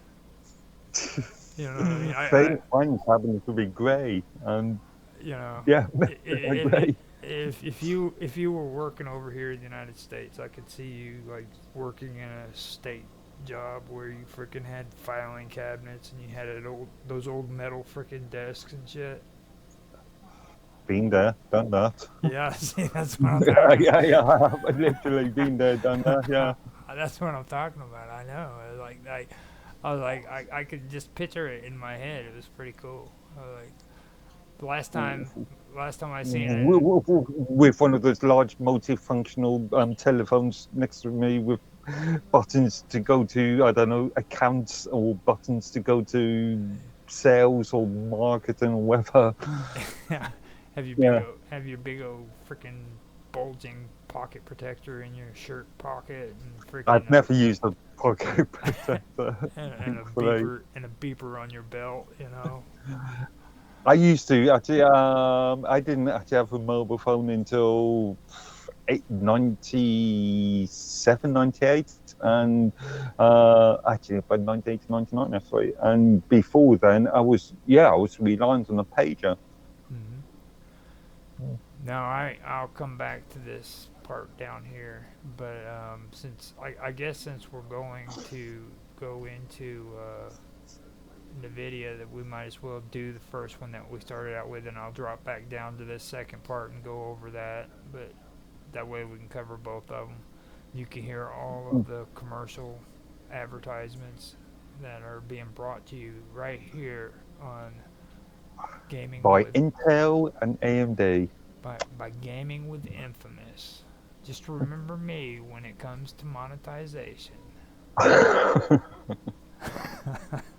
So here we go. And NVMe SSDs, and this is accelerated data access and storage efficiency. Non-volatile memory express NVMe SSDs represent a leap forward in storage technology, offering high-speed data access, far exceeding traditional HDDs and even older SSDs. NVMe SSDs are particularly beneficial in environments that require quick read-write access, including gaming, video editing, and scientific data analysis. Performance. Okay, go I ahead. was going to actually put a caveat in there. As I mentioned before, NVMe's have and all flash storage devices. So NAND and all storage devices. So may that be a USB flash or an SSD or a NVMe, they all have got a limited write cycle. So after a certain period, they will fail. Whereas mechanical hard drives, in theory, if treated well, can last a lifetime, if not longer. Well, I don't like them because I've had this conversation with you before. You know, I love to freaking build my own computers too, and you know, for me, the classic hard drive is perfectly fine with me because I hear people talking shit about, oh, don't drop a freaking hard drive. You know how many times I've freaking dropped a hard drive? Okay. To be fair, I've come across when I was doing a lot of Vita repairs, I've come across plenty of laptops that people have bounced around, smacked against walls or whatever, and yeah, and find that the arms on hard drives sticking, or there are actual physical damage to the hard drives. So yeah, they are a lot more when it comes to physical reliability. Yeah, they can be a bit more. Now, with these SSDs and these HDDs and all that stuff, you know what I'm saying? It's well, the HDDs are different freaking than the actual original hard drives, right? Like those are the little bitty hard drives, aren't they? Technically, they are the same concept. You've got a platter, you've got an arm actuator. You could, even though it uses iron particles rather than grooves, if you have a look at them inside, they are physically resembling a old LP vinyl player, where you've got the arm and you've got a platter, and the platter spins and the arm goes up and down. Yeah. You always know a hard drive's going out when you hear that freaking wheel going clack, clack, clack, clack, clack, clack, clack. Yeah, that's one of the obvious issues, yeah. But what I was saying though is like these SSDs, man, they seem to be a lot more easy to break than what it is in a traditional hard drive. So I would say physically they aren't, because obviously there's no moving part in them, but because they can wear out after time, they're not as resilient over a long period of time compared to well-kept physical mechanical hard drives. Okay. Now on the next part it says the performance and applications. It says NVMe's SSDs connect directly to the CPU via the PCIe bus, enabling data transfer rates exceeding 3,000 megabytes per second. For creators working with 4K and 8K video files, these speeds ensure seamless playback and editing without lag.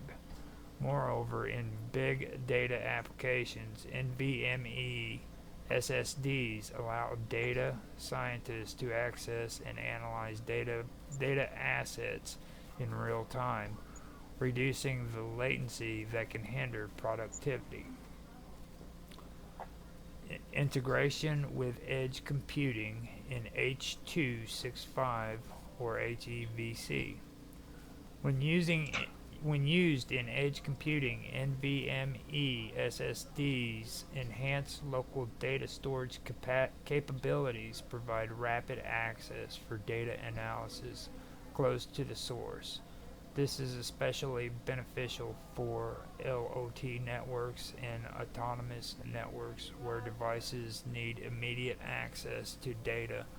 Additionally, NVMe SSDs improve H.265 or HEVC encoding workflows by accelerating the access and saving compressed video files, allowing video streaming platforms to deliver high quality content with minimum buffering. So, what do you got to say about that? What did you say the speed of PCIe was? The speed for was its data transfer rate via the PCIe bus, enabling data transfer rates exceeding 3,000 megabytes per second, or MB. Okay.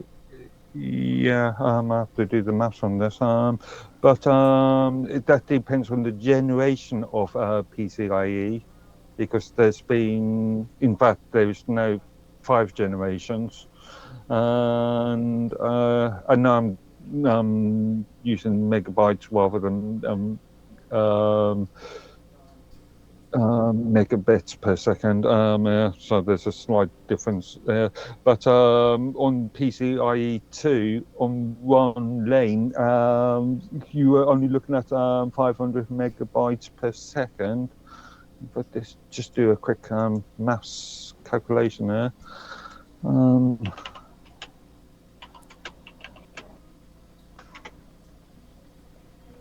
on, I will be right back. I gotta go take care of something real quick.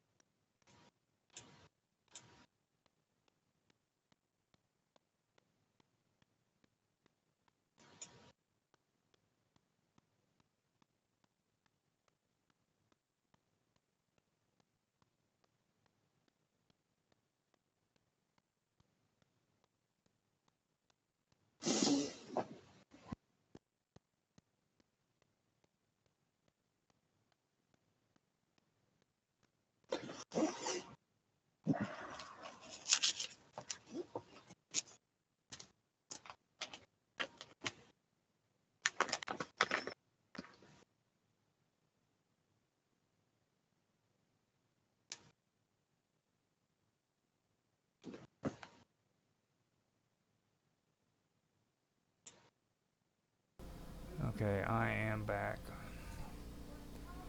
You can hear me, right?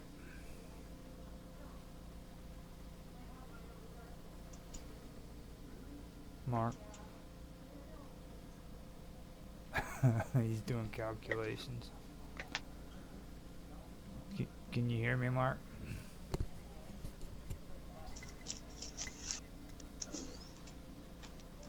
Can you hear me, Mark? Yeah, I'm having some issues. Give me a second. Let me see if he can hear my voice.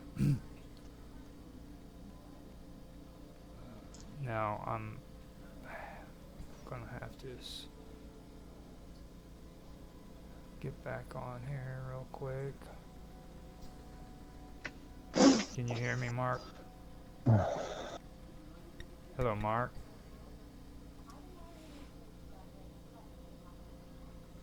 Yeah, my mic is messing up real quick. Let me...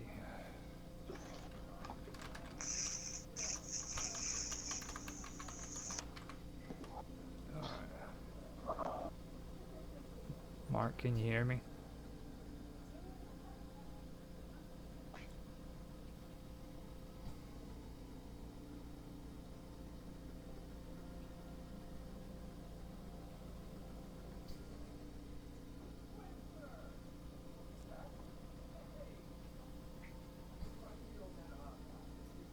Yeah, this is acting pretty freaking crazy.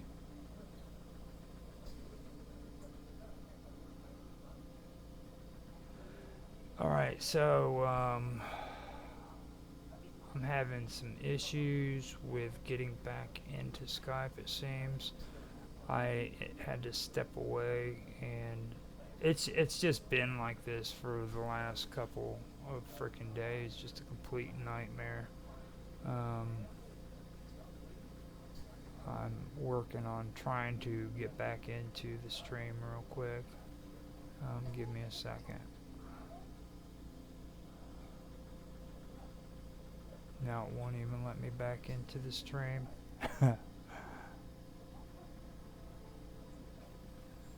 Yeah. So, I do not quite know for sure what's going on there. Let me see what's we've actually made it to an hour, so I might have to go ahead and just kind of back out on it and everything. This is getting ridiculous, to be honest with you. I've been dealing with this stuff for about 3 days now, and it's really weird. I've literally had to download frickin' OBS, the new one, and I'm gonna tell them I can't even get back into chat.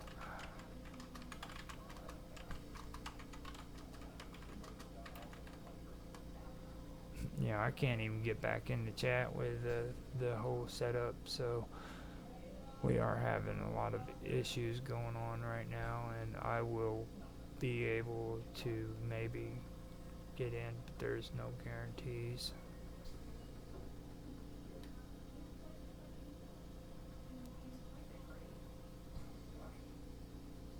Alright.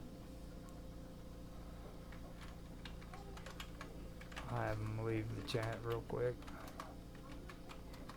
Yeah.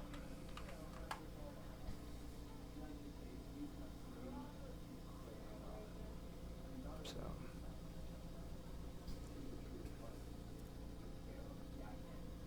Yeah, that was craziness. Now let's see what happens. Yeah, I was able to finally get back in the chat. That was weird how I did that. Okay, I'm back in. If we can get Mark in, we're good to go.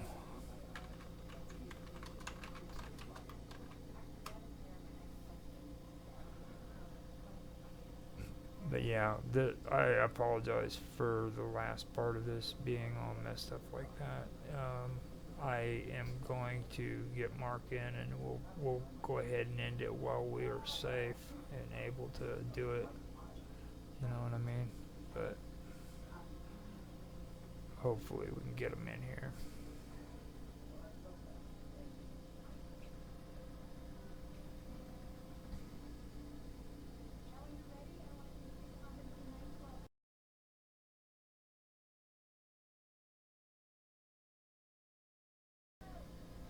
See what's going on now. Yeah, I don't know quite back for sure what's going on, and it's like I said, this is something that's been happening. I think that it has something to do with just something has really gone on, something really bad, and I don't know for sure if it has anything to do with really my computer, or if it's just freaking like something with the platforms, maybe the internet connection that I've got. But it just things have started going freaking nuts. I've got Mark's having issues, so I can almost bet he's having a hard time coming in now too. It's getting to the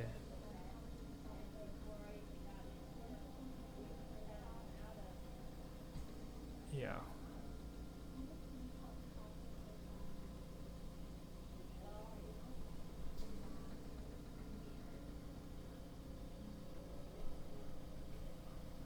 He can't even see the call. So what it is I'm going to I'm going to take a break from this real quick, and we will get back to it later on. I'm going to bring the show to an end.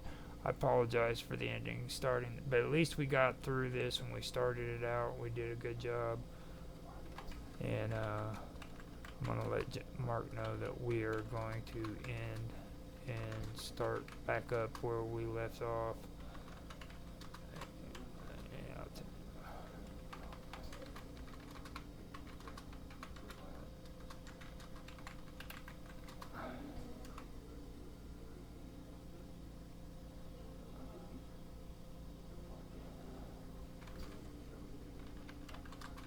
And I'm going to end the stream. And we can get back to where we were at this point later on. That way we can talk about some pretty good stuff. Now I have also got this on my alternate YouTube channel, which is Gaming with Infamous, on my other one that's not, or it's actually just Roger Hanson. So it's my gaming stuff for adult gaming, like conversations and stuff like that. And I do have adult gaming on here for like House Party. If you guys want to go check those out, they're censored. There's no nudity or anything in it, but they are funny as hell. So if you want to check them out, I'm going to go ahead and end the call and restart it, and maybe that'll straighten it out. And we can come back in, see if that does it. And after that, if he can come back in, we'll have him go ahead and end it. But I am also streaming this on Rumble X, and no, on Rumble and X, and it'll be on Odyssey too. But what I'm going to do is I'm going to take the replay and upload this one into the one that I had done previously, so that we can have it. Okay, you're back. Yep. So what I'm gonna do is I'm gonna stop it here, since we had such a great time with that mess up, and we can come back and start from this point on. Sound like a good plan? Huh? Oh wait. Yeah. What I was, you can hear me, right? Okay. Now, what I figured is, yeah, we can. That's weird. It really is weird. I'm getting bad juju vibes from this. So what I'm going to do is I'm going to end it here and then come back to it later on, and tackle some more of it, because this is where bad things happen when Okay. you know what I mean? Well, third sense. Yeah, I'm kind of paranoid after the last couple of days. I really am kind of paranoid after the last couple of days. You know what I mean? Why did you have to do this painful? Start over. Your voice just kind of went out right there. What did you say? Let me see. Yeah. What did you say? Yeah, no, I was just curious why you disappeared when you did. I had to go in. My mom is in the other room. She starts getting all wacky and shit. She's got mental, from being old, senile and stuff like that. So, my mom's an interesting person. When she got older, she didn't get old gracefully. Let me put it to you that way. She has issues, and I gotta help her.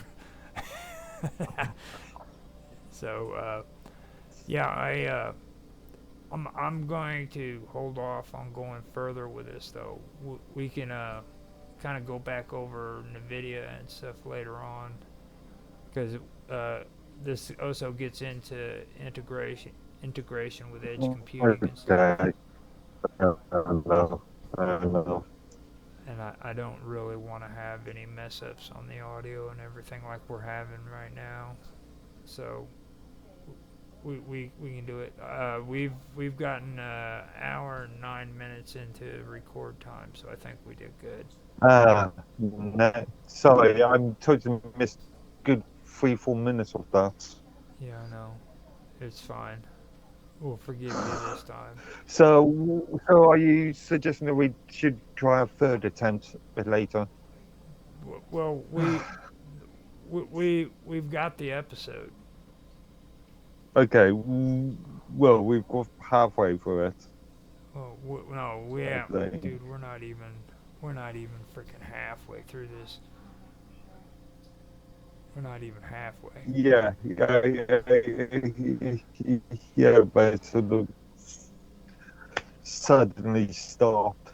Yeah, it's now what we do have to cover still. We have to cover H.265, and then after that we do edge computing. Then we're going to cover quick, and that's not even getting into the other conversations that we were having with PBR and also PAS and SAS. You know, which is really important stuff too. It's a software that. Okay, sorry. I don't know. You just Yeah, I know. halfway through that last sentence, you stopped. Yeah, I know. That's what I'm saying. We just. Okay. Yeah, hey, this is the best time to just stop. You know what I mean? Let's. This is getting bad because it's like you just when you did that, everything was in slow motion. You know what I mean? Your hand went down in like slow motion. You look like the Bionic Man, dude. Yeah, before you stop pulling it, before. So, let's just bring this to an end, and we'll get episode 2 going, and we'll finish it off later on. Okay? Yeah, again, so I missed half of that sentence as well. Now, hopefully it came out into the stream. So let's just be grateful for that if we get it. So I will talk to you in a little bit, and we'll end it here. Okay? Okay. I'll talk to you after I quit streaming. Yeah. That's if I don't stop. This is the shit I'm talking about. It's insane. And I told everybody on here, this has been going on for like 3 days now. So. Yeah. Okay. I'm gonna hit end. I hope you guys enjoyed your stream or our stream, and I will talk to you later.